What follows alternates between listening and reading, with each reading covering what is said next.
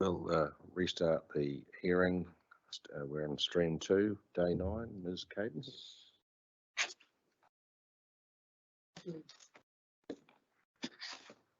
Presuming that's already on. If it's showing green, it's on. I'm representing Tyers Stream Group. My name's Lynn Cadenhead. I'm a registered landscape architect in my life, and I've also got an ecology background, neither totally relevant to Tyers Stream. Tyers Stream Group's a voluntary group to protect and restore Tyers Stream Reserve and the Waitohi catchment. We're involved in planting, weeding, water monitoring, in particular in-stream surveys of Waitohi catchment, which have involved electric fishing and environmental DNA testing. We also do some community participation, extra stuff, because Tyers Stream Reserve is not accessible, so there's no path into it or decent public access. So we go in through a company, through a lock gate, so we do take walks in there, and we're going in on Sunday. If any of you are relevant to the hearing, it's actually an interesting place. Our submission is relevant to all waterways. We're focused on outcomes, not so much on the rules to achieve them, because we are a small voluntary group. And breaking a small single focus submission into multiple hearings means that hopefully coherent story about the protection of the waterways. Now we have 2 topics in stream 2. One of them is MRZP 10 and HRZP 10, which is retention of vegetation and landscaping. There's lots of reasons to keep vegetation, but the one that our group's most interested in is retention and replacement of vegetation and its associated permeable surfaces is critical to protect the hydrology of the waterways. So we want that soil that's under the plants, and we want those plants to catch that water.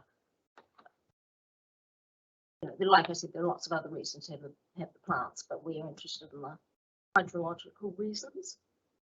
As written with words like encourage and seek, these policies are just virtual signalling, which do not have to be done. And if they're not required, the outcomes desired just won't happen in most cases. If vegetation has to be removed and not replaced elsewhere on site, then there has to be a financial consequence incumbent on that development to enable vegetation to be planted elsewhere by council, or some other measure which has an equivalent effect. Maybe they put more tanks in to control the stormwater, or there has to be a consequence, or it simply won't happen. So that's one of the topics in our submission. The other one is permeability, which I thought might have been transferred to another stream, but I couldn't decide whether it actually had from the paperwork. I saw it was recommended that it did, but not that it actually had happened. So I'll talk about it anyway. I think that's wise. I think that you captured that is the situation as I understand it. The staff effectively 42A report is recommending that it be shifted to the Three Waters chapter, but it hasn't been formally shifted. So yeah, I was very. Now's a good time. Yeah, I was very confused, and I couldn't be bothered wading through endless paperwork to try and work out where it actually had landed. So permeability, which is MRZP9, HRZP9, and LLRZ S8 and S9, as I understand it.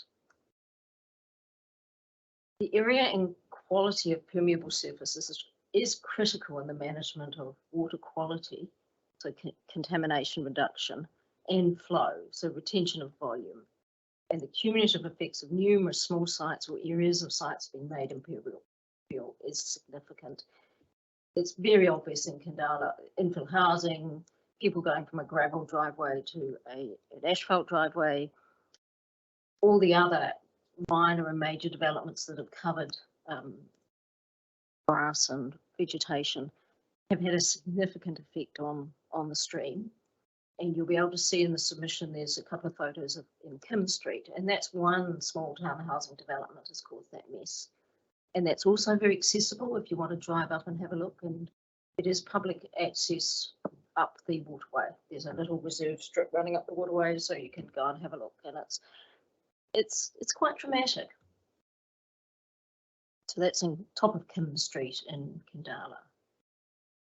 And permeability is just one part of compliance with the National Policy Statement on Freshwater Management 2020, which says every territorial authority must include objectives, policies and methods in its district plan to promote positive effects and avoid, remedy or mitigate adverse effects, including cumulative effects of urban development on the health and well-being of water bodies, freshwater ecosystems and receiving environments. And that's basically what we want. All areas that can contain permeability should be required to do so in all developments of all sizes. And it's not hard. There's permeable paving out there. There's permeable concrete. There's permeable asphalt. You know, you don't have to concrete right to the edge. You can leave a bit of garden. There's ways to do it. You can put tanks underneath your paving. There's lots of clever ways to manage this water. Hydraulic neutrality is essentially has no environmental driver, and it's solely for flood mitigation. It's important, but it's not going to protect our stream. Like, it'll help a little bit, but it's not going to make a huge difference.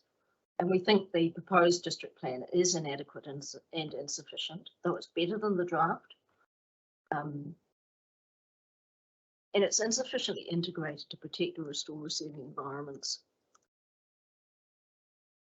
Current infrastructure is almost exclusively based on an outdated approach, which regards natural streams as drainage assets. And that's what Tyers Stream is considered by the council, not just for stormwater, but also actually for wastewater. It's got, I think, 75 outlets or something. It's got outlets, so when the system gets blocked, it pops. I think 75 in the city actually outlets into streams. So the infrastructure has no consideration to the quality or hydrology of stored inputs. Improvement is required to meet the broader objectives, which can be done while enabling development, which is a bit more sustainable. And that's enough from me. I'm happy to take questions. Thank you. First of all, I pulled up on Google the map showing where Tyers Stream Reserve is. I say, until now, I was blissfully unaware of its existence, having not lived in Kandala myself. Well, no one in Kandala knows where it is either, because you can't get in it. And we will be talking about access. I think it's about Stream 8. Yes, and so when you talk about you say the effects of loss of permeable surface is obvious on the stream, what sort of effects have you noticed? You can see in some of the pictures, what we're getting is higher peaks, and more often, because the water just runs straight off into the pipes and into the streams, so it doesn't have a chance to get into the groundwater, percolate through the soil. And because of that, we're also getting real lows. So because there's no, like the land should act as a sponge, and it should gradually release the water into the stream. But of course, if it acts like a smooth sink bench, it goes straight in. So we're getting these huge peaks, and there's some pictures in the submission, and we're also getting the real low flows. And there's a picture there of one of the big eels, and half its body's out of the water. And the peaks are causing erosion, significant erosion, and that erosion is, of course, parts of the stream are piped, especially down near Tyers Road, and there's an industrial estate there. So all this vegetation that's eroded and all the other rubbish and mess catches in those grills, and at times it floods the industrial estate. So there's also that element of it, but our element is the stream is then filled up with sediment, and also just, the fish are used to some peaks and troughs, but they're all the time. It doesn't take much. So what we want is the land to be a sponge and to gradually release that water into the stream, which is what it has done in the past. It's interesting, we In our recent surveys, since 2018, we've actually lost a species from a fish species. We've lost inanga from Tyers Stream, which is a bit sad. It's one of these species that it comes up and it hangs around a year and it goes back again. But to get the new lot up, you need the pheromones from the fish that are up there, and the new ones coming up and from the sea are attracted by the pheromones. So the minute you lose it completely, at least I suppose we could try and capture some and transfer, but then why would you do that when we've got all these problems that are killing them off? Where does the stream run? It starts on Mount Kaukau or Coco, however you want to pronounce it. That's one of the main tributaries, but there are a lot. And it flows into what the council calls what is Waitohi Stream, and that starts in Johnsonville. So if you know the Centennial Highway that runs from the Hutt Road up into Johnsonville, Yeah, that's the sort of middle of the catchment, so to speak. Got a copy of read in our submission. It's great. That's the sea. Hutt Road. That's the Centennial Highway.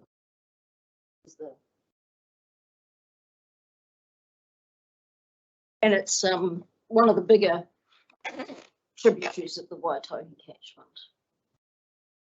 Oh, it just means something the Waitohi catchment as well. And we found a little bully population up on a drainage ditch in Newlands, and some redfin bullies that hadn't been known in the catchment. So, amazingly enough, these things are still in there.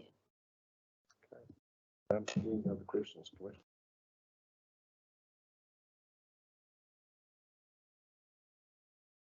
No specific question from me, but I was just looking at the two policies in terms of vegetation and landscaping, and just listening to your talk on that, you feel that the language in those policies are weak, if you like, for want of a better word, and don't encourage the retention.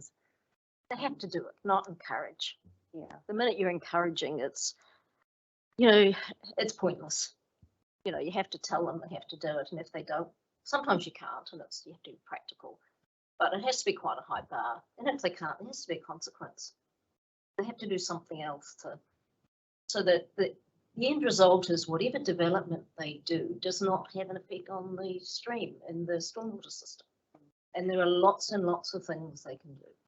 Yeah, and you've alluded us to a few of those examples. For example, extra tanks or just less permeable surfaces, that sort of thing.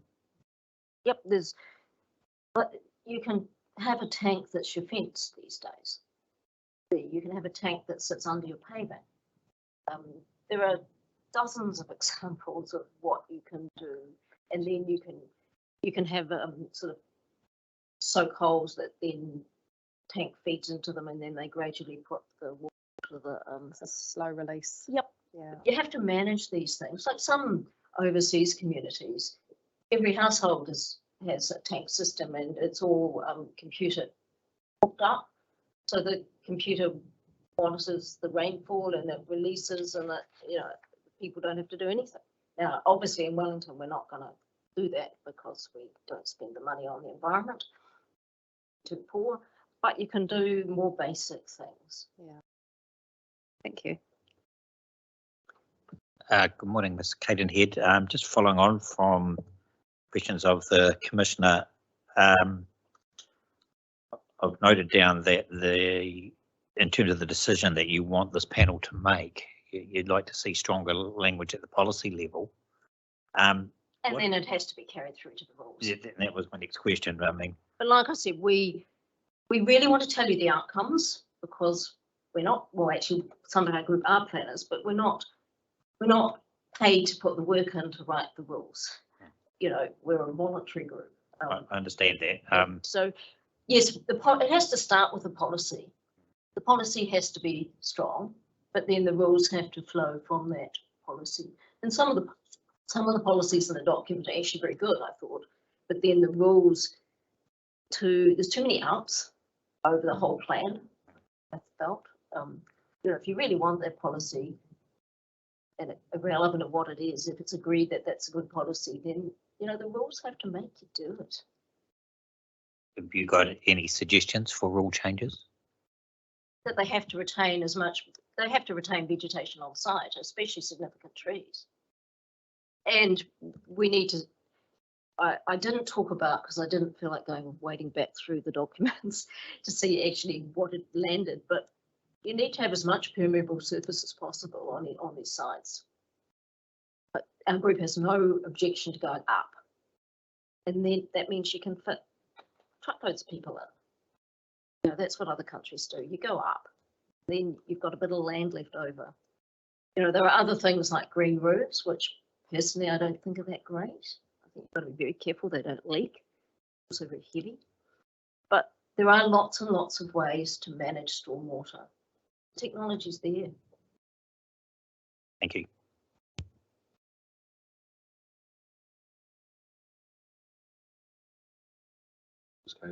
Good. Appreciate your time. That's right. We'll look forward to seeing you and probably next year. We'll see. We may not come to every single one because some of them it's just, you know, like stream 1, it was just one little point about the definition of a stream, and I think we want to go through all this palaver to Yeah, I talk about understand. the definition. But you'll be welcome if you do honour us with your presence. I will. Well, one of us will make an effort. Thank you.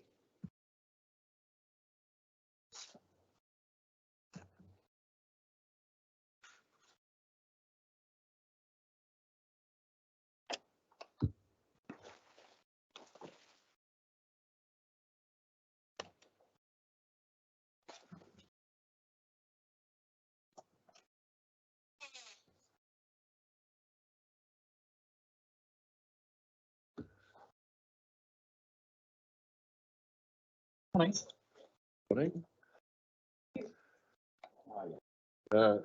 Welcome. We hope you had a warm welcome blowing into Wellington. We don't complain. No. We had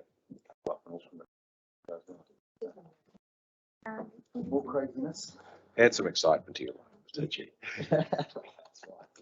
Flying into Wellington. We've got 5 of us, I think, to present. I couldn't vacate this desk.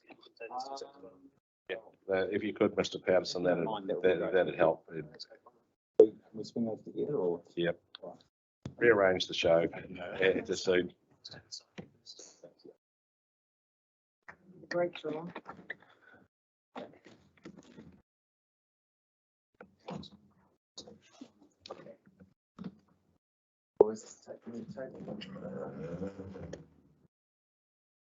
Just change the light bulb. Less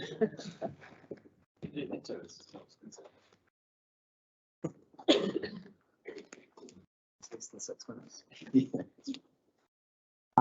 Dr. Mitchell's got stuck in the Auckland tarmac, but he's hopefully only about 5 minutes away. I know it's 20. Well, if you don't mind starting without him, and you can brief him on anything you need to talk to him beforehand. Yeah, he hopefully won't too far. By the time we get through instructions and so forth, hopefully we'll be.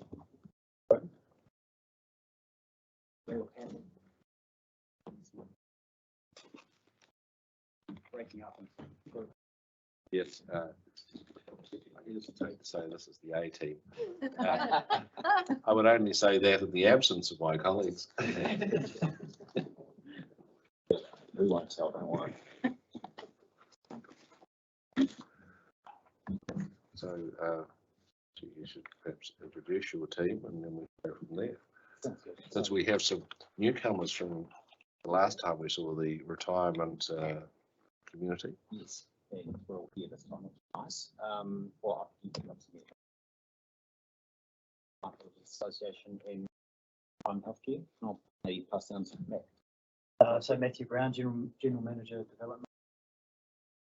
Ryman Healthcare. And I'm Maggie Owens. I'm actually down here as Margaret Julie Owens, because that's my real name.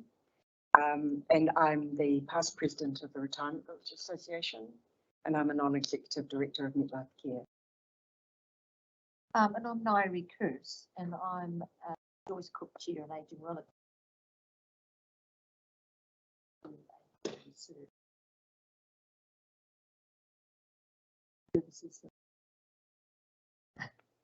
And we will be favoured by Dr. Mitchell, no doubt. Mitchell, Rolling in the door looking harassed. Rush should seem quite polite. That's what we'll be telling them.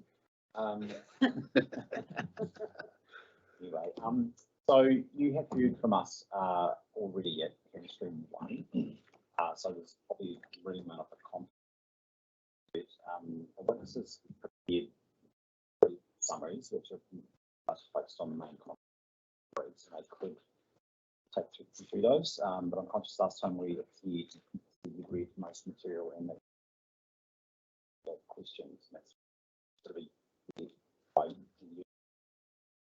how you want us to. I wonder if happy to, like, we've got 2 hours set aside, but I don't want to get caught short at the far end.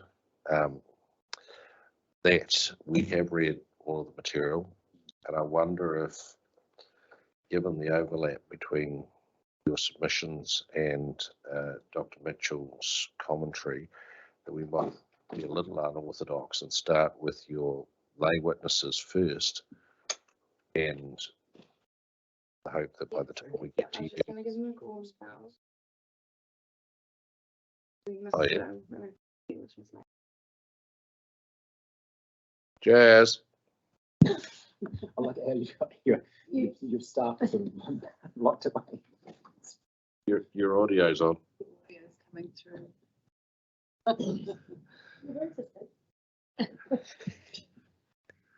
One rule is the minutes they get locked away. Yes, that's right. Sort of. So, as I say, my suggestion is that we start with your lay witnesses, and we happy to receive a summary, as heard from Mr. Brown before. Some of us have heard from him more than once. And beginning to recognise each individual page. So, as I suggest we start with your lay witnesses and see how we get on. That's good. I'll have it to Lawrence and just checking the microphones. Are we? Press the button and they might turn to green. Ms. Owens is, I think we sort of replaced Mr. Collins. He was away from outside during this phase, but there's no, a lot of the events.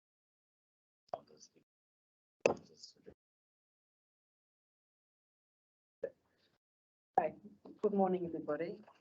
My name's Margaret Julie Owen, so I'm Maggie, and I've just said that I am the immediate past president of the association. And Sorry to interrupt. Are you reading from your summary? oh, so what am I doing? Am I not doing that? Well, I mean, just take sort of some highlights probably. Are there copies of it that we can have? Or? We do have copies. I don't have them handy, but I can certainly make them available if that's. Yeah. Okay, well, perhaps if you just pull out this, the high points of your evidence, Ms. Owens, as said, this overlaps with the evidence that Mr. Collins gave us in Stream 1, and so I think we're pretty familiar with the retirement case, but so I don't want to assume that everything in your evidence was in Mr. Collins, because I don't think it is. Yeah. Okay. So one of the main points is that the RVA's experience of the data shows that the demand for retirement villages is outstripping supply, and that this trend is set to worsen. And we know this because existing villages have quite long waiting lists. So in Wellington City, the key outcome we're looking for is housing intensification for the ageing population, and a consistent and enabling regulatory framework that responds to the needs of the ageing population. So in our view, the plan is not currently fit for purpose, And I note in particular the need for the proposed plan to provide express recognition of retirement villages as a residential activity. And while they can be of large scale, resulting in significant effects on the surrounding environment, the land use component of retirement villages, in fact, they are actually a residential activity. So it appears to me that the officer has conflated the land use component of retirement village with the construction component. The land use component and the operation have very minimal impacts on surrounding neighbours. And as they are a residential activity, they should be permitted in all residential zones, with the construction being a restricted discretionary activity. So our experience is that older people want to age in place and stay in the communities that they currently live and have lived for many years during their retirement. This allows the residents to remain close to their families, friends, familiar amenities and other support networks. So retirement villages provide most, if not all, of the resident amenities on site without the need for external community infrastructure or space. And these services are important due to the frailty, the lack of mobility of many residents. The proposed plan must provide for older people to age in place by enabling retirement villages in all appropriate zones, including residential, commercial and mixed use zones. Retirement villages also provide a better quality of life for residents than could be offered without these communal spaces. For example, a townhouse would not have space for a gym or a pool. So a key consenting challenge faced by our members is an expectation from council officers that the internal amenities controls used for traditional housing types, for instance, outlook, sunlight, privacy, outdoor living spaces, landscaping, are appropriate for retirement villages. Further, in the experience of our members, council officers often inappropriately attempt to redesign village layouts based on what they think might be suitable, without a proper understanding of villages and residents' needs. We use new low maintenance building products and design techniques to ensure their efficient operation. And these design requirements can result in a different appearance when compared to surrounding neighbourhoods built many decades in the past. For these reasons, the RBA seeks a refined set of controls for internal amenities. It also seeks to exclude retirement villages from the applicability of the residential design guide. Finally, I disagree with the council officer's report, which suggests that the unique features of a retirement village may result in greater effects. In our experience, retirement villages fit very well into their environments. They're peaceful and tranquil places, often including significant landscaping and open spaces.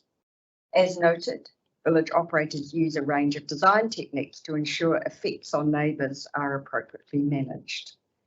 And these outcomes will be expanded on by Mr. Luke Hinchy, Mr. Matthew Brown, Professor Kearse and Dr. Phil Mitchell.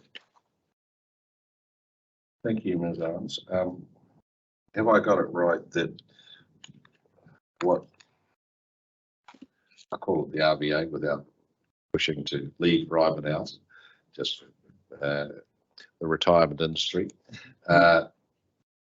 is seeking a regime in Wellington that, as regards the activity, it's treated on a par with residential activities? Yes. Yes, and Commissioner, that's because retirement villages are places where people live. And no matter what the setting, be it independent living, be it aged care, service departments, if you ask them, they would all say that that is their home, and that is their home.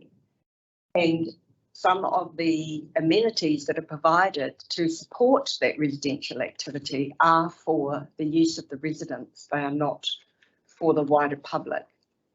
So while they are supported by those you know, cafes and swimming pools and amenities that the residents use, like the libraries and the exercise options. They are for the residents. They are not public facilities. Thank you. Moving on to page 11 of your evidence, you said a number of operators are also focusing on providing social housing. Yep. Affordable occupation right agreements. What are they? So an occupational right agreement is the form of contract for a retirement village. And that's different from a standard contract for a house because the residents do not own the land. So an occupation right agreement is abbreviated to ORA in most settings. And the operators do strive to make the offerings to residents affordable in the sense that there is quite a wide range of housing styles and sizes. Typically a lot of one-bedroom apartments, which is not typical in the wider community, and two-bedroom at a whole lot of different price points to try and make the villages accessible to people who don't, you know, who have, you know, less capital coming in from the sale of their former house or their other assets that they have. And what proportion of retirement residents are in that in the social housing category? Well, I guess the social housing category, I'm not sure by definition what that is, but I know I can give an example. For instance, this was a few years ago, but a large village in Taupo, which had about 150 dwellings, 49% of those residents' income was national super. So I think there is a lot of sense in the general community that villages are kind of for the rich and famous, and that's just not true. While some of them are expensive, there is a lot of effort made to ensure that elderly people can take shelter and seek refuge in a retirement village for an affordable price. There are some rental units, but not a lot, because that's actually quite hard to achieve that. And that is generally done by some operators with charitable purpose.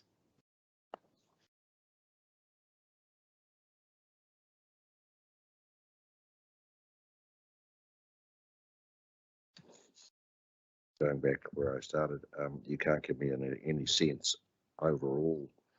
You gave me an example, but any sense overall as to the extent to which the retirement village is providing for those who are dependent on national superannuation? Well, so there are a lot of residents living in retirement villages whose only income is New Zealand superannuation, but generally they have arrived there by selling their own property. So, you know, the capital sum to purchase in the village has to come from their own resources. So by definition, that means that it's not available to everybody. But a village is designed so that if the only income of the residents is the national superannuation, that it's affordable for them to live there from that day forward. And one of the examples of that is things like fixed weekly fees, which is offered by a lot of retirement villages, as an example.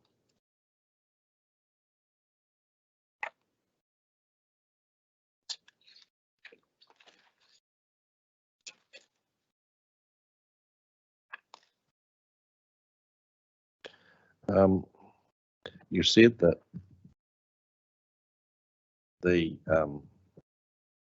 portion of over 75s in retirement villages is less Wellington City than nationally. Why do you think that is?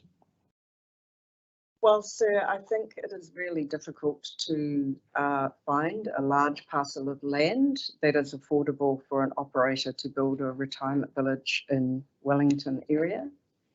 Another reason is that a lot of older people who finish work in the Wellington area tend to relocate to the Kapiti Coast. So I think both of those are factors in the sense that there is a large population of elderly people just further up the line. But in my personal experience of my previous company, finding a site that was large enough and suitable enough and affordable in Wellington City was very challenging. And in our case, took about 4 years.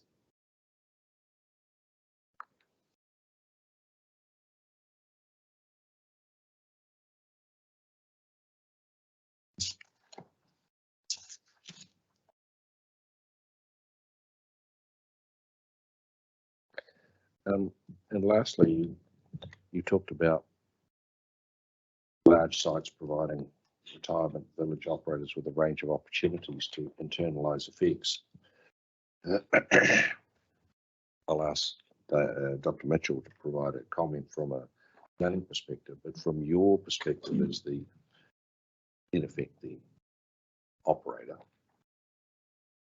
do you think it's appropriate that the land provisions governing retirement villages ensure that those sort of opportunities are utilised where they're available?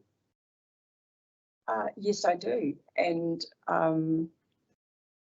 we are also really, as operators, aware of our responsibility to be part of the community in which the village is located and sort of fit into that community. So yes, we want to ensure that the environment, that the processes that we are required to go through to get consent and the intersection with the neighbours and surroundings is all appropriate, because we are going to be there forever and we have a commitment to that community, you know, really going into the future. Commissioners, any other questions? Good morning, Ms. Kearse. I wrote down. Ms. Owens. Oh, sorry, Ms. Owens. Professor Kearse is on the right. Sorry, Ms. Owens. I'm next, I think. So, getting ahead of myself there. Thank you, Ms. Owens. I wrote down the position, as you summarised it in the beginning, that demand's outstripping supply, the trend's set to worsen. The key outcome that you're looking for is housing intensification for the ageing population. There's a response to that we'll have some questions to Dr. Mitchell for. But my question to you is, how bad is the situation? You said it's set to worsen. What's the situation for Wellington City and the Wellington region in terms of demand outstripping supply? Yes. Well, Sue, we have referred to that in our evidence, and basically the part that I kind of remember is that we're looking at sort of doubling the number of people coming into the cohort, and then tripling the numbers over 85. And I think that Over what period? it is here. Yes, page 8, clause 40 alludes to that, sir. And I think to me that's really worrying, because the 85 plus area, those people will have a greater need for aged care. They will, because of their age, and that by definition, more of them will be frail. And for the community to be able to provide for that need, we need, you know, we've just got a shortfall. There's a gap there. And even in the slightly fitter population, which is the clause 39 there on page 7, you know, there's a whole lot of people coming through. They are going to be, they are going to live longer. A lot of them are going to be healthier as they live longer because of the way that chronic conditions have been managed and treated. And so there's going to be a lot more of them. And the ethnic community too, Maori, Pacific, Asian, they're actually increasing at an even more rapid rate. And I'm most worried about the effect this will have on the access to aged care. So is the situation in Wellington City considerably different to the Greater Wellington region, in your view? Yeah, well, in clause 41 and 42, we refer to the Wellington City context. And that you can see that there's more than a doubling of the numbers between 2023 and 2048. Yes. And I've read that. I Yes. just wanted to know why that might be. What is it about Wellington City that particularly lends itself to that situation? well, I'm not sure I know the answer to that. Okay. I don't think those numbers are that far out from us. And I guess the person may want to comment on the other parts of the Wellington region or even nationally, but vastly different. Okay. Well, The summary is it's happening everywhere. Mm. And it is absolutely. Yeah. These numbers of lovely older people. I guess, and this probably takes me on to my second and final question, that I was just wondering whether there might be a particular difficulty at Wellington in terms of finding suitable sites. I wanted to ask you about the typical site area that's required for a typical village. I've had experience with the Ryman application in Karori last year. I've also been involved in a hearing for a private plan change in Masterton earlier this year. And typically the size site was between 8 and 10 hectares. And I just wondered if that's a metric that you're familiar with. Yes, well, sir, in my previous company, we used to look for 5 hectares plus. If you have the ability, it depends what you're going to build. If you have the ability to go up, you need less land. If it's broad acre in the sense that it's villas, then you do need some numbers for economies of scale. Yes. And a sort of like a quick kind of reference that a lot of people use is about 50 beds for aged care and 100 villas. Yes. So it's that kind of dynamic, and it's just really hard commercially and viably as an operator to make the smaller villages work in every way. Okay. And that's not unlike other industries where economies of scale are a factor. So 5 hectare minimum, Yes. and the range being perhaps up to 10 hectares. Yes, sir. Mr. Brown would be able to give you a spectrum of the Ryman model, which is Yes. probably a lot less through to the much larger ones. Maybe comment on different urban versus, sort of urban fringe type sites. Yeah, for that. Yeah, so Ryman's perspective, for a broad acre townhouse site, we're looking at 5 hectares plus. But as Maggie alluded to, in a more dense residential area, where height is allowable, can go smaller. Got good examples of that. Karori is a good example of that. We have another site in Takapuna. It's 1 hectare, but it allows for 5 levels. Okay. So there is a range. Style of living, the constraints around. Yes. How big's the Karori site? The question knows, but I don't. It's sites around about. And the panel for the Karori site visited the facility in Crofton Downs Can you recall the site area? for In that? Candala, so Melvina Major. Yes. That again would be, because there's It's quite intense. yeah, there's a fair amount of height allowed on that site. It's sort of a longer, narrower site, but again, it's well and truly less than 5 hectares. So it's probably sort of 2 to 3 hectares. Thank you. No, that's useful. Thank you.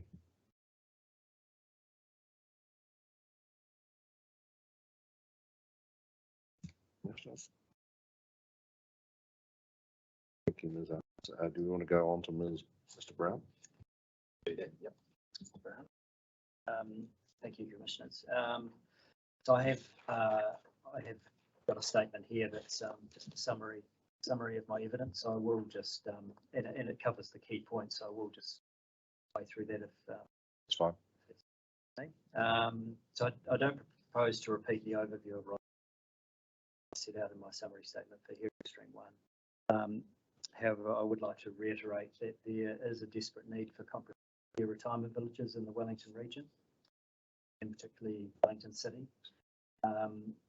Development of new villages beyond Ryman's current pipeline will be a longer term shortfall.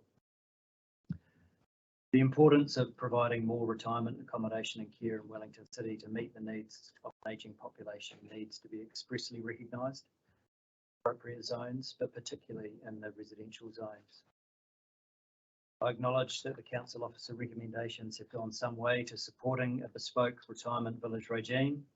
I was encouraged by the officer supporting a change to the notification presumptions in the plan to ensure retirement villages are treated the same as other multi-unit developments. The use and operation of retirement villages as a residential activity is an anticipated and appropriate activity in all residential zones, with minimal amenity impacts on surrounding neighbourhoods. Therefore, I disagree with the officer's categorisation of the operation of retirement villages as restricted discretionary residential zones. I see no principled reason why our residential use should be considered a restricted discretionary activity. This approach seems to send a strong and concerning signal to the community that retirement village uses are not necessarily appropriate in residential zones. Though retirement villages are residential activities, their unique functional and operational needs mean they often do not fit in with typical urban design rules, residential development. This is why it's important to Ryman that the proposed retirement unit definition be included in the proposed plan. And this better reflects the different unit types that you will find in retirement villages. Ryman villages are usually medium to high density in order to properly cater for residential needs. This ranges from independent living townhouses with full kitchens, bathrooms and lounges, right through to care suites and care rooms that don't necessarily have those amenities in their personal living space. The villages also often include, to make up for this, a wider range of communal amenities and service to fit in with. To ensure our residents' safety and security, there's reasonably strict controls over the access to our villages, and for that reason we do not design in public roads through our sites unless it's absolutely necessary. So Ryman has a long and positive track record and understanding of what works for our residents. We develop high quality environments for residents while ensuring sites are sympathetic to the amenity of surrounding neighbourhoods. However, communities, in particular neighbouring landowners and council officers, can have an expectation as to how sites are going to be used. Typically, that expectation is not for medium or high density retirement accommodation that zoning provisions do allow for. In some cases, council officers may even attempt to redesign the village layout and focus on internal amenity issues, which are best left to us as the specialist operator. In our recent experience consenting the Ryman Karori village, Ryman made a significant effort to produce a high quality architectural design, which made a positive contribution to the surrounding neighbourhood. The degree to which our proposal met the relevant design guidelines at the time was a significant area of debate and assessment work during the processing of the application and at the hearing. The standard design guidance for residential development is wholly unsuited to the assessment of retirement villages. I therefore strongly disagree with a consenting requirement to fulfill the intent of the residential design guide. This approach is unclear. Based on my experience, it will lead to stringent controls and restrictions on retirement villages that are inappropriate given their unique functional and operational needs. I also consider that overly prescriptive guidance can significantly restrict innovative and appealing design solutions. Ultimately, the changes that Ryman and the RVA are seeking are intended to improve and streamline consent processes to ensure the efficient delivery of housing for older people. However, we're not seeking to move away from an effects management approach, as the council officer suggests. The regime we are putting forward focuses on the key effects that potentially arise, including positive effects. So just to finish off, Ryman agrees and supports the key outcomes being sought by the RVA, as previously set out by Ms. Owens, and these will soon be expanded on by Mr. Hinchy, Professor Curse and Dr. Mitchell. Thank you. Thank you, Mr. Brown. Just one point of clarification. I think you addressed this in stream 1. Just to confirm, you say that Ryman doesn't consider it's a developer. Is that because it builds and operates? It doesn't flick on once built? That's exactly right. Yeah, we're not a developer in the conventional sense, because we are we're building homes for people that move into our villages, and we continue to care for them ongoing. Just one question, Mr. Brown. You've just been saying that, for example, in Karori, your villages make a positive contribution, particularly in their architectural design, to the neighbourhood. Who is assessing that, and on what basis? So you're not categorically saying that, but what we are trying to do is, when we design a village, we're going to a lot of effort to ensure that it does fit into the surrounding location, and appreciate that high level of density required put a lot and urban designers. So we will typically engage an urban specialist who would then work closely with a council to try and finesse the designs to, as much as possible, fit in the surrounding residential. With the urban designer working with the council, so you do see a role for the council to have a say on what's going to happen. Yeah, certainly. No, we're not trying to, through the design process, we'll have that level of engagement and together to finesse that And from your point of view, would you say that the building consent process would be enough? There doesn't need to be another layer of regulation or trigger to have those discussions? Yeah, well, I get the resource consent process is the process that we're dealing with the deal of village, and then the building consent process is another required consenting process, because we're looking at the sort of detail mechanics of this together. Thank you very much. Commissioners? Yeah, I just wondered if you could sort of give us an idea of the ratio of residents versus staff.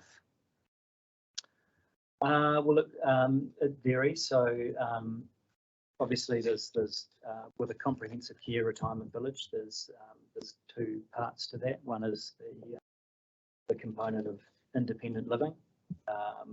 So those residents need little in the way of staff assistance, and then we start moving into different levels of care, obviously, and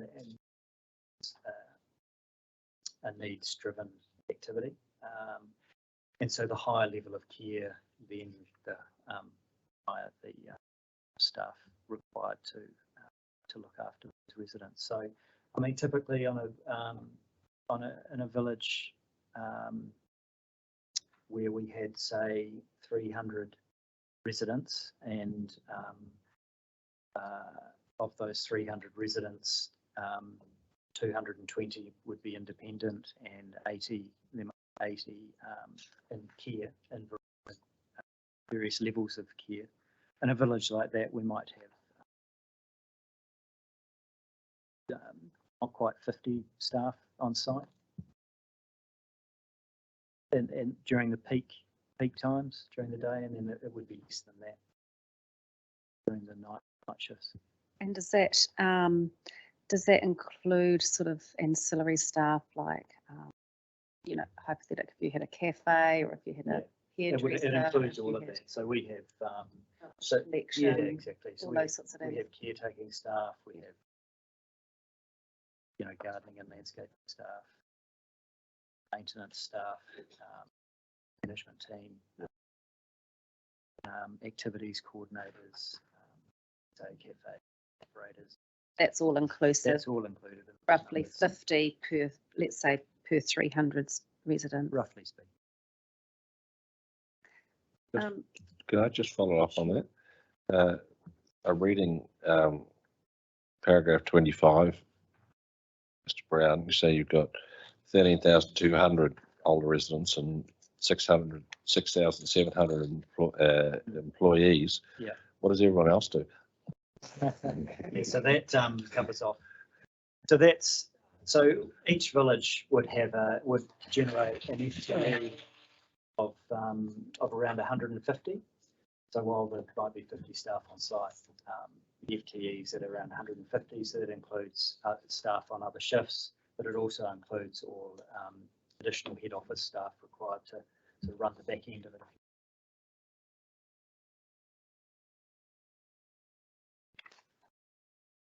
Sorry. Yeah, it includes in that 6,700. That does actually include construction staff as well, which is particular to Ryman. So Ryman, we are our own construction company, which all our own builds, so staff that area as well. So just my other question is, you know, we hear a lot from the retirement village that it's, you know, this is a residential activity. But you do acknowledge that there are effects. So I just wondered, in your opinion, what are the key effects from retirement villages? So I guess the sort of standard effects is just, you know, the scale of the village, density required for a village to work, and amenity effects, and not all of those are negative. Fortunately, the planning focuses on negative effects, but there are a number of positive effects that come out of as well. So what sort of amenity effects, you know, you sort of bundled that, but I just wondered if you could just tease that out a bit. So amenity effects might be just the look and feel of the village. You know, what we tend to do with a village is concentrate the bulk and scale of a village on the centre of a site, and step it down to the outside of the site. So, so by the time you're getting close to residential boundaries, tend to be smaller and more surroundings. And also we, you know, with our villages, landscaping and providing a high quality living environment for our residents is really important. So the level of landscaping that we apply over and above anything we see in that area too, and so the positive.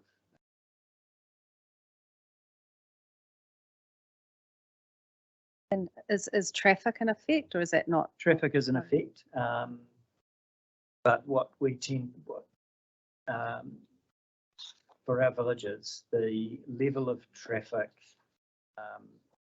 for any given size site, the amount of traffic movements that our typical retirement villages generates is only about 20% what a standard residential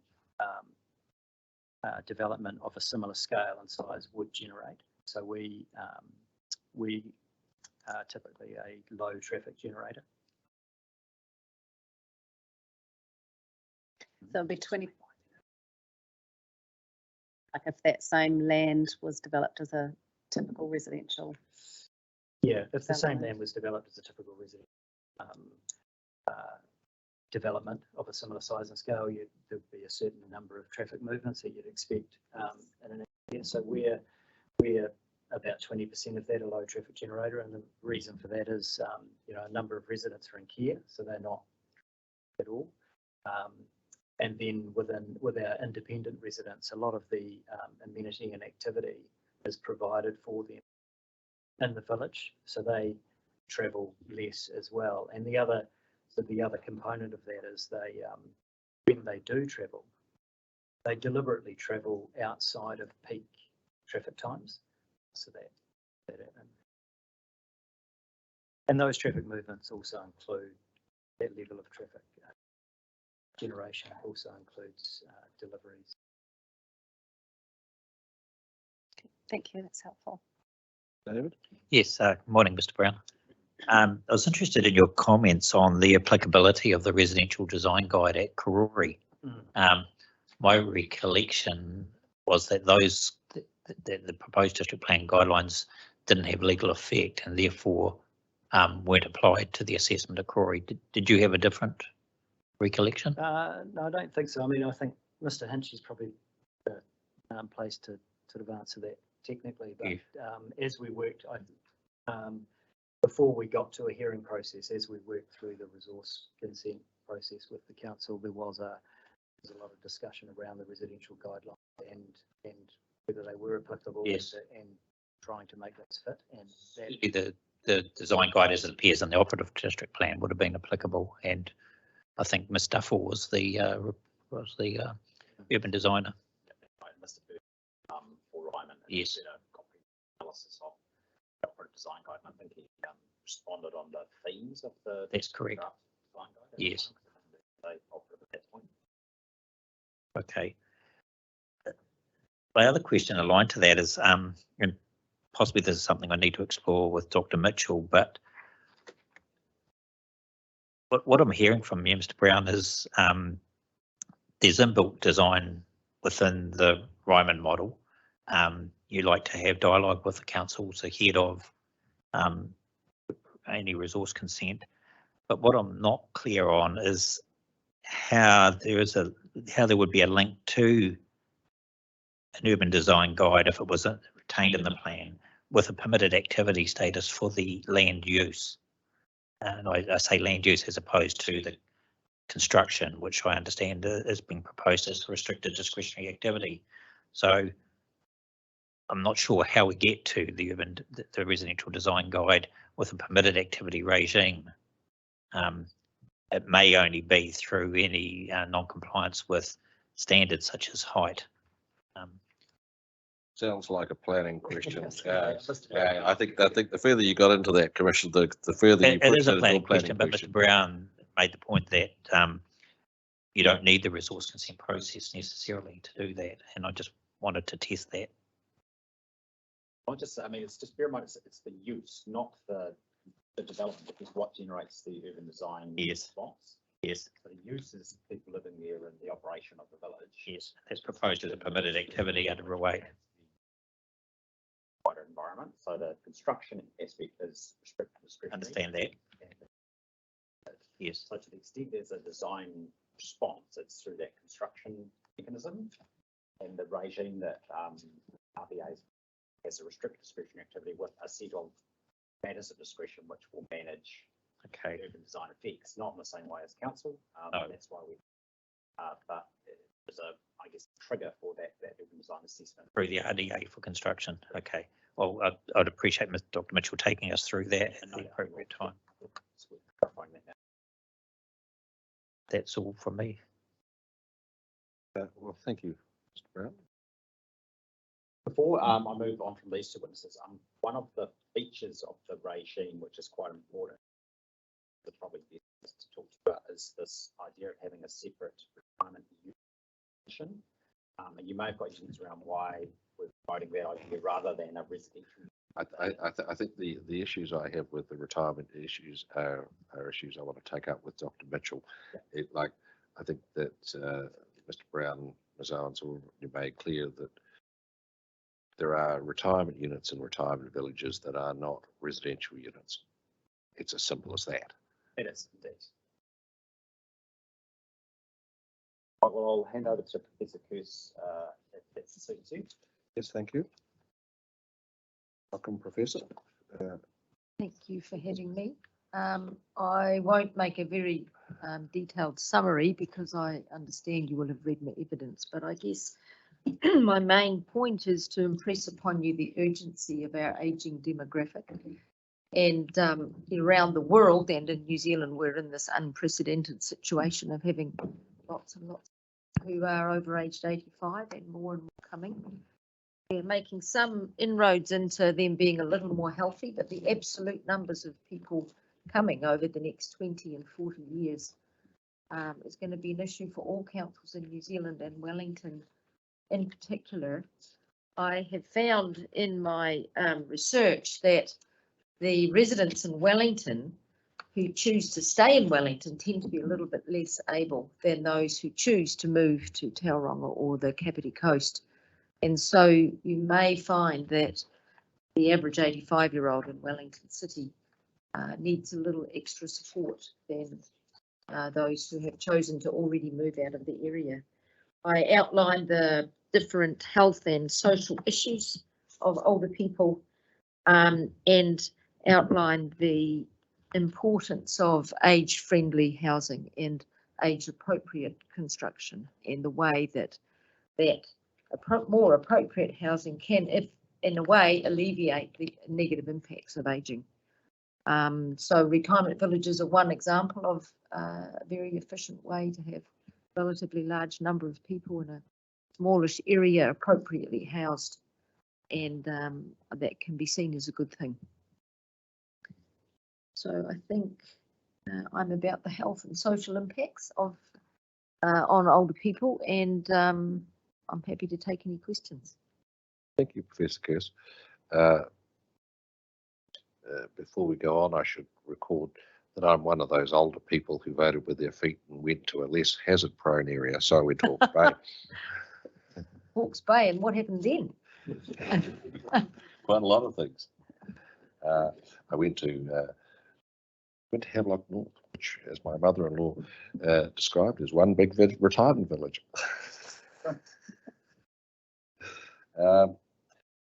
Paragraph 15 of your evidence, Professor Kearse, you said that retirement villages provide feasible ongoing solution for those who are able to choose them. Is that a function of cost or is that a function of availability? Sort of able to choose. I was left wondering why wouldn't they be able to choose them? I think it's as with many things, it's a combination of many interacting factors. But one of the factors is having the capital to invest.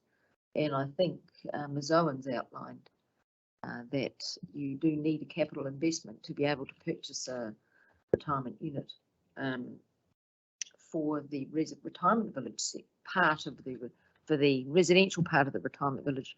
For the care beds, it's a little more complicated too. The care beds provide rest home and hospital level and dementia specific support for people who need those requirements. They don't have to be in a retirement village, but retirement villages are the only organisations that are currently building those beds. And the choice of going into those, there are some which have so-called standard beds and others have a premium on those. So there's a financial imperative also for some of those choices.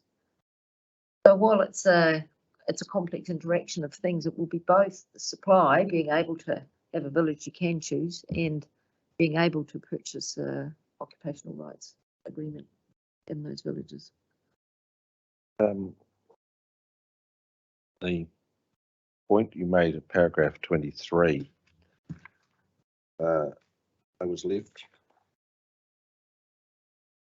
wondering, you've said, well, in effect, the life expectancy gains are offset by the period spent in poor health. I was wondering whether that is in fact a change from previously, and whether almost by definition, whatever your life expectancy the last few years are always going to be problematic. I just want to emphasise there's an increasing diversity in functional status of older people. And there are many who have no years of disability. So it's not an inevitable consequence of ageing. The way we live our lives and the way we make our choices does have some impact on what happens to us later. If you have parents who were well and aged into their 90s, you're likely to be in that situation. Some of it is genetic, but there will be an increasing number of people who are having disabled years, and we have not reduced the number of disabled years that people are ending up with while our longevity is increasing. It's a bit complicated, but do you see what I mean?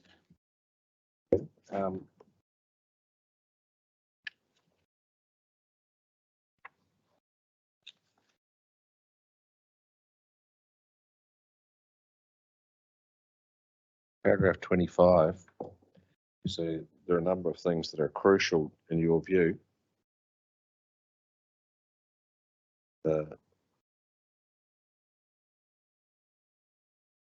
Any of those things are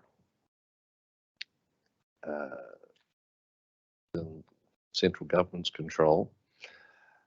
Is there any sign of those things that you say are crucial actually happening? Well, there's quite a few people making a lot of noise about them. Our health reforms were supposed to have sped that up. They haven't as yet. I do know that there is an intention to invest in the healthcare for older people. That intention's not yet been realised.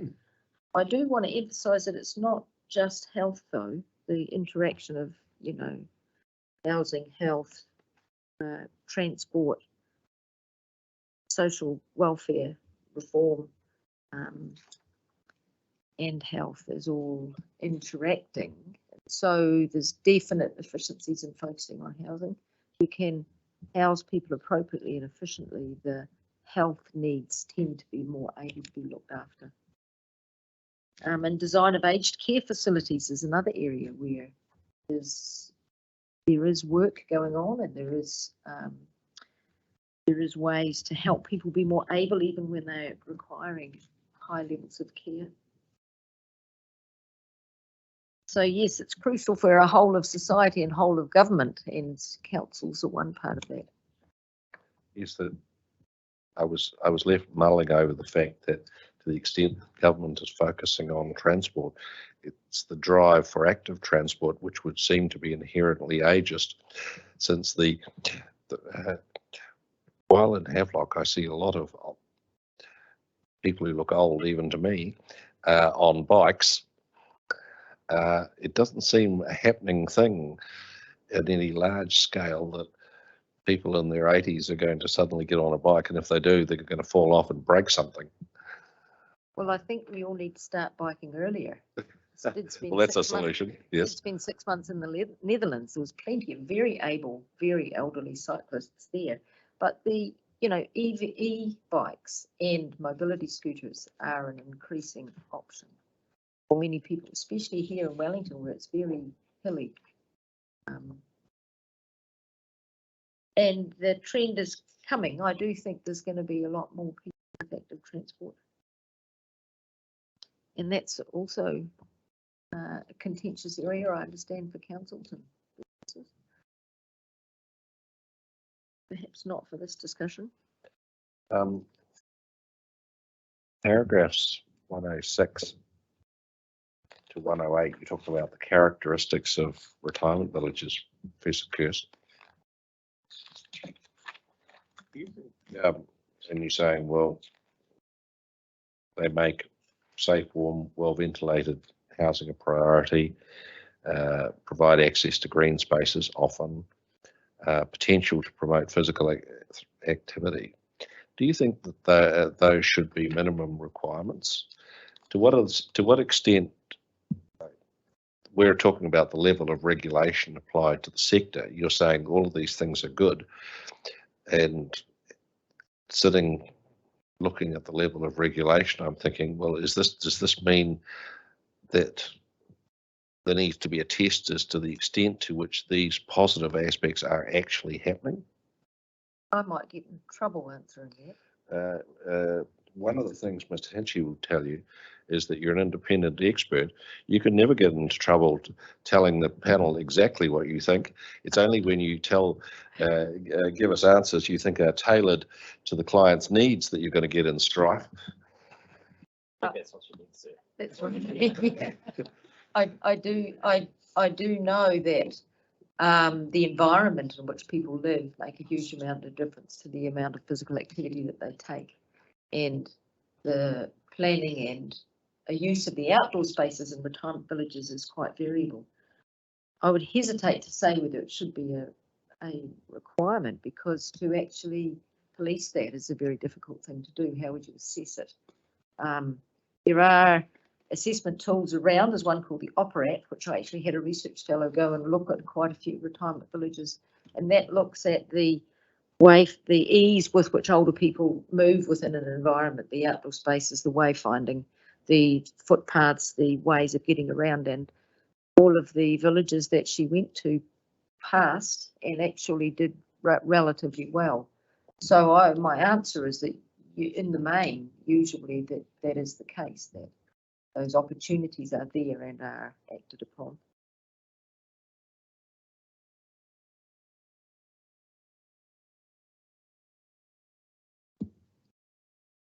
With clarifying it to that Dr. Mitchell could address this as well. There is already a degree of regulation posed by the sector in terms of managing, which is somewhat aligned with the NDRS approach to managing the community. But some of those things that Professor is speaking to would come up in the context of the regime. So again, it's about a proportionality, and there's a difference between council versus the RBA. There is a degree of regulation, and it doesn't just sit in the RMA context as well, it also sits in the building context. We will have efficiency and requirements for safe, dry, comfortable home.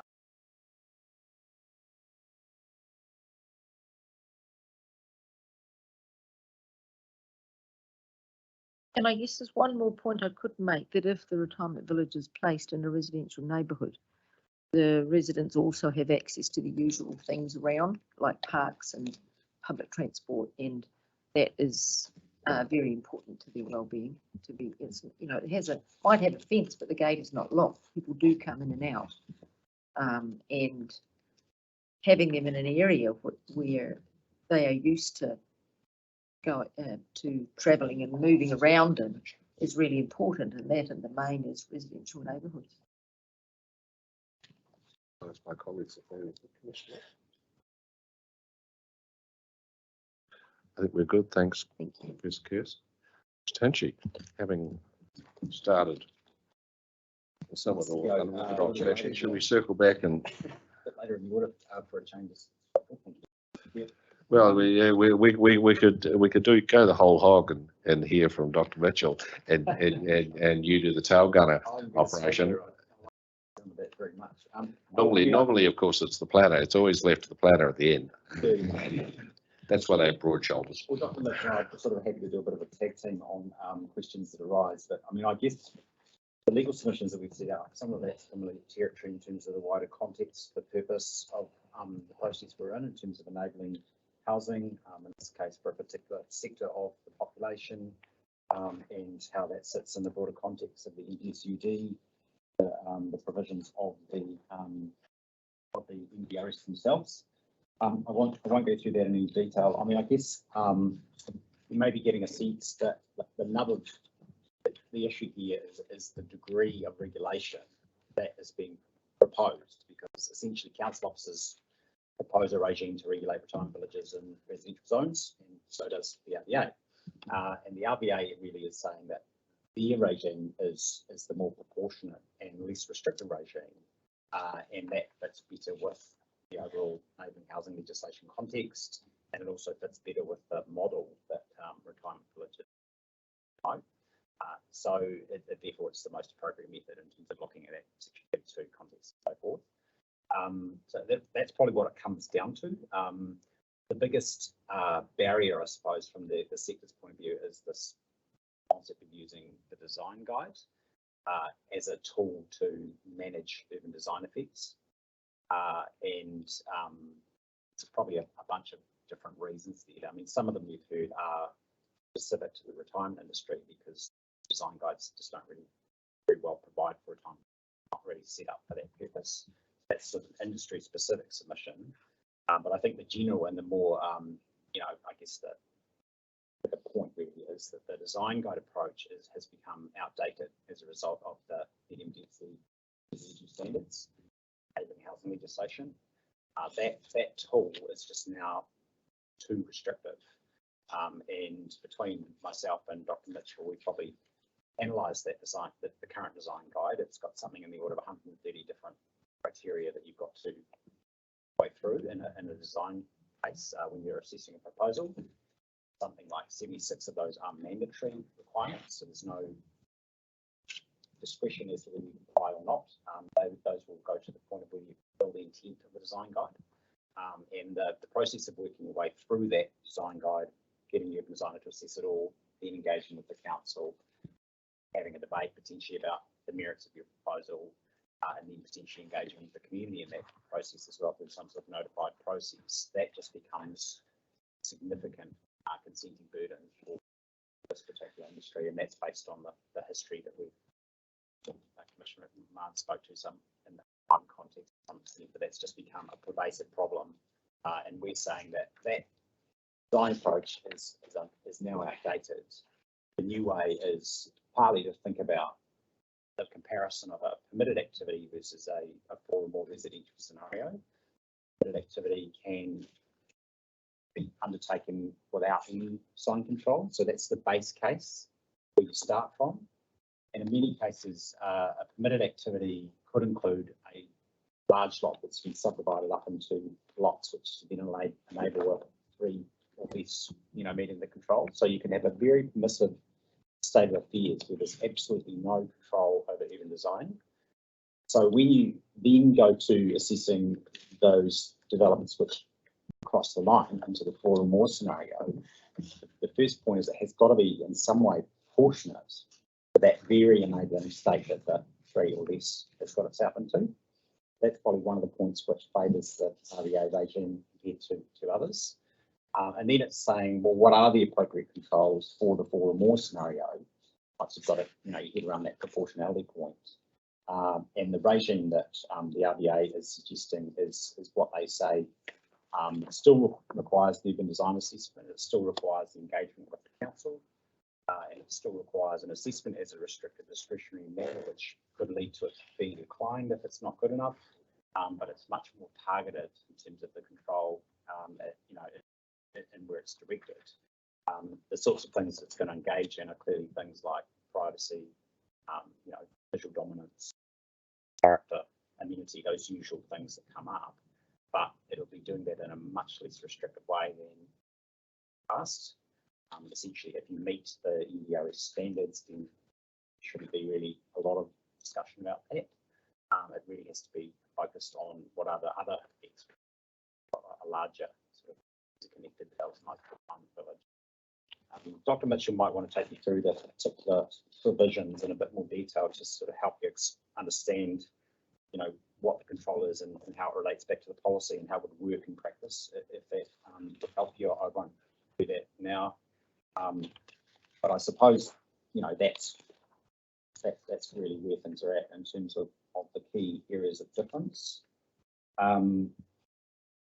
I've also addressed in my submissions, and again, I don't think I was going to deal with this in a lot of detail, was just this question about the allocation of the ISP or the schedule. Heard a lot about that in previous cases. All the sector is saying on that all of the retirement village provisions should be processed through the same process and should be the ISP, because it's all about enabling housing, and that's what we're trying to achieve. At the moment, the plan has this awkward combination of some provisions being through schedule and some being in the ISP. And the industry submission is that they should all just go through the ISP, because that will enable a whole set of planning provisions to be able to be accessed as soon as your recommendation is endorsed through the labour decision process, and that will essentially speed up of housing. So again, I won't go into that in any great detail. I've given you submissions in terms of the role of Section 80E of the RMA, which is the scope defining provision. Address some of the more traditional scope questions that come up, leaving aside that housing context. So that was probably all I wanted to say, and I'm happy to answer any questions or pass you to Dr. Mitchell. I think I should probably alert you to the fact that in relation to the design guides, we've had a lot of discussion during the course of this hearing about how the design guides are currently framed, how they are incorporated in the plan, whether they are incorporated in the plan at all. All of those issues are at large. That the urban designers who have circulated evidence are caucusing later this month on the design guides, and that we have already signalled to the council that we think that further work is required.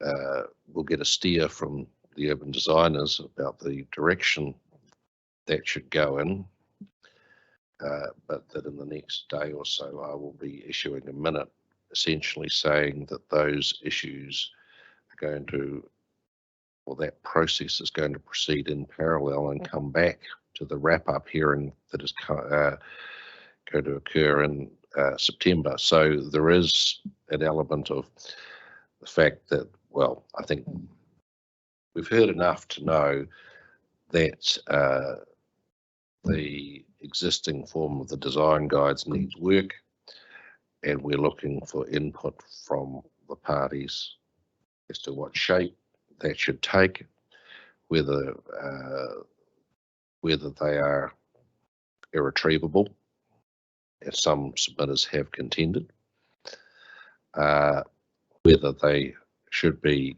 as Dr. Mitchell suggested, in effect converted into more directive policies, whether the focus should be on the design outcomes specified in the design guides, and they quote guidelines become subsidiary to those outcomes. So all of those things are at large in our view, and so the message is that it's a work in progress. So I don't think there's much value in my asking you about your views on that. But you should be aware, don't be surprised when this pops out, that So can I just respond to that? One thing that would is an urban design forcing session, which urban designers are tasked, I suppose, a revised guide without, I suppose, legal side of things. Because as I say, I think that because of the change in the legislation, there's a significant shift in emphasis on urban design. And I would be concerned if the urban designers were not sort of guided by this new, sure that they come up with something that's purpose in this. And I'm not sure, I haven't seen your directions there, and but that would be. I think that the important thing is that, to my mind, I understand the point you're making, but reaching a consensus on what that guidance should say would be a mission in itself, and our preference is to let the urban designers do what the best they can do, and then take stock in the wrap-up hearing context. And if, as you say, the best they can do is it doesn't cut it in terms of the legal and planning framework, to address that in the wrap-up hearing. Yeah, I mean, and policy 5 is the one that we've probably relied on the most in that regard, is that this is the NDO, so it's providing for developers, not competing from the status while encouraging high quality development. I think that we're encouraging as people, because it's a much more enabling concept than require or must or shall. I wanted to talk to you about that, Sanchi, because it seemed rather curious, because the representatives of the industry who are giving evidence are emphasising how much effort the industry goes into promoting high quality design. But you're saying, in effect, well, we can't be required to do that. We can't be required to produce a high quality design. And it seems to jar that because you're suggesting, in effect, that we give the industry credit for a high quality product, but resisting any regulation that would ensure that there is a high quality product. And there appears to be an inconsistency there. What's your response to that? Submission on that would be that encouraging is the starting point. That's what the policy direction is. But in terms of how you provide for it, that's, I guess, where the degree of restriction comes into play. The regime that the RBA is seeking does have a restriction to achieve high quality design. It is in the context of a restricted discretionary activity, and it's got some clear controls which Dr. Mitchell can take you through, which will guide how the council engages and how the applicant engages. So I think that we are hopefully not being inconsistent, because we're saying we do produce high quality, and the regime that we're promoting will continue to encourage high quality. But it's just a question of how far that restriction should go, and if there is some degree of restriction required, which I agree with you, certainly there has to be, because that is a restricted discretionary activity regime work. But it's how far you get to stop encouraging things, and you're actually starting to get into the distance and the design guide approach at the moment is shifted far to the spectrum. So we're not seeking to be high quality, not to be on the table. It's just, again, it's a proportionate role and source of effect. But again, you've got to look at high quality context rather than the old context. What was considered to be high quality pre-enabling housing legislation is quite a different. Build a committed activity, 3 stories, 3 units per lot subdivision where that could involve actually, and there's no controls. That's the baseline. How you control not that wants 4 houses on it has to be proportionate.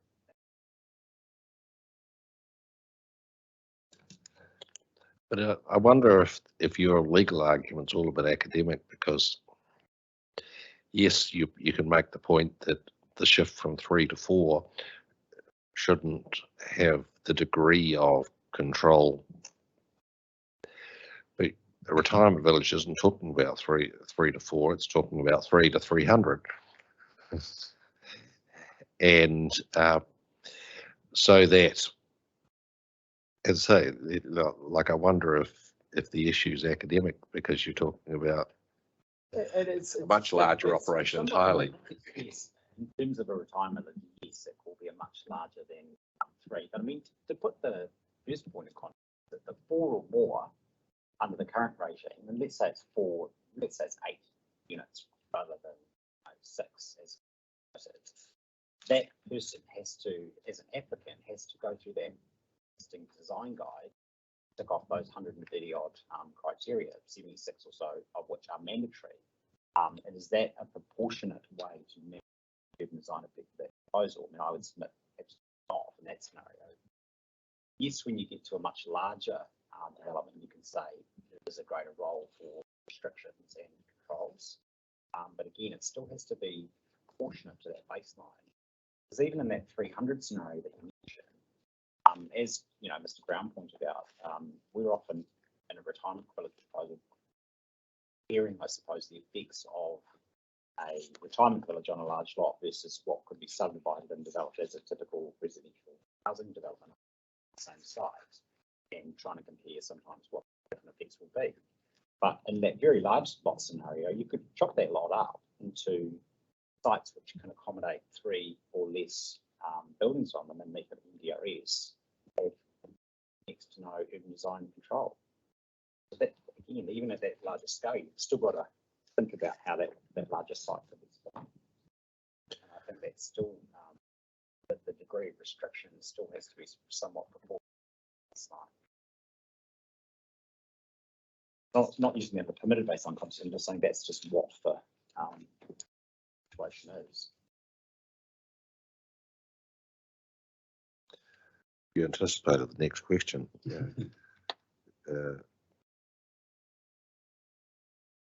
But that's what people argue. They will say, yes, we've got a 300 unit multi-unit proposal, and yes, it needs some control over restricted urban design.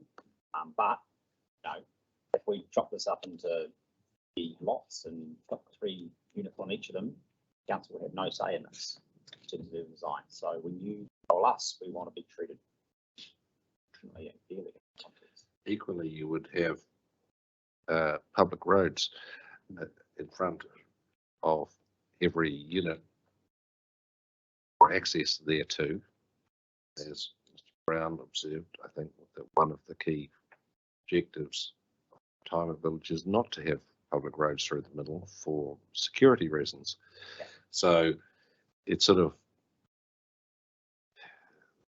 I think we've had this discussion before, it's sort of, retirement villages are different in lots of ways, and some of them are positive and some of them are not.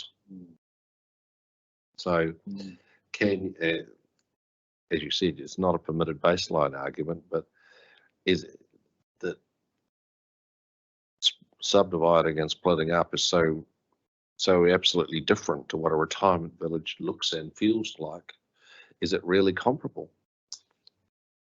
Yeah, well, Commissioner McMahon may be able to, has had some experience with, I guess, the Ryman proposal and others of that large format are going to be somewhat similar. I mean, the roads is definitely, it's a point, there's not going to be public roads running through the sites, but in the internal layout of the sites, there are internal street networks. So they look, not the same as a subdivision, because the roads will be different widths, and, the way that the houses relate to the streets might be slightly different. Generally speaking, internally, they're going to look relatively similar to a typical subdivision. Where I guess you don't get the same outcomes where you've got a public network running through them. Maybe on occasions there's been debate about connectivity and that sort of thing. Part of the village together. Usually those are traffic. Dealt with by traffic experts. More generally, Ms. Hanchy, I think the case you're running sidles up to this, but does the district plan have any role in managing the internal amenity of retirement villages? Like, this is the counterpoint to the proposition I put to Professor Kearse. I asked her whether the plan should be regulating those matters to achieve the benefits, but stepping back from that, I'll put the opposite proposition to you, that maybe the district plan should have no involvement in the internal amenity of what goes on within the retirement village. What's your response? Well, in terms of promoting the regime, that was one proposition that we did consider and consult with the industry on, was whether we should be promoting the regime with no internal amenity controls, and that was a position that the industry put to the Christchurch replacement panel during the replacement plan process, and the panel in that case, of course, potential for that district, but found that internal amenity not needed for wasn't really a problem that needed to be fixed. But, as Mr. Brown said, the operators have got their minds when they're designing these things. The residents that live there. That's not actually the proposition that we presented in this case. This regime, the RBA regime, will contain effectively the same amenity controls as would be applied to a typical residential scenario. So the Typical what, sorry? a typical residential scenario. So the medium density residential standards will, as they apply to internal amenity, controls that are being proposed are largely the same as those, not exactly the same. And the nuances, and that's things like internal landscaping, outlook space, outdoor living areas, windows, etc. All of those things are features of the restrictions that are being proposed. Subtle difference is the point that you made, sir, about retirement units versus residential units. Some of the retirement units don't need, I guess, the same outdoor space, for example, because they're have a high degree of care, and the person does not able to leave their bed here in without assistance. So they don't have that same need for a private outdoor space. So instead of using the exact same controls, we've modified those slightly to allow those nuances, I guess, to be up, including, for example, rather than relying on outdoor space and maybe aggregating that community site, the industry is promoting that the outdoor space also include indoor space, because a lot of retirement village residents would prefer to be and a lot of the retirement village community provision is provided in places, and that like sitting rooms or cafes and some of the other that Darwin's mentioned. So in summary, we are promoting a regime that restricts internal amenity, doing it in a very similar way to various for typical housing, with some slight adjustments through the nature of the industry. One final question. As you observed, I think that we've done the question of ISP versus first schedule processes to death. Now, in terms of your proposal, is that everything you're seeking should be in the IPI, which leaves the problem of what we do with the provisions currently in what I would describe as the first schedule plan change. Obviously read Mr. Winchester's opinion. He drew attention to the problems not of adding to the IPI for things which are legitimately part of the IPI, but rather of subtracting from the first schedule process, and whether in a public law sense that is an action taken for an improper collateral purpose. So what's your response to that? I haven't investigated that as much as Mr. Winchester, so I probably can't take too far on that. I guess that so in the mind in terms of your role is substance over form.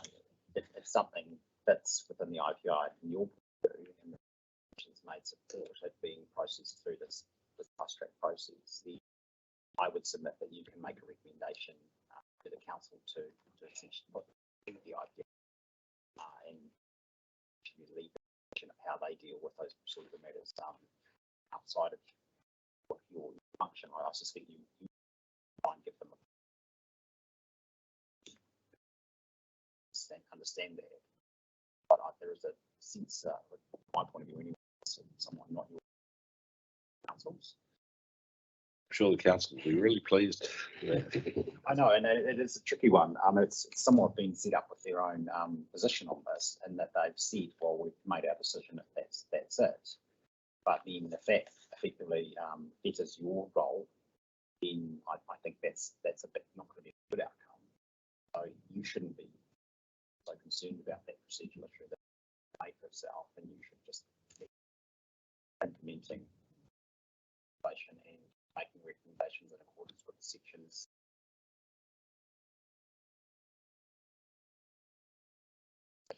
I was intrigued. You saying the substance over form. Question is, isn't the substance what the provisions say, not what label they might have? That's the point, sir. Exactly that. I mean, it's all about getting the planning regime right, and making recommendations to meet the intent of legislation, and put up on a procedural argument about what to delete the schedule process. That's me that's getting into a procedural level, which is the focus of this case, of this process. That's all I have. Question. I've heard you say that the design guides are too restrictive. Just to clarify for me, is that the design guides as we have them in front of us as proposed for Wellington City Council, or is that a general opinion of all design guides?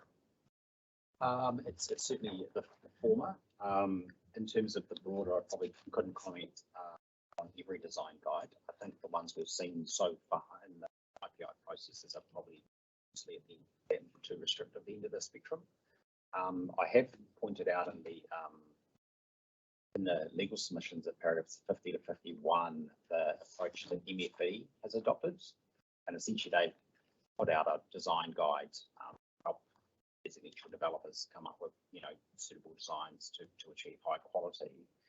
They've essentially used a similar approach, which is setting out elements, but they're kind of guidance rather than restrictions or requirements. That probably fits more in the context of encouraging high quality than this regime here, which is detailed and complex. I think there's a challenge, I think, in encouraging to look at design guides and observe them without having a degree of control/restriction. I get that, but it's there's somewhere in the middle. I think regime that the RBA is seeking to promote is not about using a design guide; it's about using good old-fashioned assessment criteria, which focus in on the particular manage the urban design outcomes that you want to be. And that would then be applied as well to residential retirement villages as well as any other residential. I mean, the regime we've put up, we think would work for retirement villages. It could equally work for other multi-unit developments. Because as I say, it's not so much a retirement village focus, the design guide. It's a more mission that is, that approach is outdated now. Thanks. I've got a question that might be better answered by Dr. Mitchell, but I'll ask it anyway, and you can actually answer that later if you think it fits better. You've been saying about the no controls for urban design for the 3x3s. They just do whatever they want, basically, and then after 4, there's suddenly that burden of all these things that need to apply. Do you see a difference between the urban design impact that those 3x3s can make compared to something that's much denser, much higher, and very different. I think the comparison I'd probably make would be, you know, to start to sort of set the baseline in the 3 or less and the 4. The 4 or more is fully compliant with the MDRS density standards being high, you know, high in relation to boundary for those things. Then that's more of an apples with apples scenario. If you want to breach height or you want to be closer to the boundary, whatever, you know, there's a new set of controls that need to apply to that scenario. That's absolutely accepted. But when you're, I guess, looking at the context of you know, 3 or less on one site, or more than that, I mean, a good way to look at it is this sort of a row of townhouses which are all joined at the hip, and that scenario, even though you might have, say, 10 lots that are affected by that, density standards allow you to essentially join those together. Vision and the DRS controls itself, which says side yards and high relation to boundaries, etc., don't apply when you share a common wall.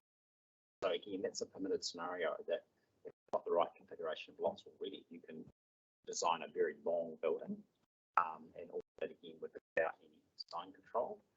So again, you know, if there's a retirement village which has a long row of townhouses, I'd be making the same argument that degree of control over that has to be looked at in the context of baseline situation. However, all of that, which is said, has to do with bulk and height, Yes. more or less. It doesn't take into account facade treatment or any other element that comes under the urban design. Yeah. That's a very limited. It might be worth at this point maybe handing over to Dr. Mitchell, because he can probably, because I think the concerns you're mentioning are actually articulated very well in the matters of discretion that retirement villages would have to work their way through. So I don't know if it's a good time to hand over to Dr. Mitchell. Well, I was thinking it was a good time for a cup of tea, but We can. I just say you might think about that. so, and so can we hold that question? I'll find out if the other commissioners have any other questions for you, and then we might break for 10 minutes. Nothing for Mr. Hinchy. Well, on that note, we will have a break and we'll be back at 11 o'clock and talk to Dr. Mitchell.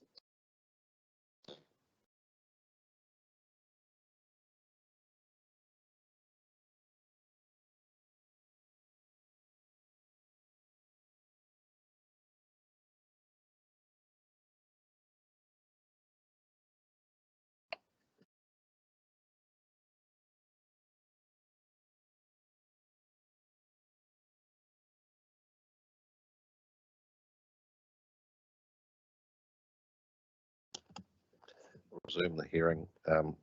Dr. Mitchell, obviously we have your evidence. There is one, aside from any initial comments you'd like to make, among other things addressing Commissioner Litz's question, there is one other thing that we would appreciate, and that is if as part of your opening comments you could take us through the mechanics of how the policy and rule structure that the industry is advocating for and that you are supporting actually works. I should highlight the fact that in an attempt to understand it myself, I did an electronic search of your evidence looking for where the words retirement unit emerged, and it didn't come up anywhere other than in the discussion of the definitions. So I was left puzzled as to how this actually fitted into the rule structure. Can I address that point Yes. first, because it was troubling me during the break, because I was looking for exactly the same point. And the shorthand in my evidence, if you look at standards,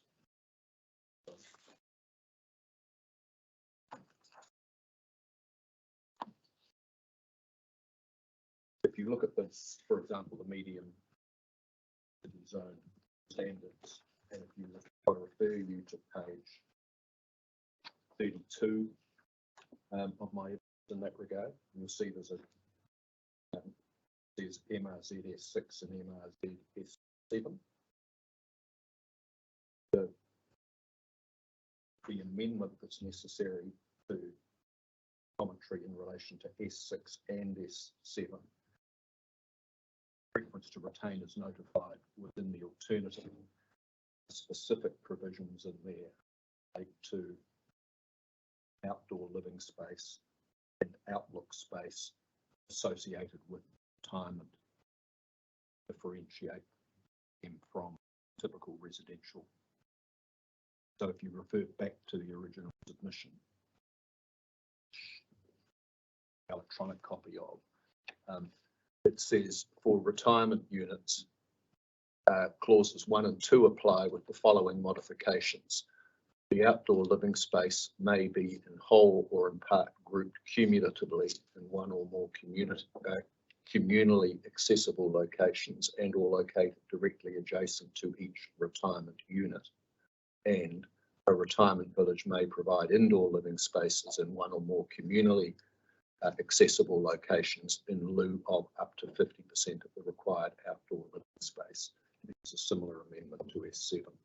So that's where, and it's a, I think I said in the original hearing several weeks ago, is that the changes that are being proposed are nuanced, and that is one of the nuances.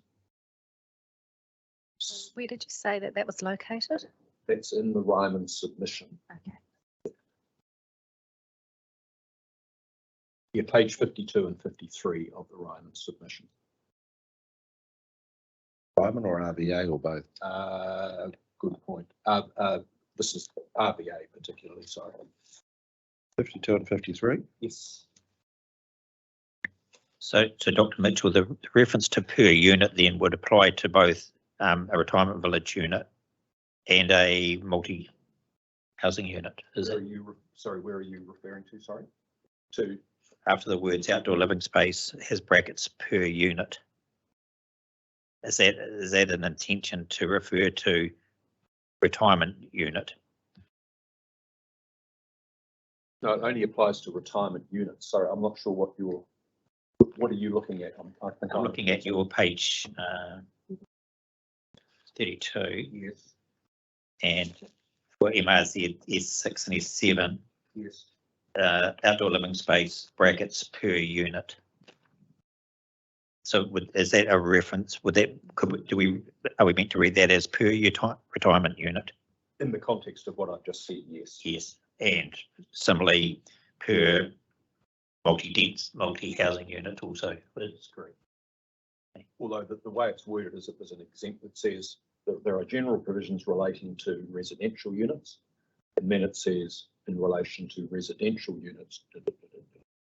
So there are two parts to the standard for a set. There's the general residential unit one, then there's the tweak or the associated with the retirement, Okay. which allows you to aggregate indoor.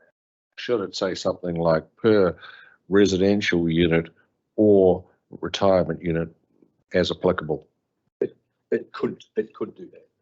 So it could be clearer. It could be clearer. Yeah, I agree. I accept that.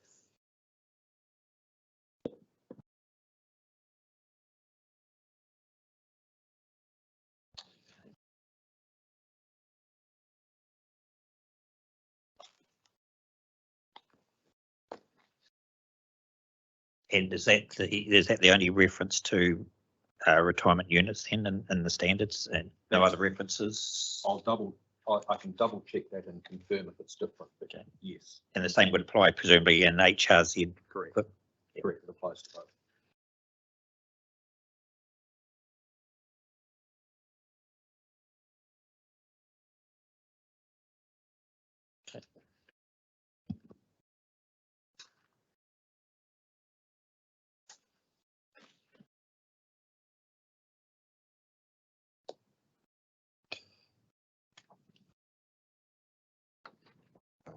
That confusion sorted. Dr. Mitchell, would you care to, as a comment on, or take us through your evidence, commenting on, in particular, on the mechanics of what you're proposing? Certainly. I think I should, just by way of introduction, to note that although the statement of evidence is quite large, there's only 18 pages of valuation. The rest of it is appendices containing the planning provision Yes, I was pleasantly surprised to see that. in strikeout format. And that's really because the matters of principle we addressed last time in terms of alignment with the NPSUD, etc. And here my evidence has tried to focus on matters of disagreement with the Section 42A report, and in particular to stress the details of what I've referred to as the nuanced approach that's sought. And I'll be guided by you a little bit, but perhaps if I take you to paragraph 15, which is really a summary of the key matters that Ryman and the RBA is seeking amendment to in the plan. I don't think I need to read those out because I can perhaps refer you to them in context in the appendix, because paragraph 15 sets out the changes and the context for them and how they fit within the rest of the provisions are in the appendix. So when you look at my paragraph 15, all the changes are there in short order, 1, 2, 3, 4, 5, 6, but the context for them is more apparent when you look at the appendix. But perhaps if I can quickly take you through the changes, and then we can perhaps have a look at the appendix and see where those changes fit in the scheme of things, if that's helpful.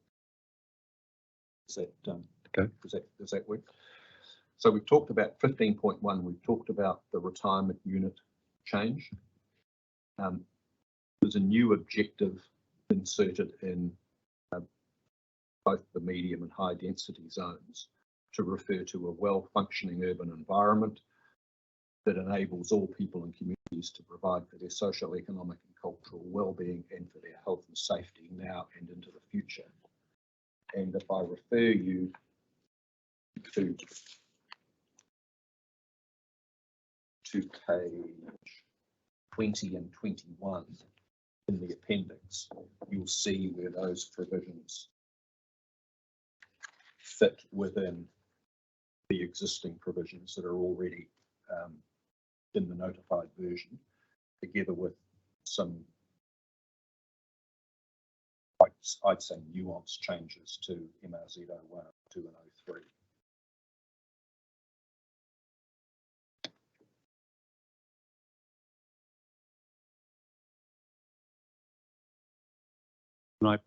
I just got a question about your new objective.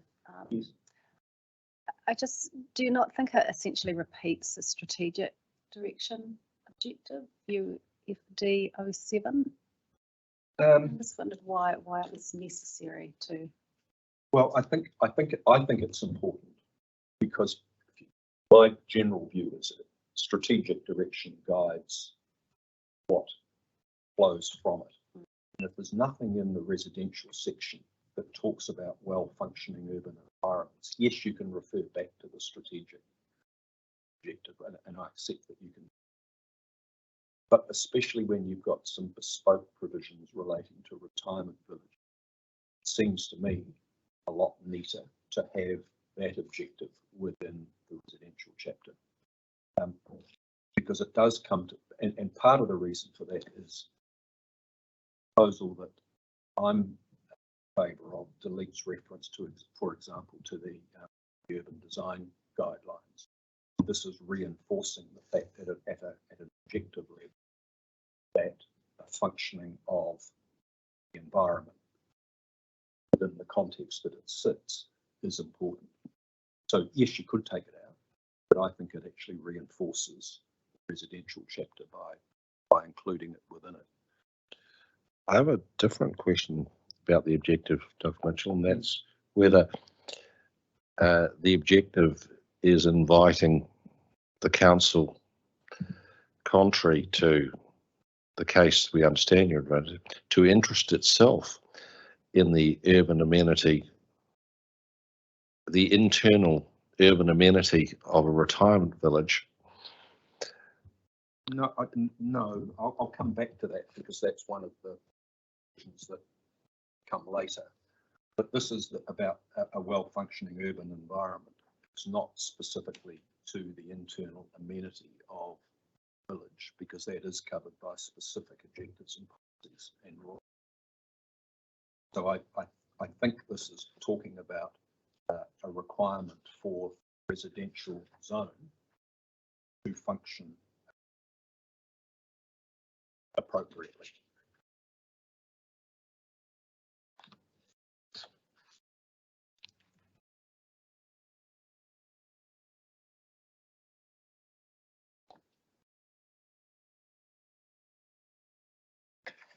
Dr. Mitchell, just on Commissioner Burgess' point, I've noted down your answer.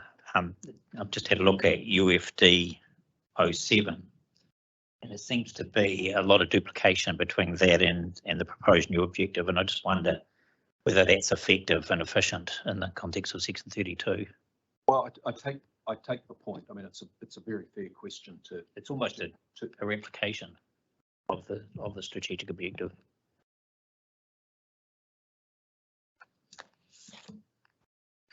I think where it's, I'll sort of double check the.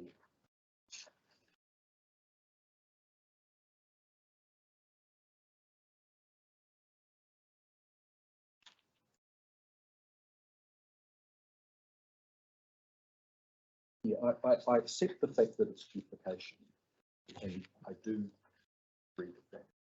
But when we look at the restricted discretionary activity rule that relate to retirement village, the place that people are going to look for guidance as to how to interpret those provisions are going to be within the residential chapter. Yes. And if it were to be just in the overarching sort of strategic direction section, you've got to go and sort of do a search and go back to the strategic objective. Whereas I think it makes more sense in the context of a bespoke set of provisions. Presumably, and this will come to the mechanics, presumably when looking at an RDA, people, reporting officers will also look at the policy sitting under the zone. And so I just wonder whether, given the potential duplication, there's more utility in focusing on the policies as opposed to inserting a new objective. Yeah, yes, but then again, the same principle applies, I think. Generally speaking, the policies give effect to the objective. And if the linkage is in another chapter somewhere else, the linkage is somewhat obscure potentially. Or presumably you're saying then there's a gap in the objectives in the residential zones that don't, I'll use the term, give effect to the strategic objectives, and therefore that's why you've suggested a new objective, Yes, it's so. even though the wording is very Yes. similar. That's correct.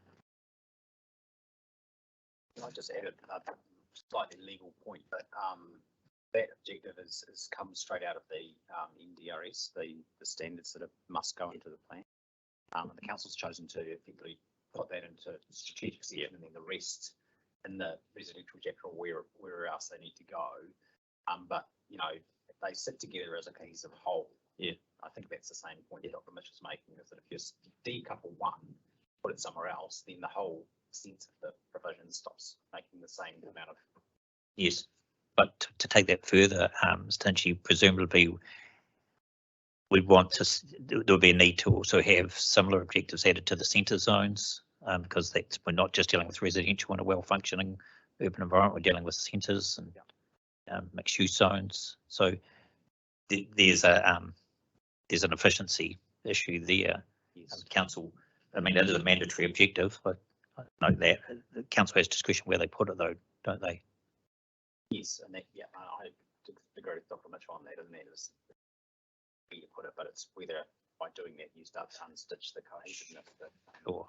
the regimes. Yeah. Look, it's not a big issue. I'm more interested in the mechanics. I know you're working through your paragraphs 15, Dr. Mitchell, but it'll be 15.6 and 15.7 that are going to be the really key ones to understand.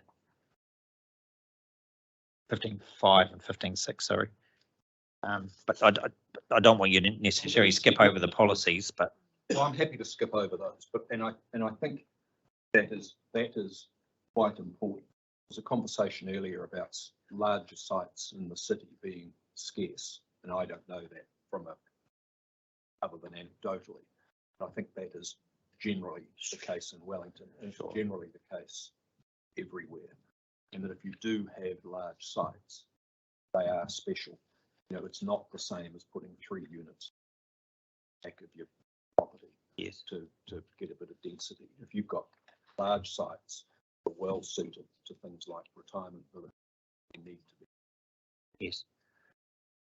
Those appropriate. Those policies, those 3 new policies in 15.3. Yes. Guess you could term them enabling policies. Yes. Yes. For the industry. I may have missed it, but they're not referred back to in the matters of discretion, are they? They're more plan making type policies. Yeah, they are, but they are guided by the restricted discretionary activity rules are guided by what the policy framework is. You don't need to specifically refer to them by saying, but you can. But the matters that are matters of discretion deal with issues. How those issues are framed determined by the policies. Okay. In fact, the council. Yeah, and it is a matter of, and that is a matter of discretion. Efficient use of the efficient use of larger sites is one of the matters. Discretion, but I'll come to those in a minute. Okay, thank you. 15 point. So, shall I? You happy that I just moved past 15.3? Yes, thanks. Yes. 15.4 is some amendments to MOZP 7, and that's on page 22 and 23. And I think this one is pretty fundamental. And Mr. Hinchy's largely addressed you on this already. The only thing I would just observe is it says provide for retirement villages where it can be demonstrated that the development fulfills the intent of the residential design guide. One is the reference to the residential design guide issued generally, and Mr. Hinchy's explained that. But I don't know what fulfills the intent of guideline. I mean, guideline is a guideline. The intent of the guideline is something else, and it's incredibly vague and waffly. And that's why my suggestion is that policy relating to retirement villages is much more specific than that. That's set out on the bottom of page 22 and top of page 23 in my. Yes, would it be fair to categorise that change as a policy shift from as notified a management of effects approach to more of an enabling approach for retirement villages?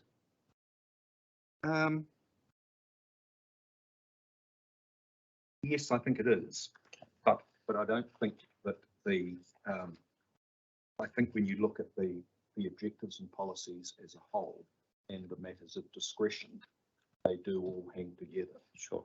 But I think that's a fundamental point is that I think the Section 42A report, generally speaking, still has 1 foot back in the old regime and 1 foot in the new regime in terms of recognising density enhancement. I'll call it enhancement, and that's why I think that change is necessary to be enabling. There's enabling policies in relation to residential development as a whole, but there needs to be specific enablement for retirement village. But the general point that you make, I agree with. It is enabling, or enabling, and it's there before.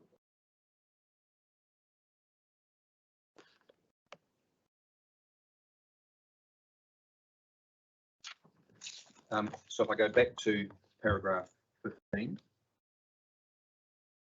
15.5. 15.5 and 15.6. Yes. And there's 2 points that I would make. The first one is the point that Mr. Hinchy made, and that is the restricted discretionary activity rule is designed to pick up the effects of the proposal, buildings, and so forth, bearing in mind that the district plan also has other standards that are applicable to all development, for example, in relation to like traffic and parking and all those sorts of things that are also relevant.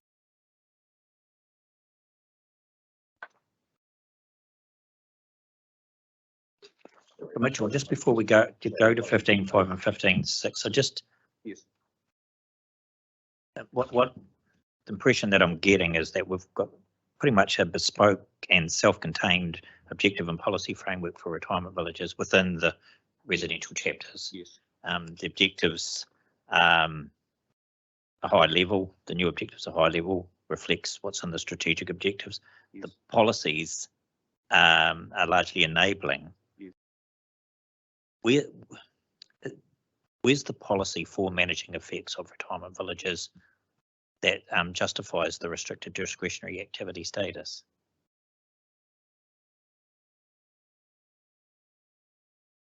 I mean, if the rule has to be linked to the policy, where's that line diagram or wiring diagram back to a policy that rule's giving effect to?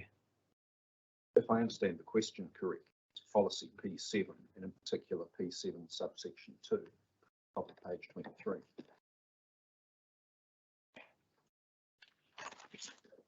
Can you just read that subsection so I've got the right one? Does that have a unique layout or? Yeah, that's the part B of it. Recognise the functional and operational needs of the retirement village, including that they may require greater density than planned urban built character, have unique layout and internal amenity needs, better the requirements of residents as they age. And I'd categorise those as largely enabling policies. Yes, but you go back and look at, for example, P10, vegetation and landscaping, P11, attractive and safe streets and open and public spaces. Yeah, hang on, let me just get those up for you, Mazik. Yep. So carry on. So that was P10 and P11. P10 and P11, yes. You're not seeking any exemptions for retirement villages from those, are you? No. No. Nor from the general residential standard, but most of the, other than the ones that I've alluded to before, the standards in relation to setbacks and all those sorts of things are still retained. So Yes, there are enabling provisions in relation to retirement villages, but the standards, and that's deliberate. It is quite deliberate that there are enabling provisions. Yes. Would it be clearer if P7 actually said that? Said that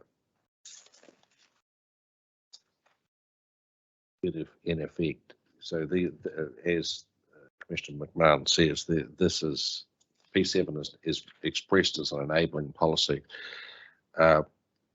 Would it be prudent to make it clear that it is intended to be read alongside the other policies to preclude an argument down the track that this is entirely an entire code for retirement villages?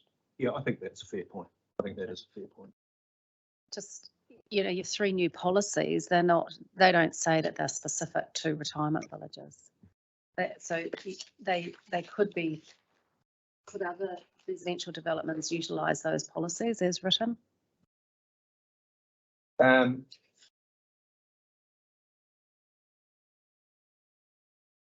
Yes, but I think that they are specific, that the restricted discretionary rule feeds off those specifically. But it's still the point that I was making before, is that I think the plan as notified has a foot past and a foot in the future. And I think it's got to lift its foot out of the past a bit more and shift it forward, because there's a lot of focus in the plan as notified about, you know, I'm paraphrasing to make the point, you know, protecting existing residential amenity and so forth, and it's benchmarking it against the status quo. The whole thrust of the regime is to say that those areas need to adapt over time as we intensify our urban environments. Dr. Mitchell, I'm conscious that, looking at the clock, we've got 10 minutes left. Okay, well, perhaps I can take you to, so I think there's a fundamental difference between the permitted activity rule for the use of a village and the village itself, if I could put it that way. And that's no different from saying you need a resource consent to build a set of apartments, but you don't need resource consent to live in them. Can I pose a question about that? In this plan, you do, because there's a general trigger that if you have more than 3 residential units, it requires an RDA consent. So if you're saying that, which is independent of the size of any building those residential units may be located in.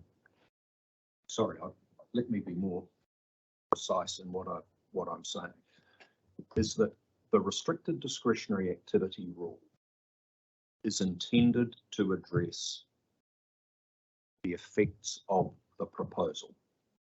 But once that has been satisfied, the use of units, use of the village, does not need to be controlled by an RDA rule. And that's largely driven by some of the terminology in the plan as notified, where there's a suggestion that a retirement village or aspects of a retirement village are not a residential activity because of some of the ancillary functions or features that a retirement village.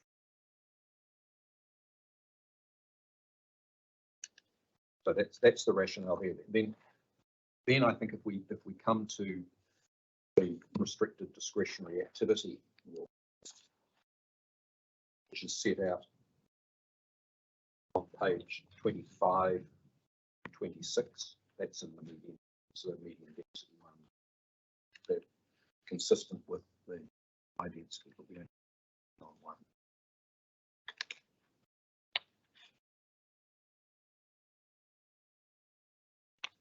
The matters of discretion are set out in paragraphs 1, 2 exist currently.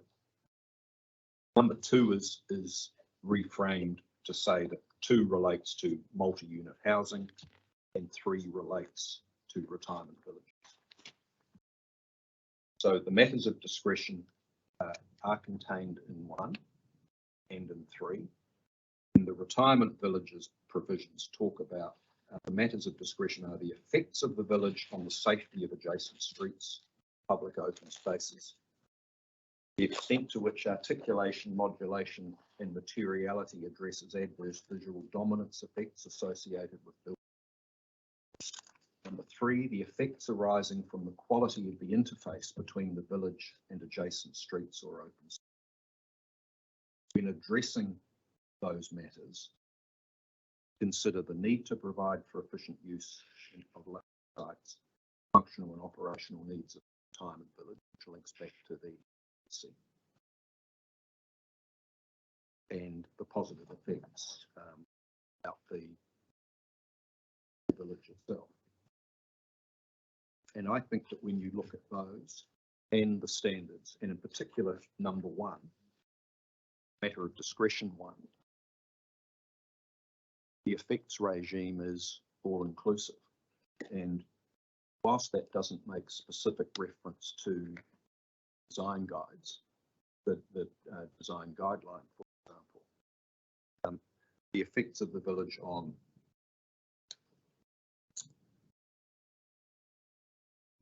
the interface with adjacent streets or public open spaces and so forth deals with the externalities. The internalities, if there's such a word, are dealt with by the standards and matters in restricted discretionary activity, subpart 1. Dr. Mitchell, I thought it was rather curious the way you've drafted this, but you're saying when assessing the matters, consider. Is that a matter of discretion? Shouldn't that be in the policy? Where are you looking at, sorry? The number 4, when assessing matters, the matters listed above that are specific to retirement village, Yes. consider the need for efficient use of larger sites, etc. Shouldn't that be in the policy? Right, because it is in the well, policy. yeah, but why is it needed? Is it in the matter of discretion? Because that's saying how you exercise the discretion, not what discretion you have. No, and that is a fair point. That the intent of the drafting was to bookend the provisions. But to the extent that it's covered in the policy, then I think you've made a fair point. And the other question is, bearing in mind the previous discussion that all of those broader policies are intended to apply, I've noted in your marked up version specific exclusion that MRZ P10 and P11 are not applicable to retirement villages. And I'm wondering, how does that work, given what you told us earlier? Sorry, just repeat that, please. I was just So if you go to 27, number 2, the matters in MRZ P9, P10, P11, P15 brackets. This clause is not applicable to retirement villages. And those are the general effects policies, or some of them are, at least. We talked specifically about P10 and P11. That is true. That is correct. What you're saying is correct. It's an anomaly.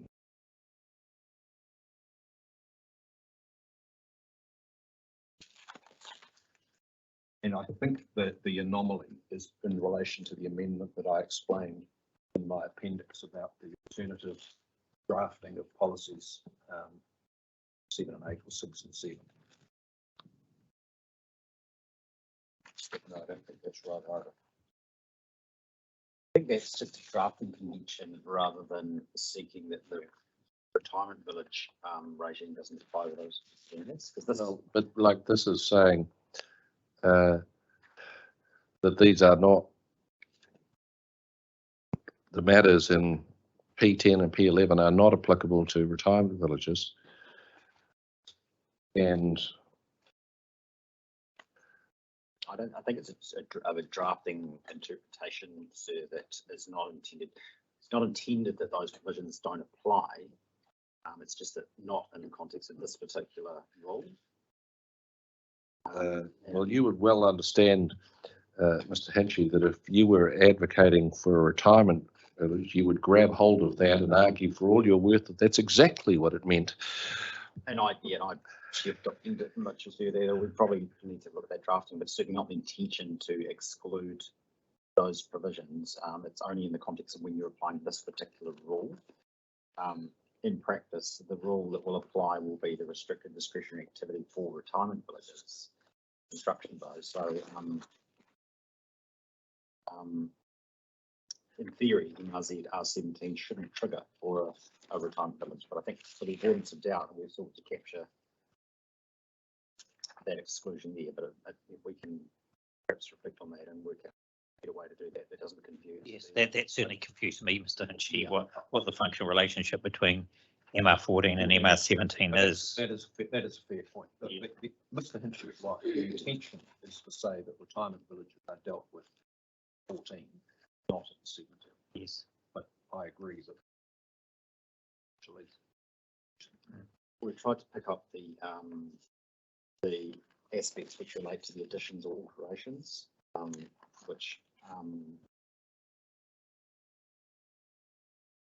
tried to use that role as well as the retirement village role. See in paragraph 27, trying to deal specifically with the approach to assessing additions and alterations. I think it's because we felt that that role was more focused on additions and alterations, which might be triggered for retirement villages or already developed and do some extra thing. But yeah, that probably clarification in terms of our drafting. Yeah, it's pretty messy, I think, both, which is a function of the way the plan's been notified and the attempt to sort of nuance it. yeah, I think that's yeah, I accept that criticism. Yeah. It's not a criticism, it's just an observation. I think that either R17 is applicable or it's not. If it is, the clause 4 becomes important. I think that the preferred approach, and we can reflect on this further, is to amend R14 so that it is standalone. Yeah, because there's a lot of duplication and between the two, particularly in clause 4. And the reason for that is that we didn't want to mess with everything on the head commissioner. We didn't want a wholesale change, but I think having listened to the questioning, it does make sense to make R14. Simple amendment to the title of R17 might achieve that. Yeah, I agree. Okay, that takes me back though, Dr. Mitchell, to what I'm perceiving is an absence of a policy basis for matters of discretion 2 and 3. And that policy basis used to exist in P7.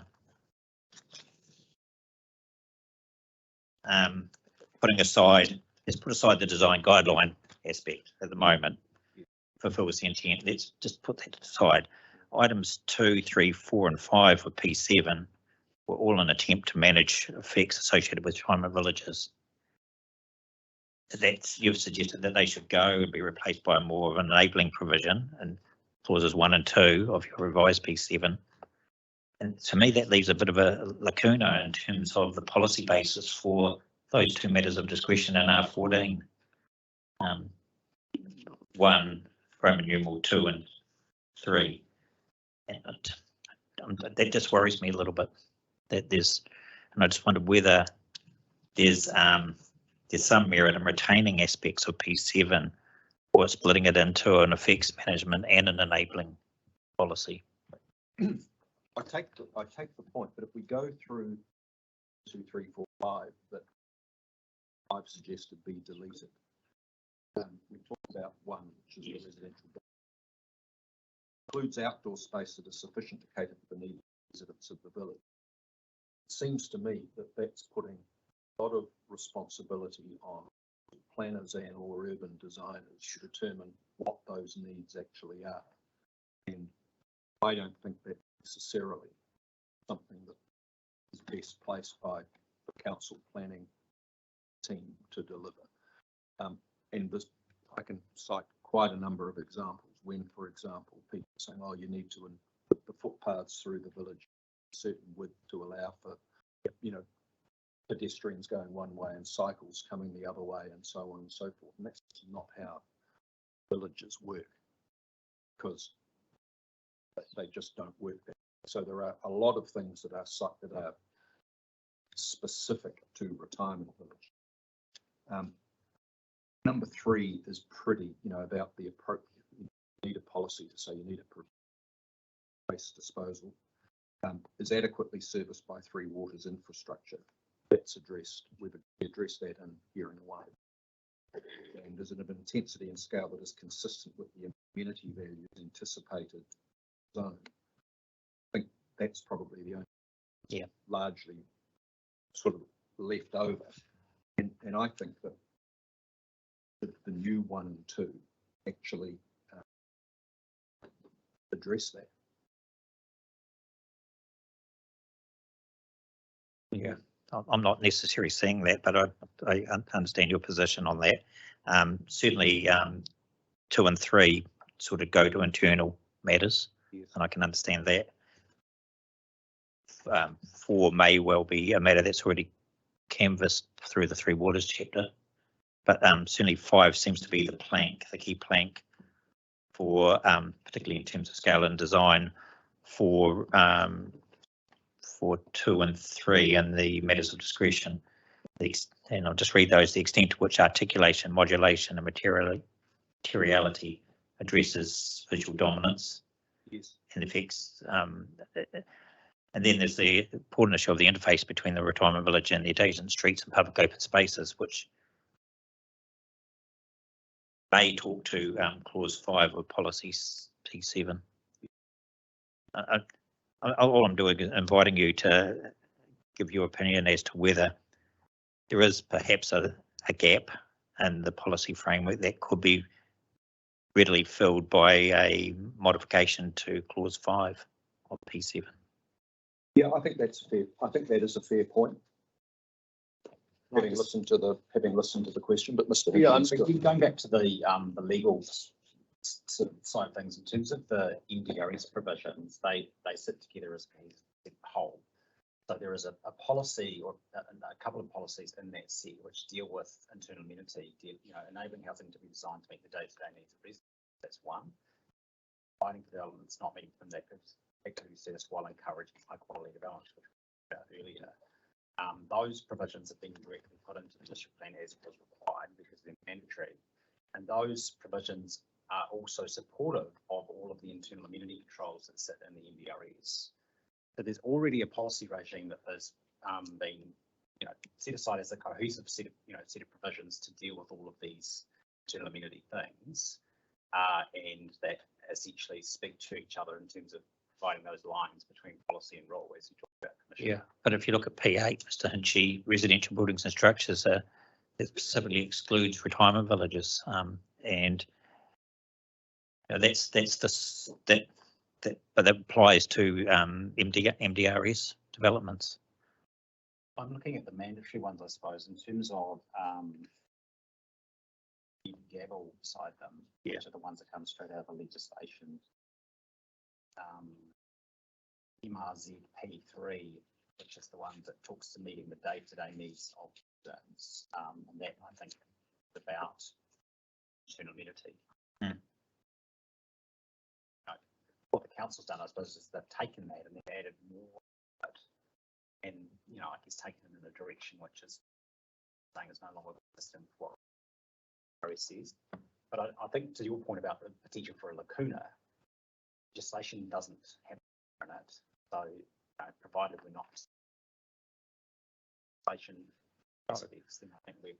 No, but what I'm drawing a parallel between the policies that apply to MDRS developments, which include compatibility, urban environment, attractive, safe streets, those sort of things. I'm not seeing similar policy basis for retirement villages. So if it's fair for medium density, surely it's fair for retirement villages. Yeah, but I suppose, the comparison is if you look at the multi-unit housing provision, which again is the same sort of format as the retirement village one, that's got much of the same sort of content. But that multi-unit provision still has to rely on all those other policies which sit above it in terms of, managing things like internal amenity and external, etc. So P6 and P7 actually don't need that extra detail in my submission because it's already in that cohesive set of policies that the government's provided. Thing to do is to add, more words and more uncertainty. Potentially, Commissioners, I'm concerned that we're running over. We're running out of over time. That I'll ask for a roundup, but Dr. Mitchell, you've identified some things that you've confirmed need further thought and/or further amendment. My suggestion, if you are open to this, is that we give you time to provide a revised version of your appendix, probably with marginal notes pointing us to the amendments and brief reasons why you've made those amendments, because I'm not inviting you to give me another brief of evidence. I think we've got quite enough evidence to be going on with. But I am concerned that we want to get a clear fix on where you've landed, having taken into account the direction of the questions that the panel are putting away. The next question is time. How does the 5 to 12. yes? How does Friday the 21st suit you? That's fine.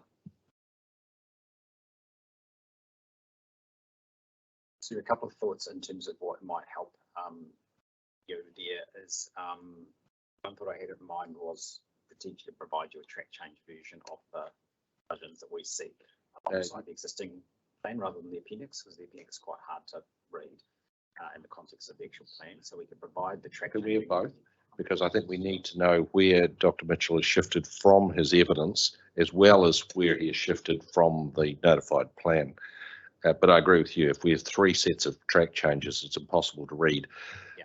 But if we could have both, please. Yeah. And would it help, particularly for Commissioner McMahon's questions about the link between policy and assessment matters? Would it help to have a table with the two? Wiring diagram? Yes, you're elected.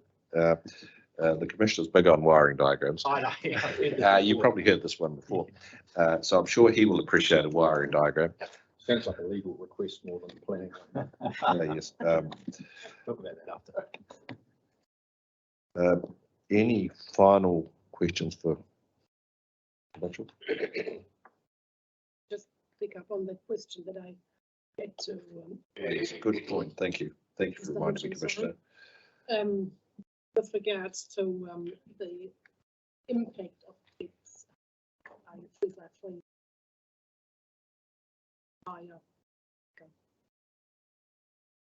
Yes.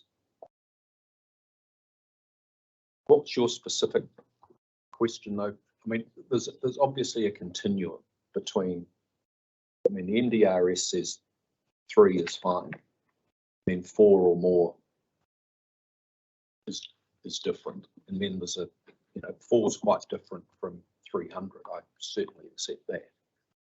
The point was made earlier that the 3x3 have no controls in terms of urban design.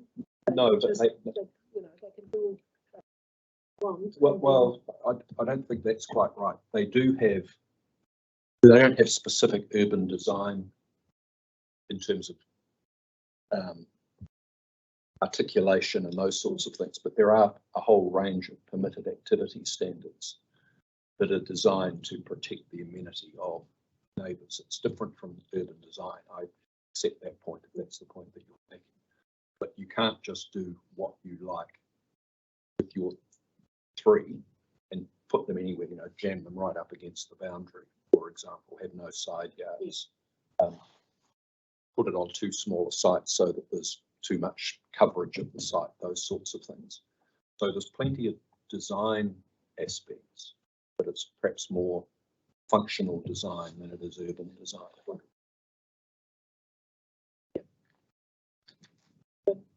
in terms of the urban design aspect of things, would you see the impact that these things can make, the urban design requirements make,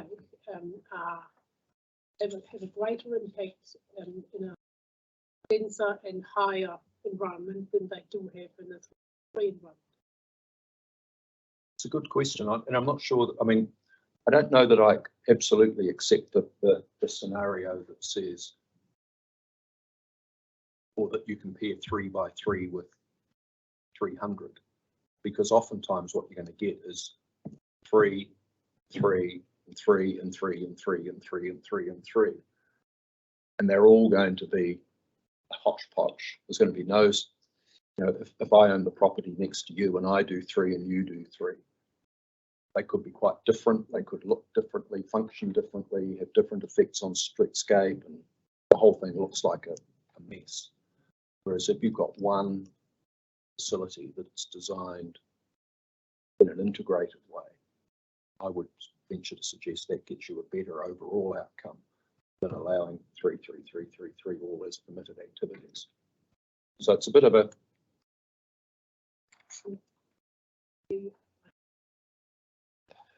Thank you for that. One final question, and it's about standards 1 and 2, Dr. Mitchell, which is the height standards for both. And Kaingoroa have asked for substantial changes to those standards. And in fact, Mr. Heel for Kaingoroa has asked for standard 1 and 2 to be amalgamated, essentially. And I just wondered what impact that would have, if any, on the rule framework that you've discussed. Could you just give me the proposition again? Okay. What have said amending? They've sought to sought to amalgamate standard 1 and 2 so that they differentiate between the 2 height areas. Yes. And of course it's different for the medium residential and different for the and they've sought substantial increases in height up to 43 metres, I think. So this is all in Mr. Heel's evidence for Kaingoroa.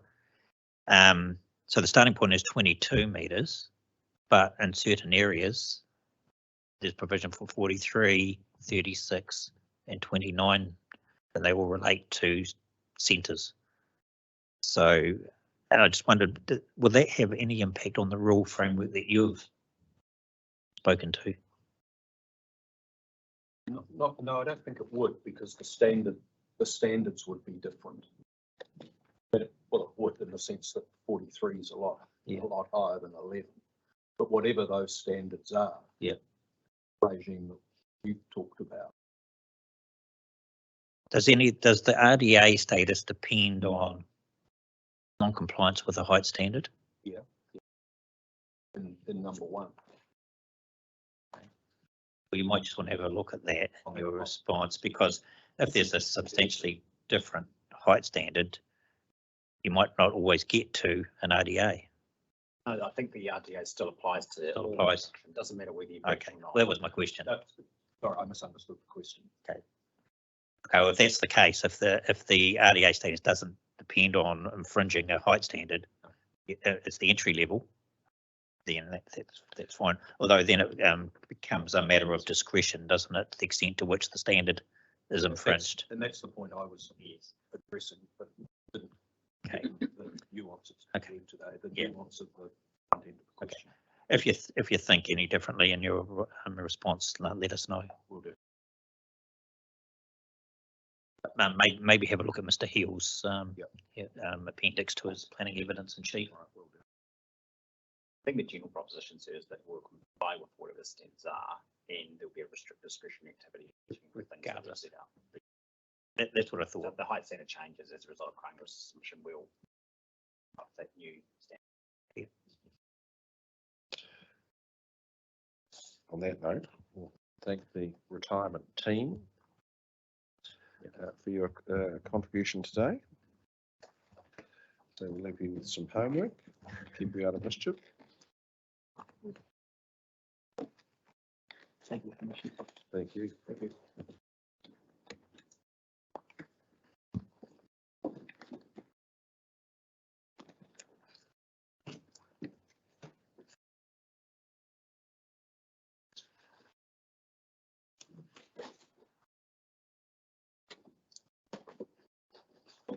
Mr. Hanley and Ms. Campbell. I hope you're feeling a bit fitter now. Yeah, well, not this though. Don't want to do that. I haven't, Nice I to finally meet hadn't, you. Thank you for all your help. It's I been- hadn't briefed the commissioners, but the submitters, I'll be getting running updates of their health because they've been down with COVID. Thank you for your tolerance. Cool, brilliant. Thank you.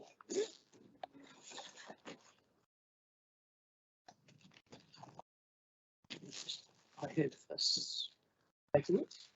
It's just a one pager. There's lots of copies in there. I may even keep one for you and Anna. There's more than the required.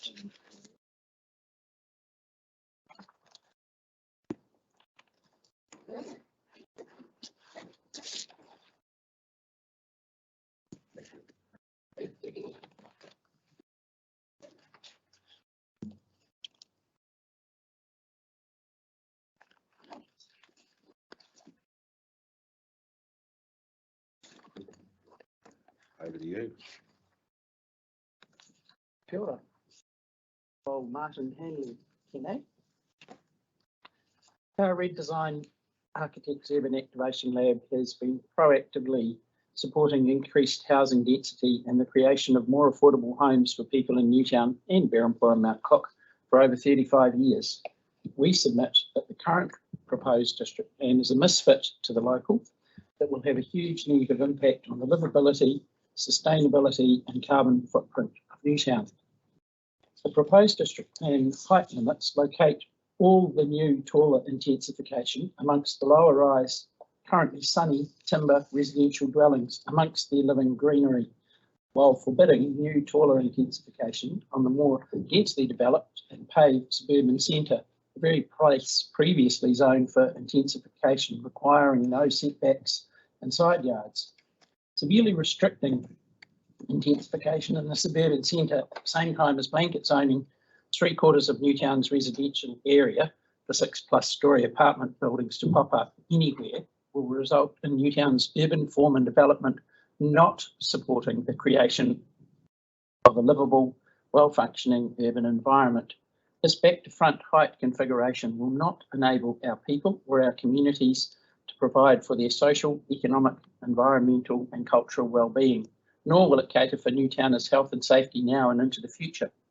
Both the proposed district plan strategic objectives outlined in the urban form and development section and the RMA Schedule 3A Clause 6 require this to be achieved. Good urban design, taking into consideration the topography, the existing living ecology, the embodied energy of the built environment, an understanding of the social and cultural framework of the Newtown community, would provide a much better way to achieve increased density in Newtown. Our Redesign Architects Urban Activation Lab proposal of concentrated increased density in the heart of Newtown has been designed as a proof of concept test drive design, showcasing potential development in the heart of the shopping and transport strip, presenting how the proposed district plan should be reset to embody what the Newtown community has been consistently recommending for decades. We concentrate on densifying the Newtown suburban centre, allowing taller apartments behind the historic shop fronts. Newtown suburban centre is already zoned for high density 4-storey buildings shoulder to shoulder with no side yards between.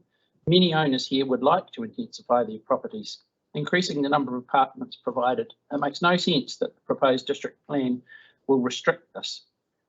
With intensification set back behind the historic shop frontages, developed up to 6 storeys high, our test scheme used actual apartment complex topologies to confirm that potentially 2,000+ comfortably sized homes could be concentrated within the commercial suburban centre of Newtown without building on all of it. This provides potential future densification that far exceeds the WCC population projections for the next 30 years for the whole Newtown area. Our design sets the intensification back from the street edge to preserve the existing historic character and to frame a wider boulevard where the tall height structures are set further apart to allow sunshine and light down into the main street environment.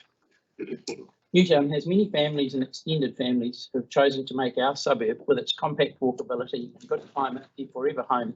These are renters, social housing tenants and owner-occupiers. All these people, many of whom have English as a second language, rely on the livable environment of Newtown. Tall increased density should only have been catered for where shade from tall buildings is already expected in this suburban centre. It should not be allowed to randomly pop up next door to people's close together 1- and 2-storey dwellings, shading their homes and their pockets of living green space. Most Newtown sections are small. The homes and their greenery are a viable ecosystem, forming the living rug of Newtown that links up and extends Newtown's town belt backdrop and its biodiversity. This living rug of close together dwellings and greenery is reliant on the sun's energy, warming homes, their rooftop solar panels and skylights, veggie gardens and planting. With a 6-storey infill block, the warmth of the sun and causing cold, damp environments. With a 6-storey infill blocking warmth of the sun and causing cold, damp environments to many homes, the occupants will need to use far more power to keep warm and dry. The native timber fabric of the existing building stock will become damp and prone to rot, and the established living greenery will suffer and die. For this reason, additional future intensification in the residential neighbourhood should be kept at the height and scale of the existing homes, as defined with residential scale 10-metre height limits, residential daylight envelopes and setbacks. When the district plan twins this initiative with the recommended suburban centre intensification, Newtown will continue to be a loved and livable, healthy community, resilient to the current and likely future effects of climate change. Infrastructure. Concentrating many new homes together along the hub of the suburban centre provides an efficient way to upgrade the infrastructure to support the increased density. Transport corridor and community services. Growth in the suburban centre heart is located directly along the transport corridor. The new inhabitants here will be living on the bus or rapid transit route, sheltered by verandas right amongst Newtown's shops, cafes, supermarkets, community services, and within close walking distance of our schools, medical centres, hospitals, hospice, churches, parks and sports fields. It's the right place to build intensification. Sense of place. In taller apartments here, not built randomly Newtown wide, the sense of place that these new residents will look out on will still be the Newtown they love, densely inhabited with its quirky close together cottages and green backyards framed by the town belt backdrop. And the next generation of Newtowners will enjoy the place they call home. Our community sourced Newtown intensification, which I'm about to show you with this slideshow, could be a win-win section of the district plan that plays an important role in getting on with providing new housing, reducing car dependency and fostering social connectivity, all while helping preserve Wellington's identity. Throughout the spatial plan and district plan process, we have proactively encouraged WCC to join with our community and to enact the best solution for increased housing density here in Newtown. Now is the time to modify the district plan to empower sustainable community growth for this part of Wellington. I'm going to move to my slides. Back in June of 2021, the Residents Association, in response to us mapping this particular scheme, passed this resolution that you see on the screen, whereby they would be prepared to accept development being even faster than the resolution of the spatial plan and the district plan. And I don't think you've got many communities that were so proactively submitting in favour of intensification before this process began. Back in March and May of 2019, this is the Residents Association's submission, where it actually says, please densify Newtown. As you can see, nearly 4 years ago, they talked in great length in local forums, community sourced local forums, not facilitated by the council. This was a community that asked to be the first cab off the rank and be densified. They said there will be a problem if you do it in amongst the little wooden houses, but we will welcome this in the suburban centre. And they even identified the parts where the 6 stories would be fine, and they identified the problems, which you'll hear a little bit more about from Anna when she talks, that when you densify randomly, you wreck the green spaces that the community relies on. And what we got back instead was, this is the first version of the spatial plan, and the district plan continues this, where high rises were suggested everywhere. And again, because we are a community where people care and think about things and don't rely on the council to solve it, the community said, okay, so what does that mean? And this is a local resident getting out his software and designing one of these 6-story buildings and mapping what happens with the sun strike across all of the adjoining. This is actually a snapshot from a live video feed, but this is showing the effects that buildings like that have on the timber houses and their green spaces, all the black space in between the little white buildings are the real 3D of Newtown, and the shadow is cast across all of their green space. We talk about the rug of Newtown, so I'm not sure but the laser pointed. So you can see the town belt to the right of that image. Sorry. No, it's not to the screen, is it? Screen's blanking out the laser pointer. Doesn't matter. The green to the right of the screen is the town belt, and you can see how green in amongst the densely packed little wooden buildings that living rug of Newtown is. And if you look down the main street of Newtown to the left of the image, you can see how packed, built, but not to the 6 stories recommended. So we looked at, we were explaining the difference in numerous forums. The red area is Newtown Suburban Centre, and this is our scheme in plan. The different typologies are based, the bigger boxes are based on 2 built schemes that locals understand because they've seen these projects, and in fact the one to the bottom right is this one here. Now I have got a mouse. This one here has already been built, and this one here was the co-housing scheme that hasn't actually proceeded down in Adelaide Road, and the other little boxes were us doing twinned apartments that get sun front and back and are 100 square metres, 1,000 square feet. And in that part of Newtown alone, there are at least 12 owners who are keen to densify, but they've now got a district plan that says you have to stay at 13 metres, and out in amongst all the little wooden houses, the district plan says you build to 22 metres. This was the background to the Residents Association endorsing this schema. It's based on the understanding of the role of sunshine and daylight in creating livable cities and keeping native timbers with their embodied energy from the 1800s alive and on and into the future. So that's the piece of text on the left. And there you can see that this was formally adopted way back in 2021. It didn't get the traction we wanted, so we realised, well, maybe it's because people can't read plans. So the team that were volunteering and helping us decided we needed to make a 3D version of this project so that people could understand there is a lot of Newtown in the suburban centre where the intensification should be happening. And with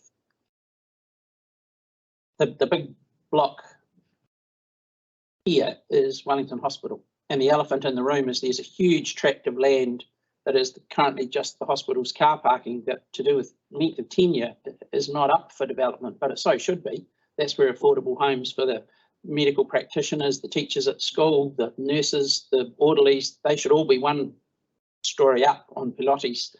You still have the same amount of car parking, but the current tenure that developers who are interested in it just can't get a long enough one from the government to allow that to happen. So the corollary of this was that various people clubbed together and funded Victoria University summer scholars to actually spend a summer looking at our planned scheme and designing buildings that they felt looked good and worked. Basically a test drive in reality. Basically we let them loose for a summer and mentored them with review sessions. And they carried on beyond summer with more private fundraising and documented. You can see the hospital there next to the mouse.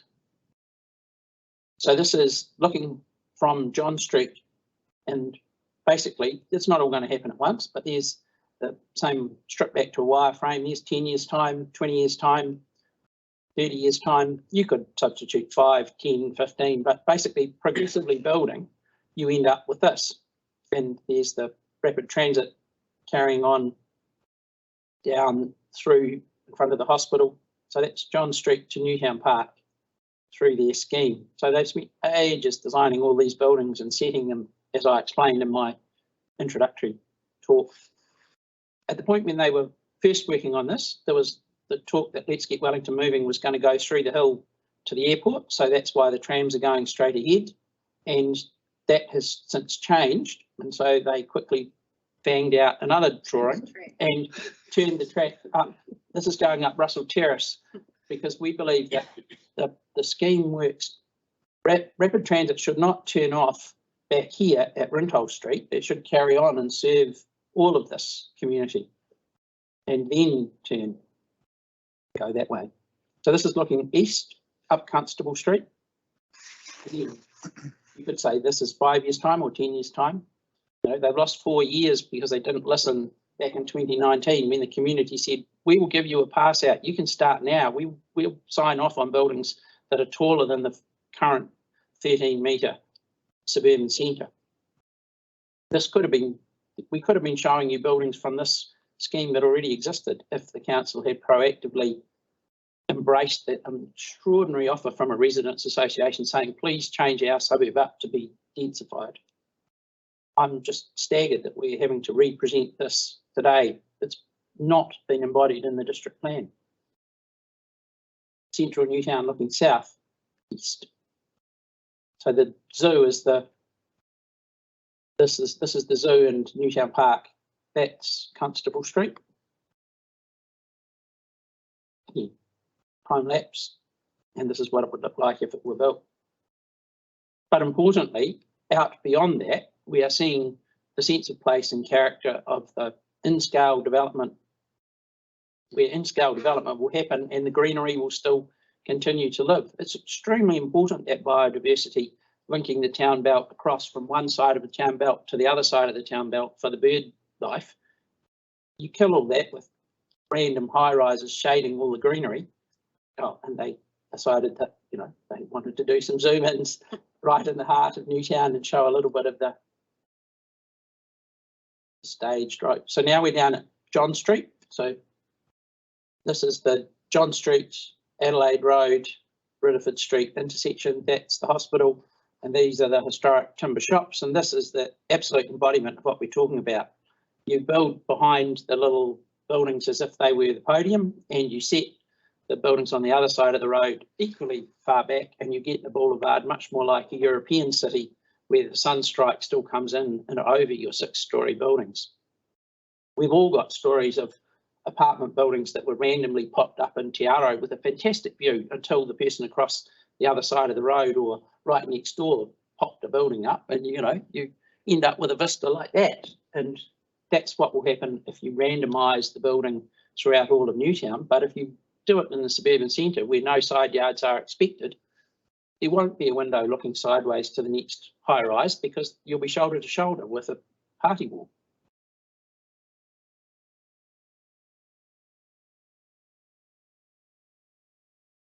Just explain, a lot of this is done from this sort of bird's eye looking down. It's really hard to get the sense that we're trying to capture of the actual historic frontages and shops. From street level, you would still get that same feeling of identity of what those buildings are like, because the new buildings would be set back. So from your eye level at the street level, they wouldn't be dominating. And that can be, that's a design element. That could be something that could be determined as to how far back, or whether the buildings themselves are stepped. So both for the visual effect at the ground, so that you're still continuing to have that. I know a lot of people, not necessarily people who live in Newtown, but people from all over Wellington who drive through Newtown appreciate the identity, and I know it's historically appreciated, the identity of those shops that are there, and that doesn't need to be lost by developing more housing. It just needs to be modified slightly, because currently the back walls of those buildings are also historically protected. And this is just reminding what was the scheme at the heart of that 3D-ness, and the position statement that the community did all its own consultation and workshopped and agreed on. And that's our little credit forward of all the folk who were involved in this. That's my quick 20-minute intro to this alternative chapter that should have been in the district plan. Do you have any questions? It seemed to me that the genesis of the issues you've identified and you're trying to address is the historic heritage classification of, in effect, the Redford Street frontages. It's both that and the dwellings that are further out, because they haven't been very well protected with the zoning allowing or suggesting that the recommended configuration is that they gain 22-metre high neighbours.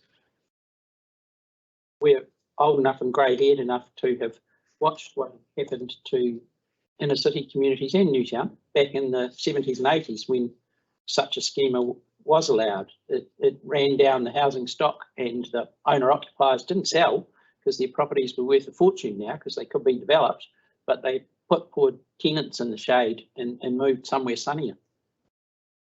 And what had been thriving gardens became withering and dying. We're talking Terrace End, where there's several high-rise pop-ups from the 70s and 80s and out through Mount Cook and Newtown. It was discovered that it had enormous social consequences. Poor people had to rent in the shade, and the occupiers moved on.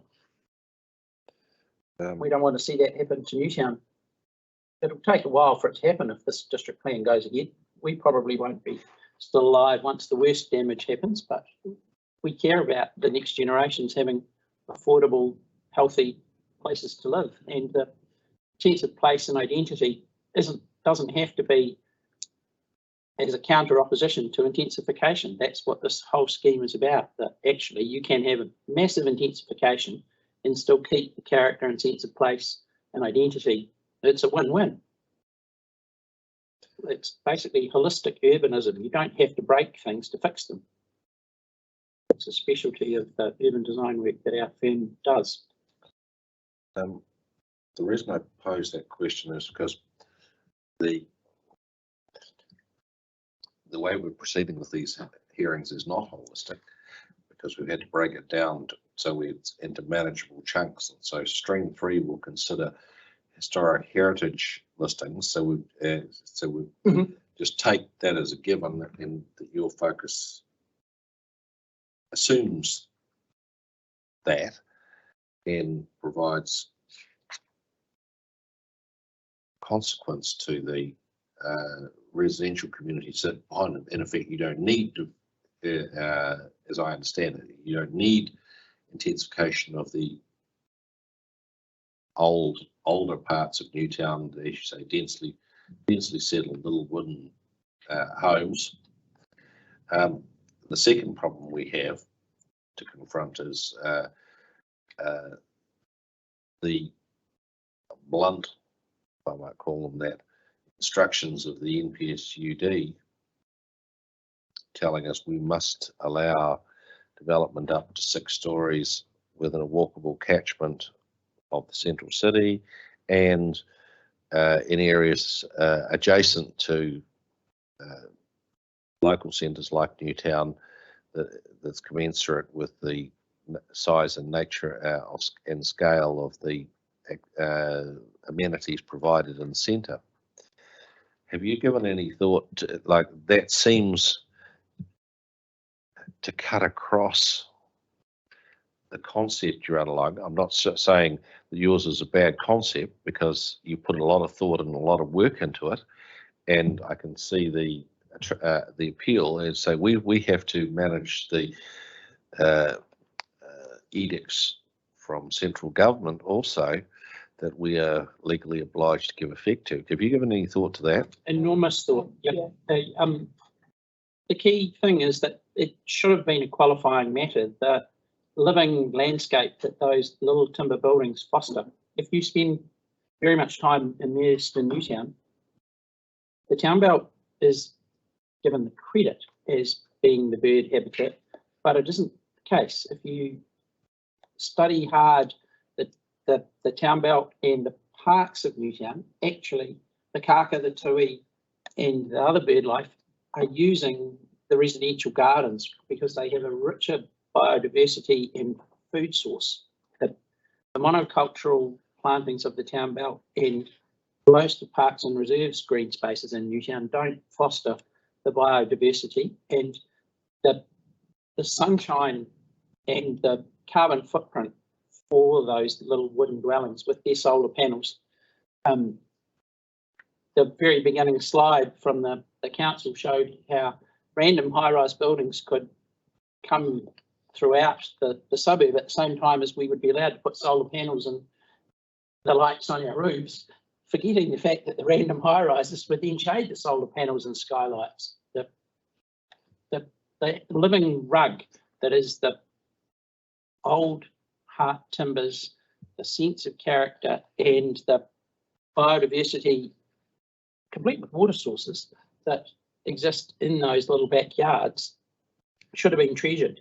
A tonga that twinned with intensifying in the right parts of it, up against the escarpments and in this absolute central core zone, along with its infrastructure. Those should have been the qualifying matters that allowed those other bits to be saved, just as a fraction of the residential dwellings have been deemed character and heritage.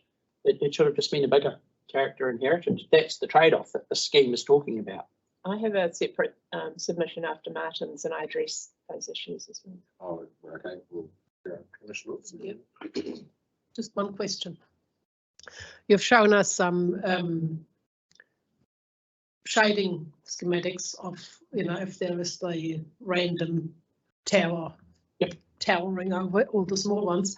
Have you actually undertaken, with all the amount of work that you have put into your ideas and the students' work that they have done, have you had a look at what the shading would be in those situations? Yes, it does have a knock-on effect, because at the moment that the little houses are next to a suburban centre that can only go to 13 metres. 10 metres current for the dwellings, 13 for the suburban centre. But the issue is that you get assurance that you won't be shaded from all three potential sunstrike sides. So if you are to the west of the suburban centre, yes, it goes up, you lose some morning sun. If you are to the east, you're going to lose some afternoon sun, but you're not faced with also losing the north sun and the west sun should somebody develop the other sides of you. This is because the street's north-south. Yep. And that was exactly this conversation where meeting after meeting to come to that Residents Association resolution. Why would we vote? Are we the turkeys voting for an early Christmas saying please go up in our main street? Actually, no, because we will take that hit and know that we're either losing morning sun or afternoon sun. And because it is a very thin street, all of those buildings that we've designed get both morning and afternoon sun, or midday north-facing sun and south light. All of those apartments in the scheme are either clustered around a courtyard, so they have front to back, but not side to side daylight. So they are. This is all about that sunshine for the new dwellings and assurance of view and vista. In the street, because you were saying before, we can't really see the impression of walking through the streets and still having the heritage left and right, but the new buildings are set back behind those. What will, because the street, I'm not quite sure how wide the street is, will that actually have an effect of having a very dark streetscape where you don't really get much light at all because there is houses on both sides? The main street is 12 metres wide, which is much wider than the streets in the rest of the suburb, where currently 6 stories is allowed, and yet the streets are only like 6 metres wide. Some of them are, once they've got, some of Newtown streets with cars parked on both sides become one-way streets where they're not one-way, but the cars have to negotiate them like a one-way bridge. But you can see here that the pop-up is set back so that the effective boulevard becomes another 10 metres each side wider. And there's 15, I'm just trying to remember exactly how wide, because we organise Newtown Festival and I mark out all of the streets. Actually, there's parts that are 15 metres wide. Thanks for that. Questions? So just a couple of clarifications from me. So at the moment, Newtown Suburban Centre, you said, has no setbacks, no, That's right. and there was something else, no setbacks. Oh, and it's been, it's as if somebody decided to completely flip everything Newtown asked for. The suburban centre has been set in the new proposed district plan limited to 13 metres, which it currently is, and just beyond it, you're meant to build to 22 metres. It's like an episode of Monty Python. We couldn't have got a district plan that was a better misfit to what the community actually asked for. And it just boggles me that this community proactively put its foot forward. I'm showing you the document that's part of this consultation process that begins this in 2019. But back in 2008, the community was submitting on it was then called the Growth Spine and Adelaide Road framework. Again, they were saying, do this. This is us, we're shovel ready. We want to be densified, and it just, nothing happened. Just so my other, I just wanted to clarify that one of the things that has been a focus is development capacity, and you did say that that your test scheme sort of confirms that potentially 2,000 plus comfortably homes could be concentrated within that commercial suburban centre. So I just wondered, how does that compare with what is potentially available through I don't know if you did this exercise, I'm just asking how that compares with the high density area that is zoned for. I don't think we've done that, but what we have done is look at what like Newtown's share of the intensifying, and Newtown's share is about a third of that. So we've allowed for, enabled 3 or 4 times, and that's for large apartments. If those apartments were, 1 and 2 bedroom, sort of 50, 60 square metres instead of 100 square metres, then of course there's twice as many of them. So we went with family 3-bedroom home sized apartments with our scheme, just to show that, we're not looking at a whole lot of shoeboxes. Yeah. Okay. And it is 3 or 4 times the number that was required for that area. Okay. But also, we're And not that's building on yeah. top of everything. We didn't develop every building. We went, this is a historic building. Yeah, they're still not touching the actual historic buildings. There's a small number of the buildings themselves that are iconic, like the Wedge building, that we didn't build on top of it all. It would immensely say 3 or more stories of glass apartments on top of it, as per schemes that Ashfield has done in the central city over the years, but we didn't do that. And we didn't build on top of buildings that had just recently been turned into 4 or 3 stories of apartments within the 13-metre height. We went, well, that's silly. That's not going to come up in the next 20 years. We've been quite realistic and modest rather than sort of going, oh, this is absolutely everything you could do to get Yeah. to achieve that. So you've concentrated your efforts on the suburban zone, if you like. Yep. I'm sort of looking at the planning maps, Mhm. you know, on the district plan. So It's the suburban centre and commercial zone. There's both run together, and both have been restricted to 13 metres. I think in the updated Just- plan, the just south part of end. it has, was yeah, that so- straightforward. I'm looking at it, it goes up to 22 metres. At the south end, I Yeah. think it's south of the supermarket. Yes, Sorry. yes. And we actually went a little bit further up against the escarpment where those green ones are down down this end. That's in amongst the current residential area because the terrain allows for tall buildings there without the shading effect being a problem. So that's on top of Newtown's fire station and its little apartments that are low rise. So would you say those, if you like, green buildings, are they outside the suburban? Yep, they're on the main street. And that's what that little line says, that in the association's resolution that there are actually some other spots, Yes. some of which Kaingaora is busy building 3-storey apartments on at the moment where they could have easily been 8, unfortunately. Yeah, sorry, I just was, so you've got a real bespoke view or ideal for Newtown. I was just trying to just. We basically put through the forum open at residents association meetings and people said, build here, build here. Yeah. So it's community collected, not us imposing.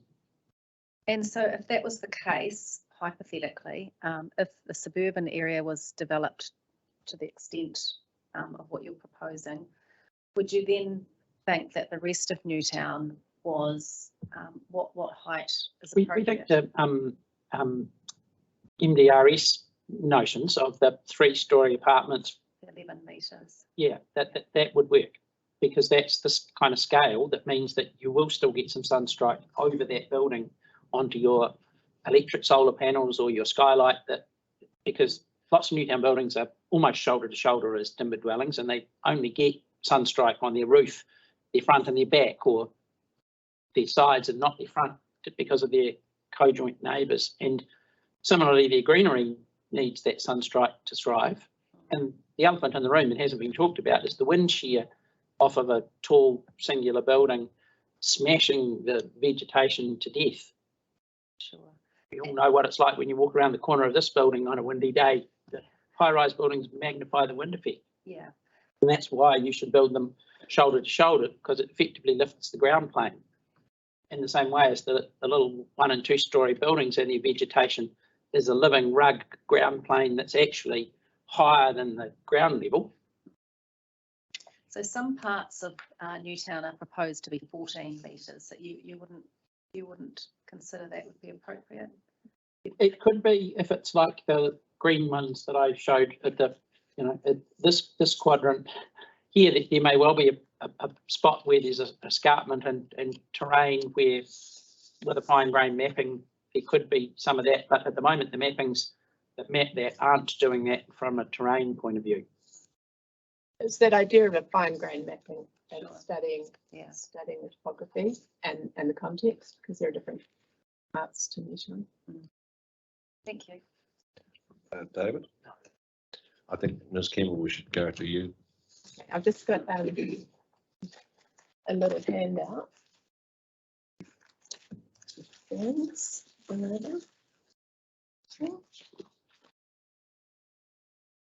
could do this.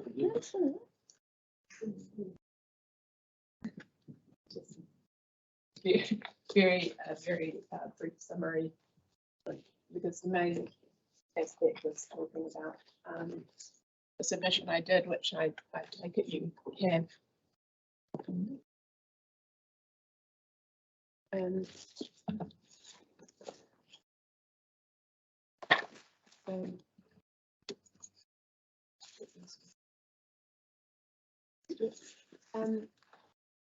And I am a recently retired architect. I'm a fellow of the Institute of Architects. I also manage a charitable organisation where we employ 5 nurses working around New Zealand, and also co-director of Newtown Festival with Martin. So we've lived in Newtown for more than 40 years in the same place, and now we have a new granddaughter who's 3rd generation Newtowner. So we know it pretty well, and we know a lot of people, and the owners and the people from all walks of life. Newtown's a fabulous place. So in my submission, I addressed the issues that you were mentioning about the heritage aspects that are the limiting factors at the moment. So if I just run through that briefly, the submission addressed the historic heritage ISPP HH03. Built heritage is well maintained, resilient and kept in sustainable long-term use. So I'm pointing out that the shopping centre in Newtown does include a small number of historic buildings of significance, and we would support retaining those as closely as feasible to their historic presence. But the rest of the Newtown shopping centre that's identified as a historic area, it's really about the combined character of just some small clusters of shops, and there's actually a lot of stuff in there that's got no value at all, that's already replacement, but it's been incredibly restricted up until now because of that historic listing, that the people who own those buildings haven't been able to do the developments they want to do. So a lot of what we've talked about is the reality of the owners wanting to be able to do apartments. They believe in that intensifying housing and providing more homes, and they're ready to go if they were allowed to go taller, which makes it more commercially viable. Sticking to 2 or 3 stories, it's far less commercially viable, but those buildings need to be upgraded for earthquake strengthening anyway, so it's a perfect time to then allow for more housing by allowing taller buildings in behind.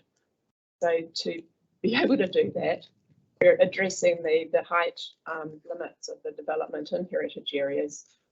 And there's HHP 13 additions and alterations to partial demolition of buildings and structures and the controls on those. So those would need to be amended to allow for increased height up to 6 stories in the shopping centre historic area, providing the street frontages of the historic buildings are retained, while providing for increased height of new structures set back from the street. So that's addressing that aspect. And then the next part of my submission was addressing the character precincts and the really restricted area that has been put into the district plan as being a character precinct. And it doesn't reflect Boffa-Miskell's analysis. There's a bit of an anomaly there because they were tasked with studying the consistency of character. And so, of course, where there's council flats, there's a school, there's a church, it's not consistent character, but those are essential parts of the society, of the community. But on their little diagrams, it shows not consistent character. But that shouldn't be a detrimental factor. But they come through with zones that are marked as neutral for those reasons. But I've done an outtake, which was referenced in my submission, that shows that character contribution, primary and contributory, is actually just about all of the Newtown area, apart from the bits that are churches and schools and social housing. So there was the way the council interpreted the data was actually not entirely correct. So what I was wanting to have happen, I support the council using character as a qualifying matter to modify the permitted building heights and other matters that would be required under the MPSUD or the MDRS. And I submit that the character precincts should be increased through the application of this qualifying matter. The area of Newtown identified as a character precinct should be increased to closely reflect the study of character carried out by Bottomless School in their 2019 report. This would mean that there's a bunch of streets around the area that's currently allowed for 6-story high development that are sort of still of consistent character that should be included in that character precinct. And I've outlined the actual streets, but they are the ones that are close to the suburban centre that are within the walking distance. But as we've said, you know, that whole requirement to intensify the whole area to be able to enable enough housing is not necessary. Then the other point I'm making is mainly about the sun on Carrara Park. As an example, of course, that this would be in other communities as well, that there needs to be much greater setback. So I've done a not very elegant little diagram at the bottom of the page, showing that actually the sun angles in Wellington, using the sun path diagram that's on the second page. Midwinter, the sun angle is only 25 degrees in the middle of the day at its peak, 25 degrees. At the equinox, it's only 45 degrees. Now the sun angle is 60 degrees. Well, in Auckland, 60 degrees is, I mean, the equinox in Auckland is at 55-degree angle at midday. So it's an Auckland thing. It's not a Wellington thing to have those angles. And it's also not appropriate to allow for solid shade, basically, across the whole of a park that's been developed for the community, and massive social housing for families almost adjacent to the park across the road has been developed with the idea that this is where everybody can play, and they do. It's used a huge amount, but the winter sun is really important. So then my other diagrams show, and I know it was something like this was tabled when the Residents Association spoke, and so we've gone a bit further based on the question that they were asked about also what would make it possible to be able to get sun onto the park. So this third page shows that, as with the one that was the Residents Association, that with the current PDP, midwinter, with the tall buildings are allowed, as in the current PDP, there is absolutely no sun on the park at all in the middle of winter in the afternoon by the time kids get home from school.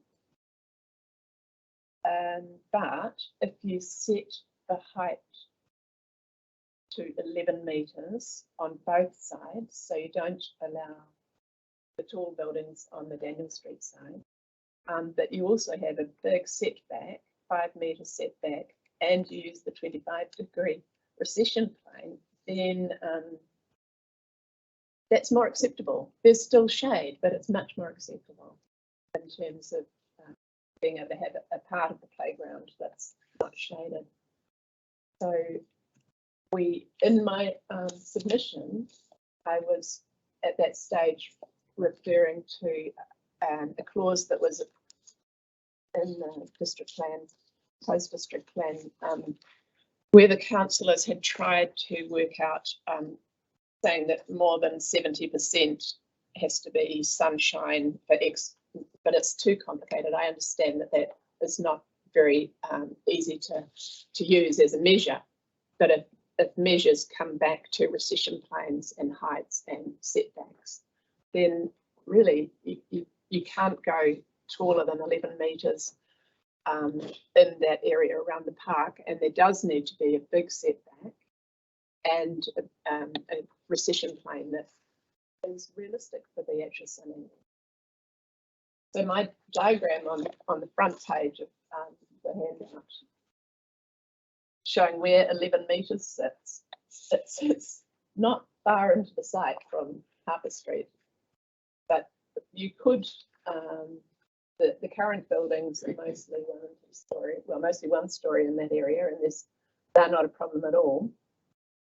So either you'd need to have on that side of the street a lower than 11-metre height, or the 11 metres could be allowed right onto the street frontage, but it would need to be angled to allow the sun in.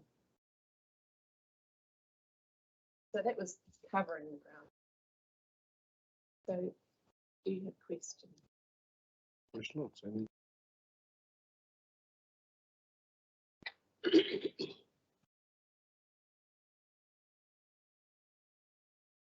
In your brief summary, you are referring to having the 6th story behind the heritage buildings would be a better solution. Now, we've had a number of submitters that said there must be a buffer zone between a heritage building and a further development. What's your sense on that? Yes, I've had a look at this was submitted to Philip O'Reilly and Julie Saddington by planners, and that's talking about the increased setbacks and so on. And I think that makes a lot of sense. That I would definitely support the setbacks when you've got,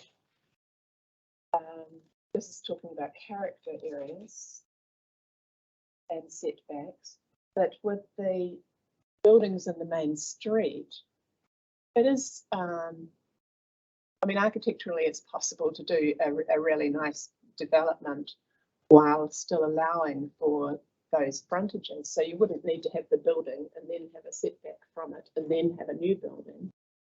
I think there's a compromise required to make it possible to do development that makes it possible to have a lot of increased housing.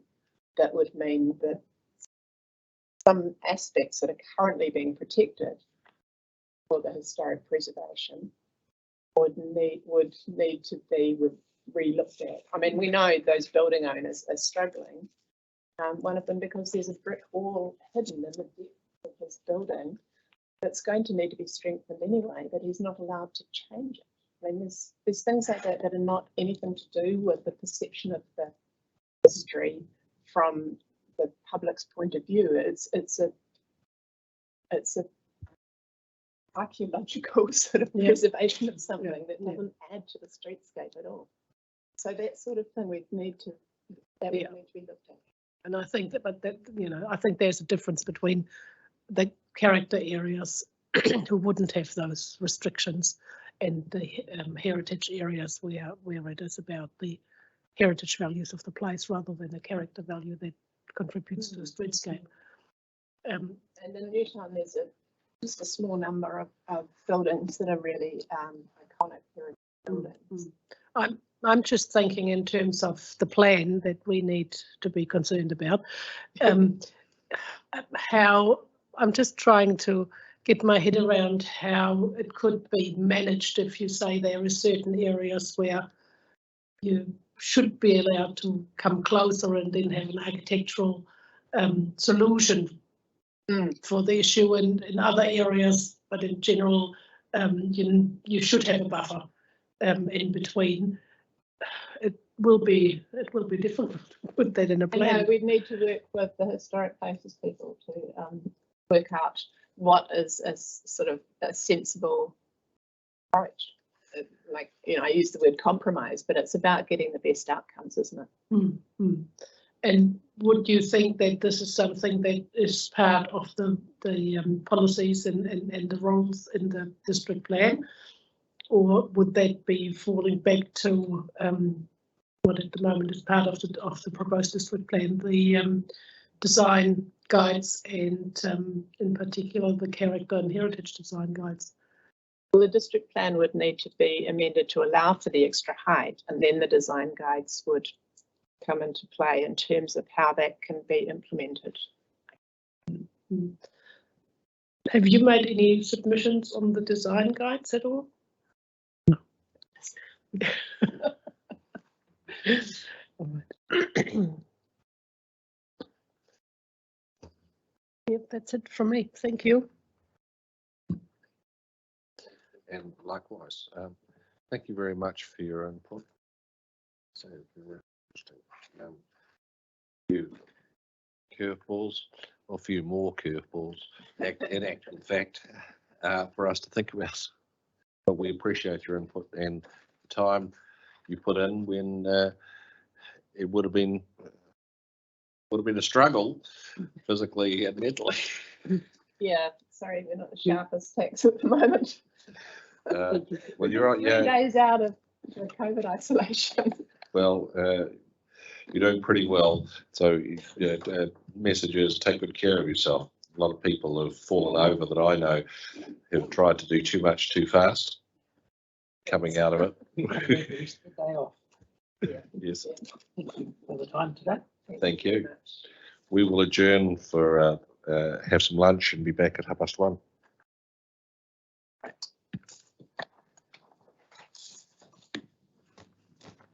Stuart. Not sure how much of that you heard.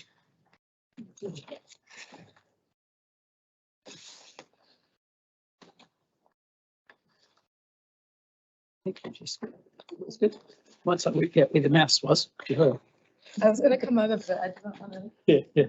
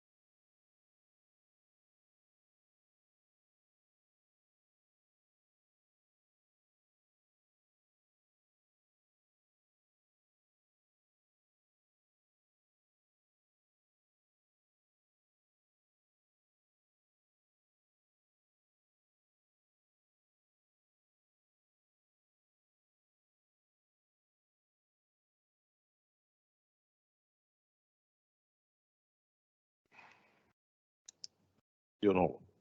All good.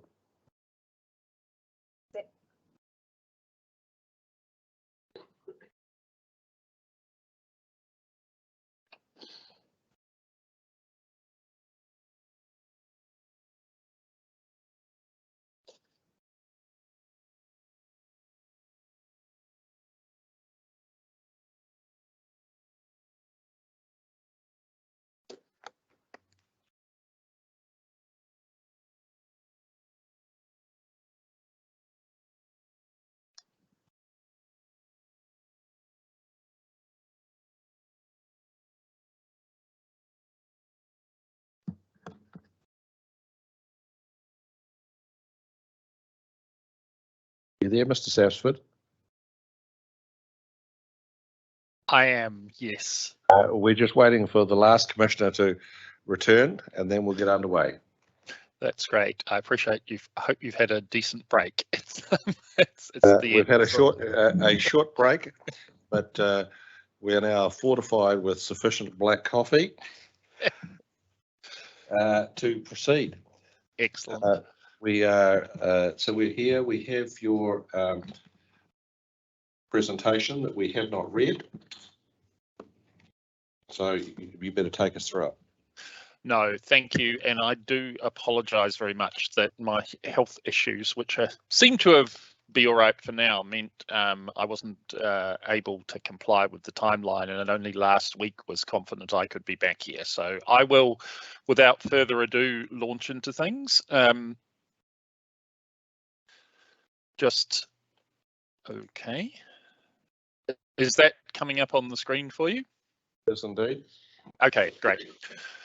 So this discussion for Hearing Team Stream 2, I will break in two parts, as I did for the last one, going through the issues I've noted here, and then take a break after quality of the environment, and then in case there's any questions, and then continue. So just to recap, my point in Hearing Stream 1 was that reducing emissions requires targeted and focal intensification to create urban villages in lower density areas rather than just broad brush upzoning. And a point about urban environmental quality was that that is more than amenity. It encompasses objective matters relating to the needs of people and communities, and the NPSUD is relatively silent on that. There's a few resources I've tried to identify there, and I note that even the government policy statement on housing and urban development comments that every community has their own housing and urban development challenges and opportunities, and a one-size-fits-all approach will not work. And so my suggestion was, in the particular context of Aro Valley, to consider topography and the way this influences adverse effects as a qualifying matter. This presentation will largely focus on the Aro Valley. For those of you who don't know Aro Valley, it's a compact and unusual settlement. It sits in a relatively steep east-west valley, close to but distinct from the central area. Winter sunlight is a scarce resource. Most major streets actually run above significant streams and rivers, and over half the area is protected open space or town belt, with mature green space interwoven. That means the density on the available land is very high. In other words, you need to divide the population by 45% of the calculated land area. And the heritage character is both distinct and substantially intact, a fact that's acknowledged in the operative plan.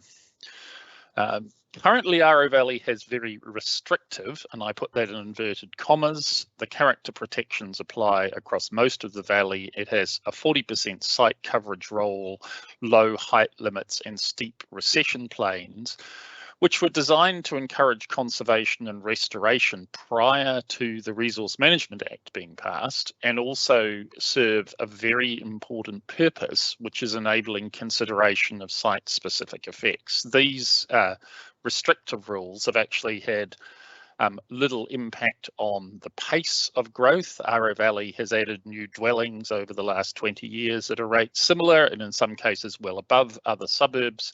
and it's managed to do so without kind of that much controversy or contesting of consents. I want to have a couple of pictures to illustrate this. The ones on the left show entirely new developments, all of which sit well outside the envelope created by the current rules. And none of these were controversial or contested. The main function that the rules as they currently stand serve is to enable quite granular consideration of things like sunlight. So both the sloping of the dwellings on the right as they rise up the hill and the particular configuration of the roof alignment on the one on the left are designed to manage wind, and the separation of the buildings is designed to manage winter sunlight.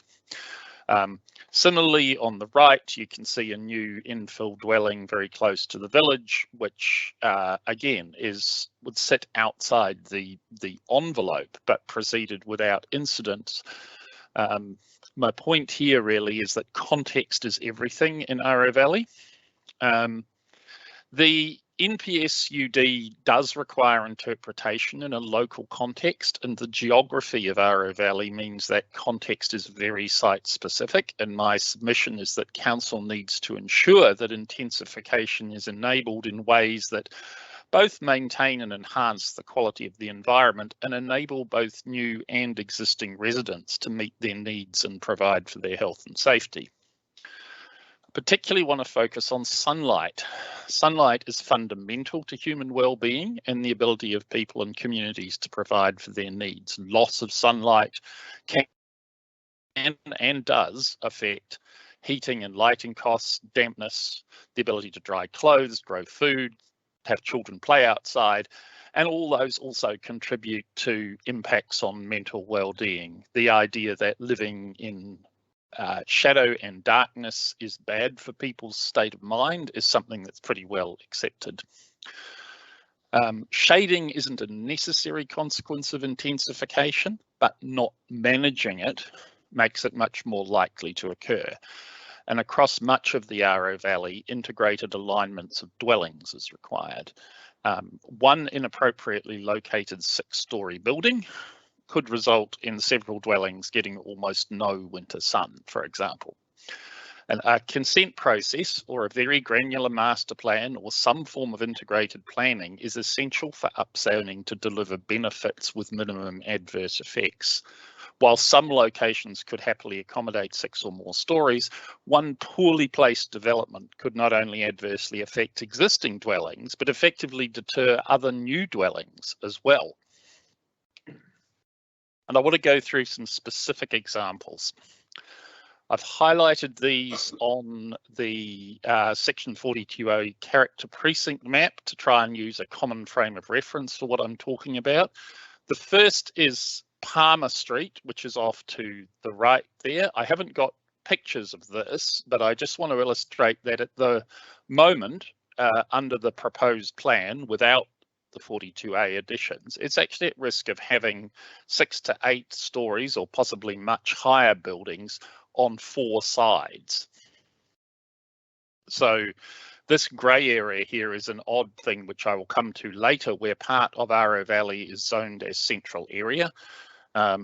These were initially left outside the character area. This blob here is in fact Aston Towers, which is a 12-story building, and then again these sections have been left out of the character area provisions. The next area I wanted to talk about, for which I have some images, is Boston Terrace. Boston Terrace, which I think has been included now in the character area, but again these single-story sites were zoned for 6 to 8 stories. And potentially, if those heights had been built on there, the houses immediately across the road for them would have effectively lost sun for a third of the year or more. Aro Park. Here's Aro Park on the left. You can see that Aston Towers is quite literally blocking the sunrise. And you can see next to it a little gap. And I want to come back to that on Abel Smith Street also. Similarly, by 4:15 in July, while Mount Victoria and Aston's Towers are still getting sun, Aro Park has lost it. So sunlight in this space is very precious. Here again is what's known as the Garage Project. This is immediately adjacent to Aro Park, and in the proposed plan is zoned as centre. While there are rules about what can be placed immediately adjacent to green space in the proposed plan, this site is actually on the other side of a road called St John Street, which runs where that white van is. Obviously, it's a paper road with steps, but nonetheless, technically, it's on the other side of a road. And so once again, there's no specific controls on that site, and a 6 to 8 story building there would effectively shade Aro Park for most of the winter. This is Aro Village at midday in July. Two things I draw your attention to. The first is that you can see how even 2 story buildings sit from street level just at the ridge line, and how even 2 story buildings block the sun.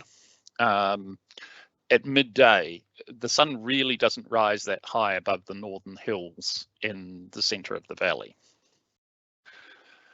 This is Argo Trust. Argo Trust is a specialist residential facility for people who have both mental and physical disabilities. It's been there for 30 years. It's cited there precisely because of the outlook. Along there are 6 bedrooms where the residents, once accepted, will most likely spend the rest of their lives. Again, the restrictive rules would apply to the site immediately in front of it, which means they can have some confidence they would have a say in any development. Under the proposed plan, that site is now zoned for 6 to 8 stories. Again, I just want to show the complexity of the landform. This is Upper Aro Street, looking broadly northwest. Aro Street runs along from the right towards the centre. You can see how some parts of Aro Street are in sun.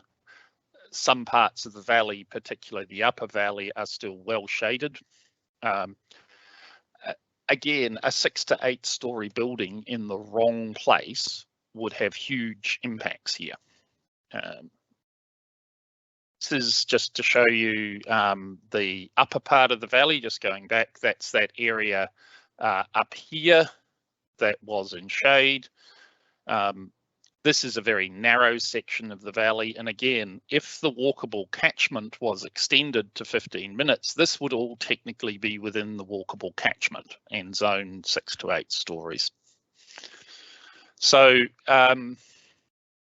here again is another section of that. And I just wanted to show an example of where you could build much higher, which is behind one of those rows of houses tucked into the escarpment. And that's really a critical point about Aro Valley, is that where you put things matters.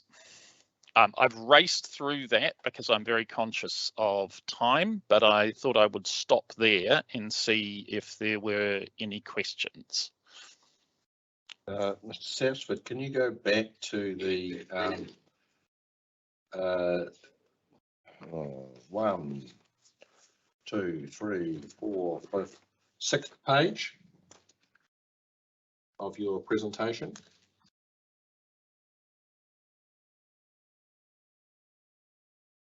No, I think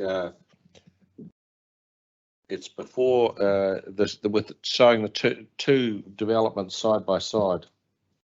So keep going before there.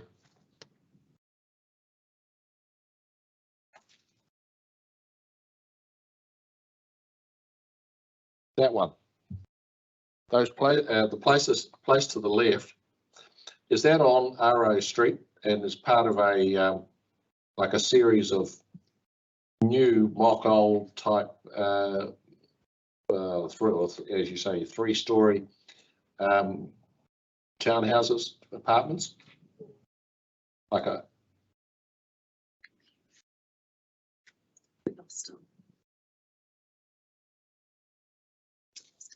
Not getting any. What's it? You just turned it off. You're on mute, Mr. Oh, sorry. Those are all developments built since both the ones going up the hill on the right and those ones there, yes, are all on Aro Street and all built since about 96, 97, I think, possibly 2000. In terms of the absence of RMA contest, the one on the left might be explained because the developer forged his neighbour's consent, as I recall. And I didn't think that was this one. I thought that was the ones further down, but you may know this better than me. What's that? No, it was further up, wasn't it? Yes, I certainly know because my former firm was acting for said developer. Okay. And this provoked some consternation. I see. Okay. Well, you've just taught me something in that case. As I'm not entirely certain it's those ones, but certainly it was a section of developed townhouses up Aro Street. Any other questions for Mr. Sapsford in the first part of his presentation? No, I think we're good, Mr. Sapsford. You should keep going. Okay. Suffice it to say that said developer enjoyed some time as the guest of Her Majesty at one of the Department of Corrections institutions. Oh, now I know who you're talking about. Yes, I think that was actually these ones on the right, going up the hill there. If I'm not mistaken. Okay, so I guess just skipping forward again. The core point that I'm wanting to make in that is that under the proposed plan and the section, particularly the section 42A report, this whole area gets encompassed by walkable catchment, and that has the potential for some really serious and severe unintended consequences.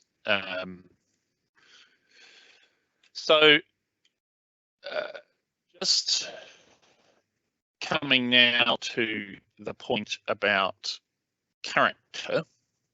Aro Valley is recognised in the Operative District Plan as one of the city's oldest suburbs, one of the most architecturally distinctive and historically consistent built areas in Wellington. It also embodies living heritage, which values character and heritage and sees them evolving as our communities evolve, so that you have experiences that can be shared across generations while creating spaces for the city's many stories to be told and new stories to be conceived.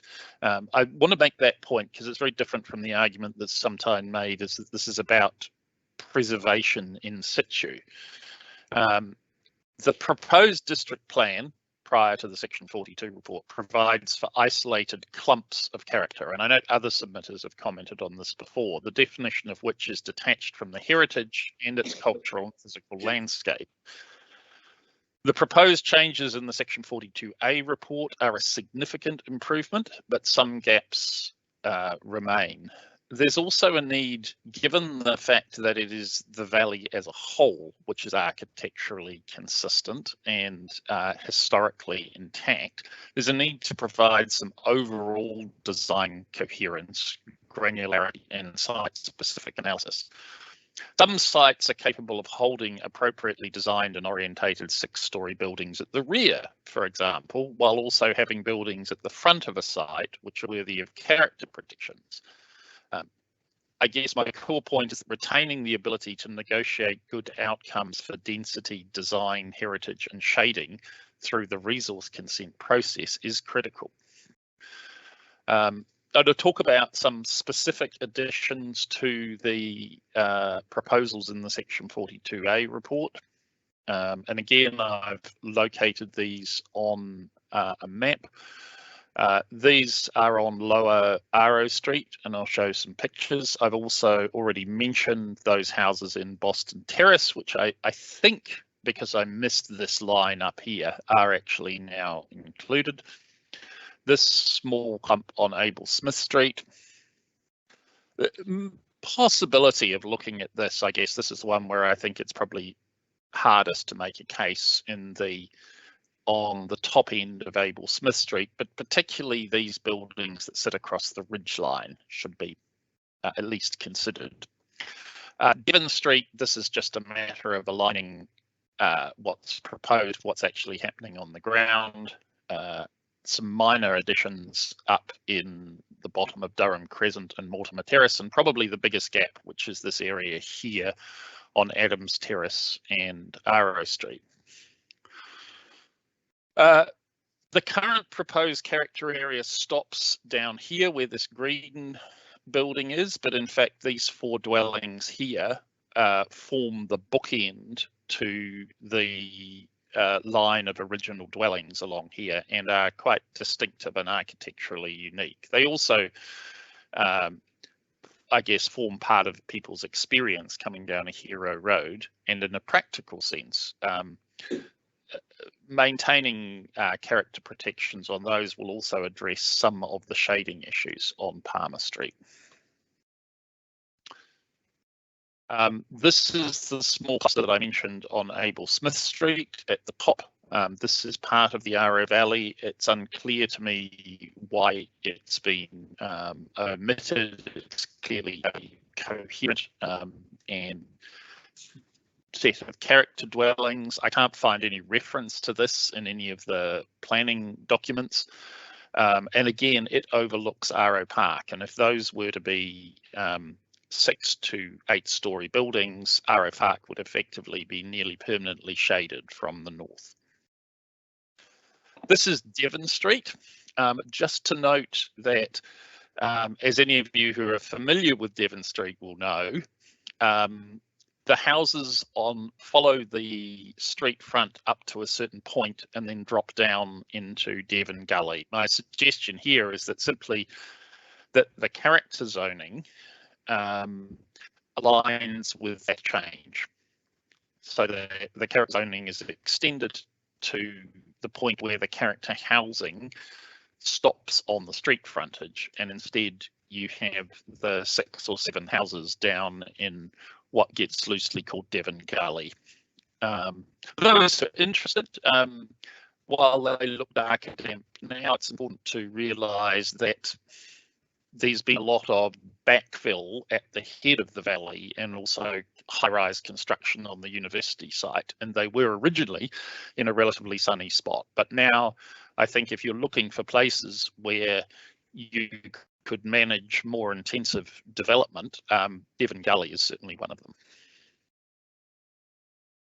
them. This is Mortimer Terrace. This is this end of Mortimer Terrace. Again, it's unclear to me why this small group of properties have been excluded from the character area. They are indicated in the Boffa-Miskell report and elsewhere as being of making a significant contribution to character. They're highly visible from Tenera Park across the road. And again, it just seems to me potentially just an oversight. This is probably the area where I think there's there's a question about why it's been excluded, and particularly if this area was included in the walkable catchment, it's very hard to see how you could, I guess, to put it the other way around, it's easy to see that there's potential for some very bad outcomes. So this is the intersection of Adams Terrace and Arrow Street, which currently and in the 42A report has no character protections preserved. That's looking west. This is looking up the bottom of Adams Terrace, and this is looking along Arrow Street. And again, in the background here, you can see that the escarpment rises quite steeply. And these are actually particularly the sort of properties I was talking about, where you have character buildings on the front and the potential for quite high buildings at the rear. Now I want to turn to a couple of odd legacy issues with Arrow Valley planning. And again, I've marked these on the 42A report. The first is the inclusion of this section of Willow Street in the central area. So this is not centre zone, this is actually included in the central area zone with the very high height limits that apply in that area. As I say, it's just the reason for that is that it historically follows the zoning boundary of the 1960s motorway designation. These here, as you can see, it is effectively medium density residential. Here are the buildings on the block between Arrow Street and Palmer Street, and then you've got the funeral home on the corner. And looking in the other direction, you have essentially two 3-story apartment buildings and a heritage building on the corner there. And both of those apartment buildings have been low-rise apartments, are pretty much the sort of thing that the medium density zone envisages, and both have been built in the last 3 to 4 years. So it would seem logical to use Willow Street as the boundary for the central area rather than I think it actually technically runs through the middle of that building, but those should obviously be, I think it's a reasonably clear case that is part of Arrow Valley, and it also more appropriately is included in the Arrow Valley zoning. The other legacy area is this section of Arrow Street. Again, here is the garage project, and this is the end. This creamy yellow building is the end of the heritage area, and then again this section here is zoned as centre. I won't go into the history of that. It's not quite as blatant as what happened up the road, but suffice to say, these properties were rezoned without the knowledge of their occupants, and actually that process caused a great deal of distress. Subsequent case law and decisions means that shouldn't and couldn't have happened, but these are clearly residential and located in an area where construction up to 8 stories would have huge impacts in terms of shading. So that's a couple of legacy points. I've been trying to think about how you could tackle this in a way that's consistent with the way the plan is organised and the requirements of the NPSUD. To summarise, shading is a major environmental quality issue which is well managed at present. Character in Arrow Valley is distinct and special to Wellington and a feature of the area as a whole. A large part of the Arrow Valley are caught up in the walkable catchment, which really doesn't have any provision for topography. So one option is to simply draw on section F directly due to Arrow Valley's acknowledged heritage value. Instead, or in addition to that, you could commission a shading report for Arrow Valley and use essentially a shading overlay to define an underlying zone as medium density residential, which would bring down the permitted height despite the walkable catchment. You then apply the expanded character area as per 42A in the submissions, identify areas essentially by default from that process where high density residential can occur without impact on shading and character, and then define some transition rules, e.g. some breathing space, an expanded setback, possibly tighter recession planes between the character and the MDR area, and the MDR and HDR. And it would be appropriate, I think, to apply a design guide across all areas of the valley rather than just those subject to demolition controls. And in addition, it would be good to fix the legacy issues. And I think that approach, based on, my limited knowledge, I'm no longer actively involved in this space in New Zealand, but of what's been done, for example, in Christchurch and Auckland, would be consistent overall with what's expected under the NPSUD. And so, thank you. That's the end of my presentation. Thank you, Mr. Sapsford. I'll just ask my colleagues if they have any questions. Go for it. Mr. Sapsford, I refer back to your, what was it, Arrow Street photo with the 3 Lower Adams from Arrow and Upper Arrow north from Adams. Yes, okay. Yep. You, on the picture that has 184 Arrow Street written on it, you were explaining that this would be a situation where you could actually have higher buildings in the background and lower buildings in the front. Yes. In your solutions page, you are telling us that a transition rule needs to be there between character and MDR, and also between MDR and HDR. Does that mean, when you are saying that there would be an opportunity in that particular area, 184 Arrow Street, behind there, that you envisage that there is a higher building behind, but a transition in between, and then the front buildings that are existing? So I'm trying to relate what's on the ground to the land structures. So if we use this slide, essentially from Adams Terrace up to the end of the developed area on Arrow Street where it meets the town belt, you've got development on the flat towards the front. So these houses here occupy a large chunk of the section, whereas you've then got a sort of area in here which sits under the escarpment. So, what I would simply envisage is that if you had character protections applying there, you might also say that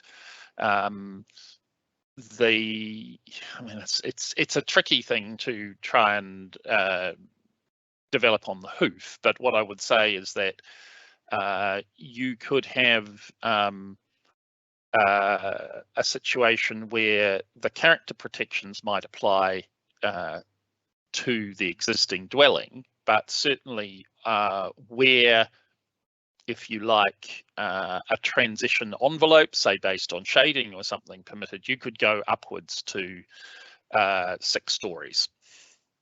So what I guess I'm suggesting is that you might have some form of treatment which says that you can, if the land is not occupied, then you have a sort of a shading envelope or a transition envelope which would permit higher buildings in those locations. The similar area that I was pointing to is also down here, which I showed a photograph of, where you have those 2-story buildings tucked into the escarpment, but actually those sites could tolerate higher buildings. I don't know if this is your question, I'm sorry. Yep, no, that was answering my question. It was a good tool to actually have to see it on the map. Thank you. Yes. I think that's it from me. Commissioners? Mr. Sapsford, Commissioner McMahon here. I don't have a particular question. I mean, your position's clear, particularly in relation to the map that's on the screen at the moment. Really, we really need to hear now back from Mr. Lewandowski and his advisors as to what they make of that, and what the essential difference between your areas outlined in green are, and what the compared to the notified plan in red and the extensions in black. Yes, yes. I don't want to say too much more, but I think the ball's now clearly in the council's court to come back and respond to the material that you've introduced to us. No, thank you. And I appreciate your time and your flexibility in dealing with my ill health. As I say, I'm not trying here to recreate what we have at the moment, but I do think that a little, a little imagination and acceptance of Ara Valley's topography could lead to some opportunities for intensification at the same time as avoiding the worst effects of that. So thank you very much, Commissioners. Thank you very much, Mr. Sapsford. We'll call it a day at that point. All right. Go most well. I think this is your last day, isn't it? So of this stream. So I wish you well with your deliberations. Last day of this stream. Some of us are back for Heritage shortly. All right. Thank you. Thank you. Go well.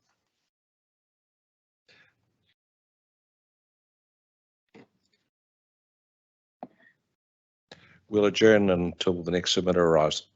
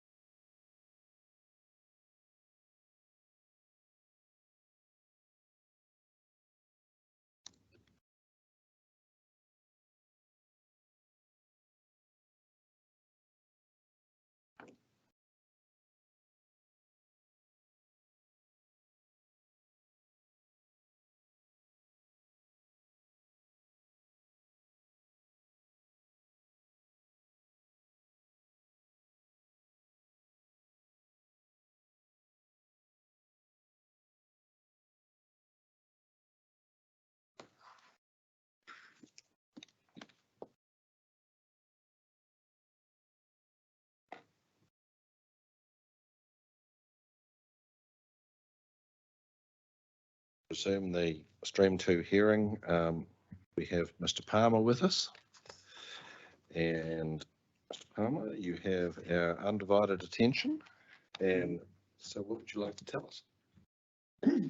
Well, I just not quite clear as to which parts of my submission fall within Stream 2 and which Stream 4.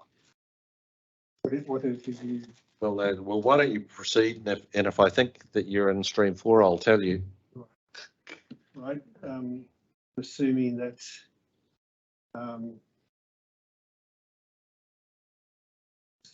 my submission on direct sunlight falls within 2, and I think it's in some consternation amongst people I've spoken to about the possibility of there just being reflected sunlight and not direct, and therefore there is the risk of people living within the inner city, especially constant shade. And I must say that it's my fault that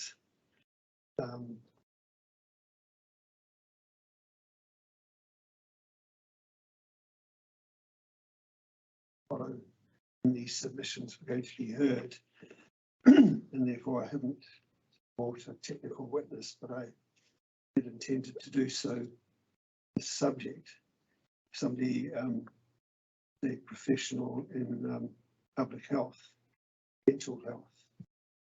It's extremely, in my view, I think it's shared by quite others, that it is with people living in smaller and smaller spaces. It's essential that they access within their living room to at least 2 hours of direct sunlight in winter. There's another further health issue there is that a lot of Wellington accommodation is quite cold and damp in the winter, and having direct sunlight is a countermeasure to that. And that's all I want to say on that point. So I'm not going to be taking too much of your time. The other one I thought would come within Stream 2 was question of being from work from home. This is an issue. I'd like to say that I've been involved in the Mount Victoria community since about 1989 and have led the local residents group quite a considerable part of that time. And this is an issue that keeps coming up time and time again. It's also, we've kept over the years, kept in some association with the Thorndon Society, and it's been a major issue for them with professional people wishing to avoid commercial rents in the inner city and moving into nearby suburban areas. And it produces all sorts of nuisances for the people living adjacent. A Mount Victoria example was in Caroline Street, where a person set up a distribution operation, and there were delivery vans coming and going right throughout the day, and taking up parking spaces, etc. That was resolved by the City Council applying the rules of about working from home. It's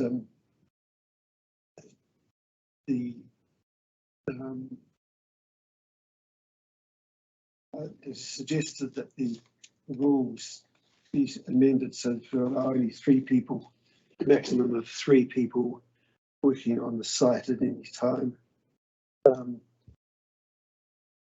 And another example of Mount Victoria, and something that is not many people are aware of, but there are sweatshops that set up in residential properties, and there was one operating in Ellis Street, and I think it must have had about 12 or 14 Asian women working at machines. So that's a further risk of not having the city not having very tight rules of working from home. Another issue is confronted by Mount Victoria was a brothel was set up on the corner of Austin and Pyrie Street. And the officers of the time were unaware of the requirements of the Prostitution Reform Act and approved this operation with, I think there might have been 6 or more sex workers operating from the property. And the Mount Victoria Residents Association had to take the matter to the High Court to have the resource consent overturned. It cost the community very, very hard-earned funds, about $7,000 in legal fees, which were not recovered. So it's that's another issue. In Thorndon, oh sorry, it's another issue. Another example, I should say, is in Palmer Street. There was quite a few properties that were occupied by the likes of engineering firms, architects, etc. And one of the adverse effects was that the residents there felt very isolated during night time because they were surrounded by houses that were in complete darkness, and it really eroded a sense of security and a sense of community as well. I think it's been rectified to some extent. I don't think there's that number of businesses operating out of Palmer Street now, but it was quite illuminating to listen to some of the residents in that street as to how it affected them. That's all I can say really on work from home rules. It's the councils, because of all the reorganisation within the council in recent years, there might be a lack of historical memory as to how this issue has cropped up so consistently over the decades. The suggested council rules that we're looking at have a maximum of, I think it's 4 people on site. Yes. And that's and 10 visitors. Right. So none of those situations that you described would fall within the rules. They would require consent, which is then an enforcement and enforcement matter for the council. I think having 10 visitors as well as 4 people working on site is really encouraging intensive commercial use of inner city neighbourhoods. And there is a problem in the inner city neighbourhoods, an increasing problem, is that as the rents have gone up, it's only young people who are working. No longer can students afford to live at these places. And it means that each of they're paying high rents, and there's say 4 or 5 people sharing a house, and each of them have a car. So the parking spaces in the inner city neighbourhoods have come in at a premium, and they're also causing a lot of conflict between neighbours because of the lack of on-street parking. Yeah. So I'd say that having 10 visitors at any time is inadvisable.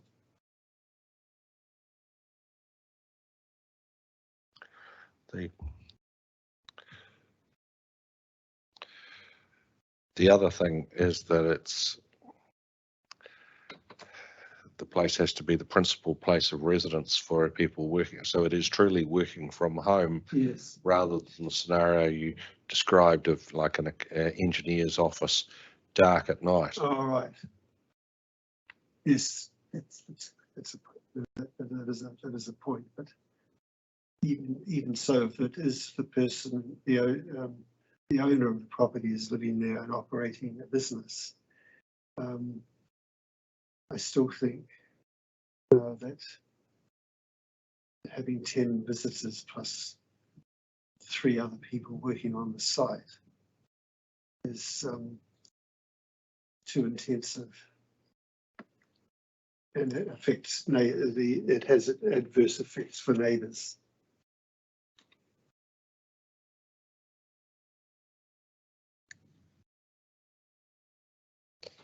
Thank you, Mr. Palmer. I'll just ask my colleagues if they have any questions of you. David? Mr. Palmer, I was just looking at the rule, and it's exactly as the chair described it. Rule 3 in the medium residential zone. How would you have that changed in terms of your submission?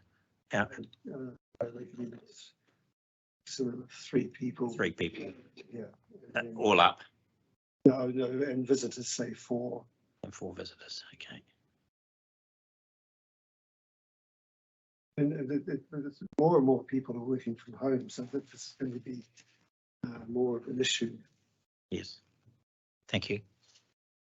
Mr. Birch? Thank you. Well, thank you very much, Mr. Palmer, for your input. As I say, good to have that historical record drawn to our attention. And Thank you. Thank you for your time. We will adjourn until the representative of the NZIA arrives, hopefully shortly after 3. I'll wait for it. There's a gentleman entering the building. You are sir? From the New Zealand Institute of Architects. Speak of the devil. I can be the devil if you want, but Hey. I guy marriage. Hi. Hello, how are you? Thanks. Mr. Marriage, we thought we weren't going to see you for a little while, but you're very welcome. Well, I thought I'd arrive here early because I thought it was in the other building. So I thought I'd come here because somebody told me it was here. So I thought I'd come here just in case it was in the other building. Well, I think we're fortunate. I'll just find your presentation. The presentation.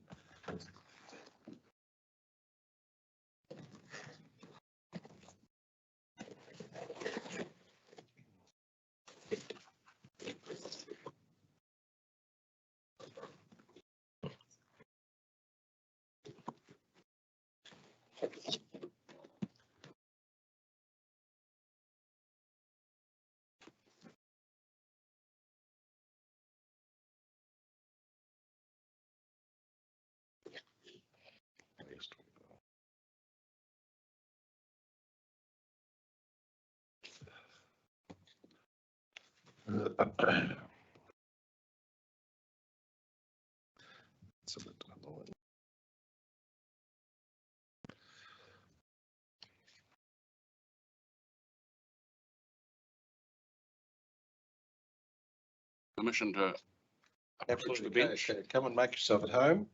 Well, what the Greek phraseology is, I come bearing presents.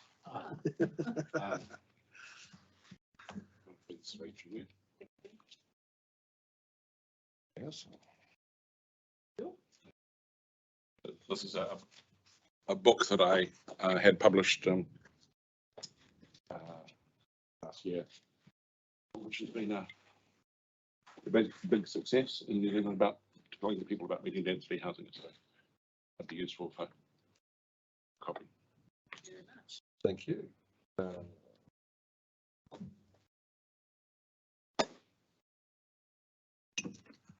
think the Jazz will load the presentation for you, and then we'll be away laughing.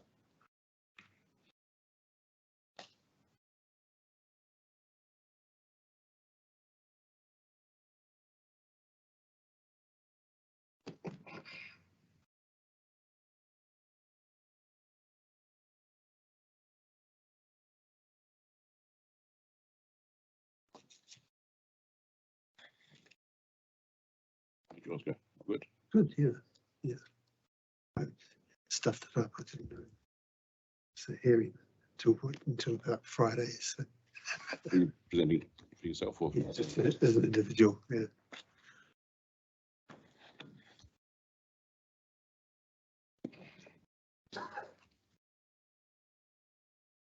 Right. We have the floor, sir. Thanks. Well, I'll just start off. My name is Guy Marriage. I'm an architect in town at First Light, and I'm a lecturer, senior lecturer at Victoria University, teaching architecture and construction. And the branch chair can't make it today, but that's okay because I prepared this, so I should know what I'm talking about.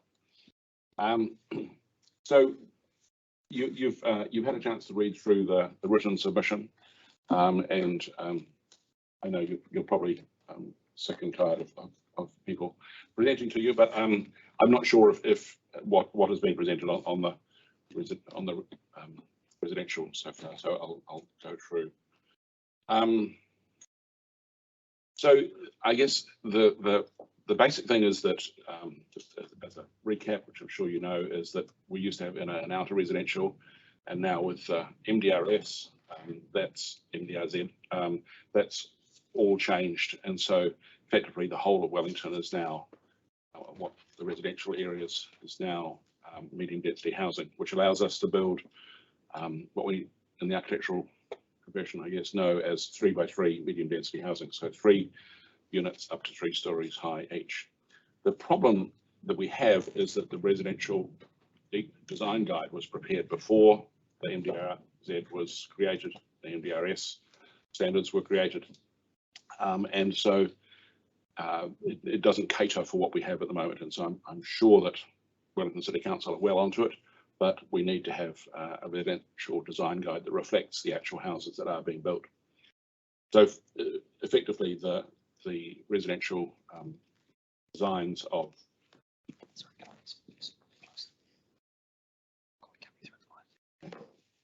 residential standards that suited the past with single story housing predominantly and up to 2 stories, that is no longer applicable. And medium density housing, as this book tries to show and to set out, is actually a very different thing from single family housing, which we've had up until now. It sort of needs to reflect the hillside nature of Wellington sites and the mixing of the different heights. So over the next 50 years, as we slowly infill and build and rebuild and things, then the heights will be changing, and the design guide at present doesn't cater for any of that. This is just a visual depiction of what was previously allowed on the top picture, which you'll see has got a limited amount of volume under the district plan sunlight access planes and the height at boundary, and down below is effectively what we've got now. So post 2022, we've got the 4 meters up in the 60 degrees. And so that's going to have, or could potentially have, a very different effect on the nature of our housing, but also on the nature of people's neighbours, how they interact with their neighbours. And I know that there's no sunlight guaranteed under the New Zealand law or views, but those are still things which people are very passionate about, and believe that with good design you can actually you can have both. But if there's no control over the design, then you could get the worst of both worlds, and you could get some really horrible developments, which we're almost guaranteed to get unless there is some design control. So that's the tricky thing, is that the design controls have been under the MDRS. Design was not one of the things that the council could do.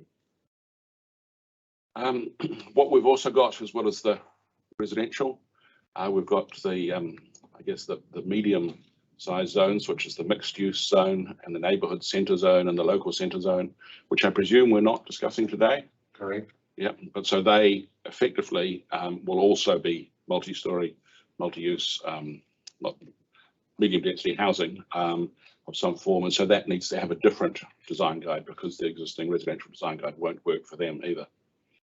And then we've also got the city centre zone, which has been changed drastically, and again the residential design guide as it stands offers no input for this, and I'm a inner city residential high-rise liver, and so I know the subject very, very well, and the current residential design guide won't cater for that at all.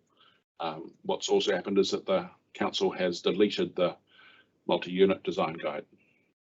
Not sure for what reasons, but we need to have design guides that are suitable for those three broad groupings. Just want to take you through just a few little diagrammatic indications of what we've got. So in the past, where we had 10 dwellings per hectare, we had something like this. So that's one house per quarter acre. Probably at present, we've got something more like this in the suburbs, where there's probably at least 2 houses every quarter acre. So we've got about 20 dwellings per hectare. And in the future, under the new rules, we're going to be allowed to have at least a sort of density of 30 dwellings per hectare. So that might be the future, but my argument is that it's a pretty grim looking future and probably not one that we want to encourage. And so we need to be very careful so we don't end up with just massive blocks of housing with no daylight and sunlight in them. So part of the answer is, if we sort of say that that is probably not the answer, then some of the answers are a lot more tall townhouses and a lot more apartments, even in the suburbs. And it's a really contentious and awkward thing, because I know that people get very emotional about this, but I think we need to sit down and rationally work our way through. So on that same piece of land, this is an example with 4-story high apartments. There's 6 sites per quarter acre, so that actually comes up to about 250 dwellings per hectare. So you can see a massively increased density. So a lot more people can be housed. And we know that the council want to have a lot more people in the city. So we need to find a better way of doing it than just cramming everybody in and covering up every square inch of space. Now, what's interesting here is that's still only 50% site coverage. So you can see the little bit of yellowish grass. So that makes up 50% of those sites. Again, just diagrammatically drawn. But we don't probably need to go to that whole 250 dwellings per hectare. We can probably aim for something like this, and this is just an indication. But so here you'll see that there's about 180 dwellings per hectare. And so that's a really good medium density size. And so it's designed as a cohesive unit instead of just piecemeal, section by section, designed as cohesive plan around a common open space, which is the really important thing to do, is to think about the space of the people living there. So I think a lot of developers, a lot of people living in medium density housing, the developers often tend to think that we just need to pack as many people in as possible. But you've got to remember that these people have got their own lives. They may live there for just 1 or 2 years, and they may live there for the rest of their lives. I've been in my place for 23 years now, because it's a good, well-designed unit, because I designed it myself, obviously. But you know, when something is well designed, then it's comfortable to live in. Some of the buildings that are being built in Wellington at the moment are really horrible, and nobody would want to live there long term. And I guess our argument is that there's no point building something which is horrible and nobody wants to live in it. So we need to be able to build things that are good and that people do want to live in. So one of the ways to do that is to design things around a courtyard so that it's well planned and comfortable and beautiful. And this is a system that's been going on for hundreds of years, even thousands of years around the world. This is the top 2 pictures are from Soho Square, where I lived in London. That was my outdoor garden, effectively, so the neighbourhood square. And down below, the more posh version in Kensington and Chelsea, where they don't let the riffraff in. It's quite fun having all the riffraff there. But so that whole concept of allowing people to live centrally and to have their outdoor space just as the open gardens. So it's a different way of designing a city, which at the moment our residential guide doesn't really take into account. Part of the reasons for this, I guess, traditionally we had this, and so in the summer, that's the actual sunlight angle of that the sun comes in at, I think it's 72 degrees or something at midsummer, at midday, and at winter it's about 32, 33, something like that. It's in the book somewhere. So you can see that the sunlight angle has a big effect. Now, so when we had people living on sections this size, that worked quite well. You could get lots of sunshine in. When you had people, you can still get sunshine coming into to people's units. Once we have medium density housing, then we have in the suburbs, we're going to have this sort of thing more often, where in the winter especially, we're going to have a lot of shading in those outdoor areas. And so there will be numerous problems. So I guess the challenge is to try and design out the problems early on so that we don't have this as an ongoing issue.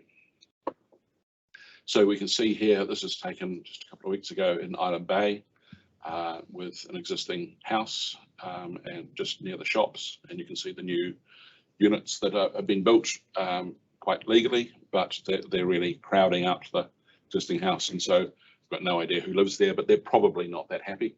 And that site will probably get redeveloped. Now in an area like the Island Bay shops, that's a perfect site for redevelopment. But when you get this happening all over the city, there will be huge problems all over the city with very angry homeowners. And so we need to try and design that out.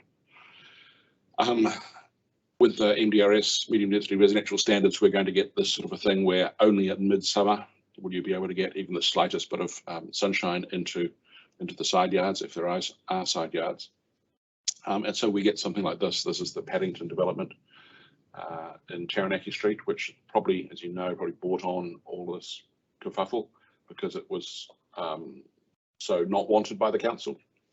And so you can see here that this is either at the very minimum, or it looks to me lower than the minimum amount of outdoor space that you're allowed to have. So these are actually, you can actually see one unit upstairs and another unit downstairs, another unit upstairs, another unit downstairs. So there's 4 lots of houses that look out onto that tiny little space, which I think is less than 2 meters wide. So it's very, very, very narrow little space. So it's really low quality housing solutions. In winter, we're going to get obviously no sunlight in for most of the people's properties because of the angles of the sun and the height of buildings that are allowed. So again, we need to try and design those things out as well. This is actually a picture of where I lived in London. So you can see here that the buildings are 4 stories tall, but you can still see if you look that there's sunlight on hitting those buildings. So I can't remember what time of the year this was. It wasn't summer. You can see people walking around in winter clothes with hats and jerseys on. But so probably the middle of August. Quite possibly. Yeah, there was occasionally good weather, but yeah, the ability to appropriately size buildings on either side of the street according to the width of the street and things like that. Very, very important principles to understand and to state. And so our argument for this really is that we need to have better design guidelines because the city can be ruined really quickly. And we also, we're pushing hard for a design review panel, which Auckland has one and Christchurch has one and various other cities have one, and bizarrely Wellington doesn't. And so the NZIA's opinion is that we desperately need that design review panel to review as much anything really over the 3 stories, possibly even including the 3 stories. That design review panel needs to be able to be set up with well qualified people who can offer their advice and help and come to those conclusions. We've got some examples. There's some examples in the back of the book. There's 4 good quality examples. This is the Altair from Wellington. So this was built in 2010, I think. And so these are 3 to 4 stories tall, medium density, very popular. There's a little bit of variation in them. You can see the sunshine's pouring in. There are some outdoor areas. They actually all have a car park down below, so there's quite a bit of parking there. Where is that? That's in Rintoul Street, I think, just off Adelaide Road. It's quite a bit of variation in the units, so they don't all look the same, and it's a really good quality development that people are very keen to live in. So there's always as soon as one comes on the market, it gets snapped up, and it's very much very different from the current market of things that have been built, where people have to live in them not by choice, but because there's nothing else. So these are highly sought after because they've been well designed, and at the time they were not expensive. This is another one that's also in the book. This is One Central down in Christchurch. designed by Warren and Marnie. Sorry, the previous one was designed by Architecture Plus. And so this was part of the new East framework in Christchurch that is next to Latimer Square and what they call the East Frame Park. So there again, you can see this 3-story design building up. And in this case, because they've got a park on both sides, there is no common park in between them, but it's a very leafy place to live. And that's the end of my presentation, I believe. Happy to answer any questions if you want. Mr. Marriage, the thing that immediately occurs to me is that by virtue of the NPSUD, we're hamstrung as to the extent to which the MDRS can be qualified in any meaningful way. What's your response to those issues? I noticed that in Christchurch, they haven't signed up to it. They've said, wait, we need to think about this some more. In Auckland, they've said, well, adopt it, but with qualifying matters. And in another city, I can't remember which one, which is also saying, we're not adopting this full scale yet. So Wellington was very keen. It said, right, we're going to adopt this.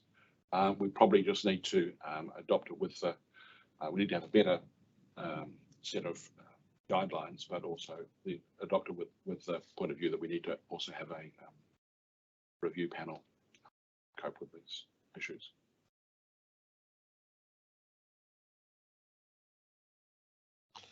David, any questions? Yes, just a couple. Thanks, Mr. Marriage, and thank you for the book. Appreciate it. Good bedtime reading. Yes, it's a heavy time. Just a point of clarification, the Christchurch matter has now been notified late last month. So I think it's in the submission period at the moment. So, but you're quite right. Other councils have introduced qualifying matters. This council's introduced a qualifying matter in relation to character areas, but not shading. Porirua have introduced a qualifying matter into relation to shading. I'm not trying to put words in your mouth, but what, is it the latter that you're suggesting should occur? Yeah, yes. I think character can come from all types of buildings and building developments. Yeah. There can be things of interesting character and good character and poor character. So yes. The character one is a tricky one, but certainly in terms of shading, I think that it needs to be paid attention to, because that is where people will suffer the most if all sunlight and daylight confuses. Yes. Thank you for that. You said at the beginning of the presentation that all of Wellington is now at least MDRS in terms of the residential zones. And of course, the component of their inner residential is now high density residential also. And you also said that the residential design guide that's in the proposed district plan was written before the MDRS standards were written. We've had, and that's a correct fact. We've heard from some submitters like KO and the Retirement Villages Association that that the residential design guide has no role in relation to permitted 3x3 developments. And I just wondered if you acknowledge that. Yeah, well, the way the government has handled that, yes. That you're not allowed to take into account that. But I think that it's important that actually Wellington does, partly because of our topography, yes, density, people living here. The fact that we have very small section sizes as it is, that Wellington has amazingly so much smaller section widths. Our places are a lot narrower than other cities. Yes, but there'd need to be a qualified justification for that. Yeah. Yes. As it's proposed at the moment, it's only when there's more than 3 units or 4 or more units proposed in the medium density zone, and where there's over height developments in other zones, or in the high density zone where the entry is restricted discretionary and you can go straight to the residential design guide. But I was interested in a comment that you made about the role of the design guides, and this is put this question to the urban designer for Kaingaroa also, and it goes along the lines that really isn't the key element height, and it really, regardless of the ability to design through the and deal with articulation and the street level, aren't you really limited by the prevailing height as to how effective the design guides might be? Good points. Thank you, Commissioner. I think that I guess the people that I'm not so worried about is Kaingaroa, because they're a very cohesive organisation. They're really trying hard. They're working very hard to build the new houses for New Zealanders.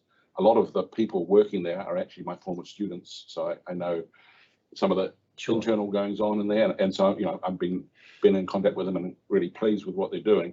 But also they work on much bigger sites, so they're they will virtually never just do a single site and build it. They will amalgamate. But the rules are the rules, and we have to look at the rules regardless of who the operator is. So my question is really, I mean, how effective would the residential design guides be for a development that's, in your view, clearly too tall?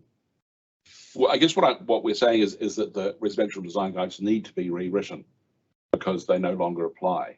Because, but even if they're rewritten, Mr. Marriage, I mean, how effective would they be in dealing with an oversized structure where there's shading, that sort of thing? Sure, they can deal with articulation at the ground level and open space, but if the dwelling is, or the unit is 43 metres high.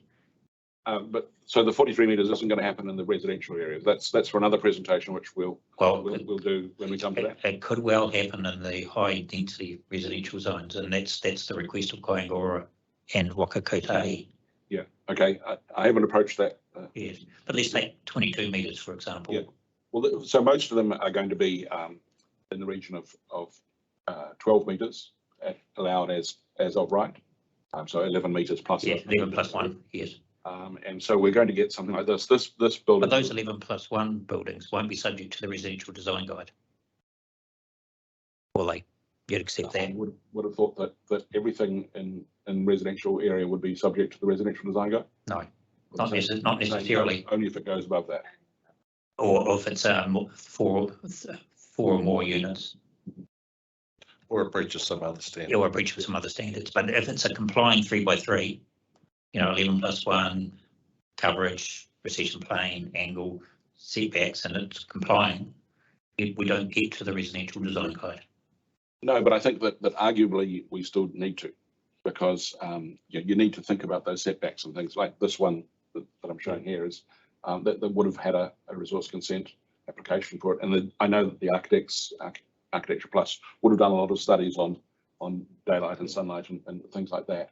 So even though this was completely non-complying at the time, they still would have been very carefully modelled and designed to get that. Well, because it was non-complying at the time, they would have done that. The issue is that the MDRS directs that it's permitted, and do not pass go, do not collect 200 sort of thing. Yeah, and I guess the worry that I have is that by allowing unfettered 3x3 MDRS over the whole of the residential area, is that you will get some awful results. We may, if we're lucky, we may get some great results, but we're almost bound to get some really truly awful results. So that's why I guess the NZIA is saying we need to think about this more clearly rather than just rubber stamping it and saying go ahead. Okay, well, that's probably as far as I can take that. Mr. Birch? I guess just sort of along as another thing that we're sort of grappling with is the interface between medium density and high density, or those densities against character or heritage areas. Have you sort of turned your mind to that sort of interface and how that could be could or should be managed? Just very carefully is all I can say. I mean, yes, there is a definite clash between the two sort of zones, and it's difficult to know what the answer is. But that's why I think things need to be taken very carefully, and that's one of the advantages of something like a design review panel, which can look at those aspects. So design review panels can be used both. It's quite, you're probably familiar with them, but as an intermediary between just an architect or a developer and the council, and often at loggerheads, and a design review panel can often sort of ameliorate between the two. Yeah, we've sort of, we understand the concept, and I guess it's sort of outside our jurisdiction here, but we are aware that the council is looking at the merits of such a panel. So, but it is sort of outside what we're doing. Yeah, that's really all I had. Thank you. Mr. Marriage, I've got one for you too. You were just telling us that it's very important that the height of a building needs to be in accordance with the width of the street. Now, as far as we have heard so far, there has been no consideration of that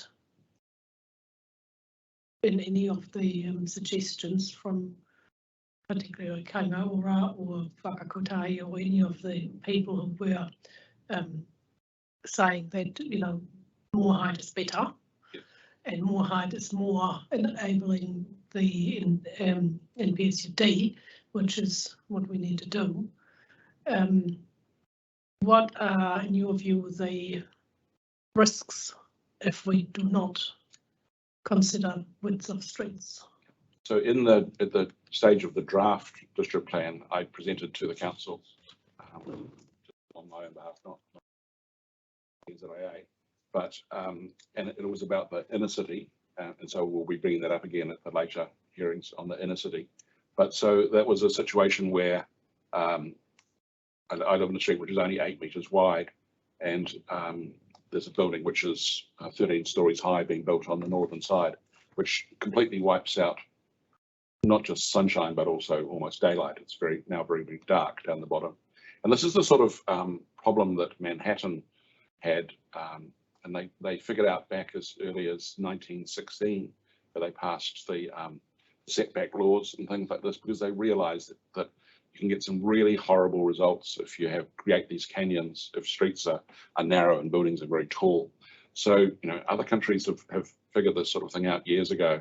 So I put the proposal to the council, and they said, that's a great idea. We'll adopt that in our draft plan. So they adopted it. And then the developers came by and said, we don't like that because it's limiting what we can do, take it out. And so they took it out. So that's not currently in there. So I will be at that later stage proposing that it needs to be put back in. We need to have some, keep in mind that relationship of how tall a building is and where it is, so in relation to the street. So you can see that on that one there. So this street here was about 12 meters wide, so a little bit wider than the I was talking about. And the building's 16 meters tall. So that's sort of more square proportion where sunlight and daylight can still get in and make for a very pleasant place to live. Thanks very much for that. I didn't have any questions, Mr. Marriage, but thank you very much for your time. It's been another interesting instruction and contributing to the debate that we're having across the panel and listening to the submitters. So I appreciate your time. I won't be present in Stream 4, but I'm sure that my colleagues will welcome your participation and your input. Thank you. Thank you very much. Thank you. That brings us to the end of the Stream 2 hearing. Wait for it.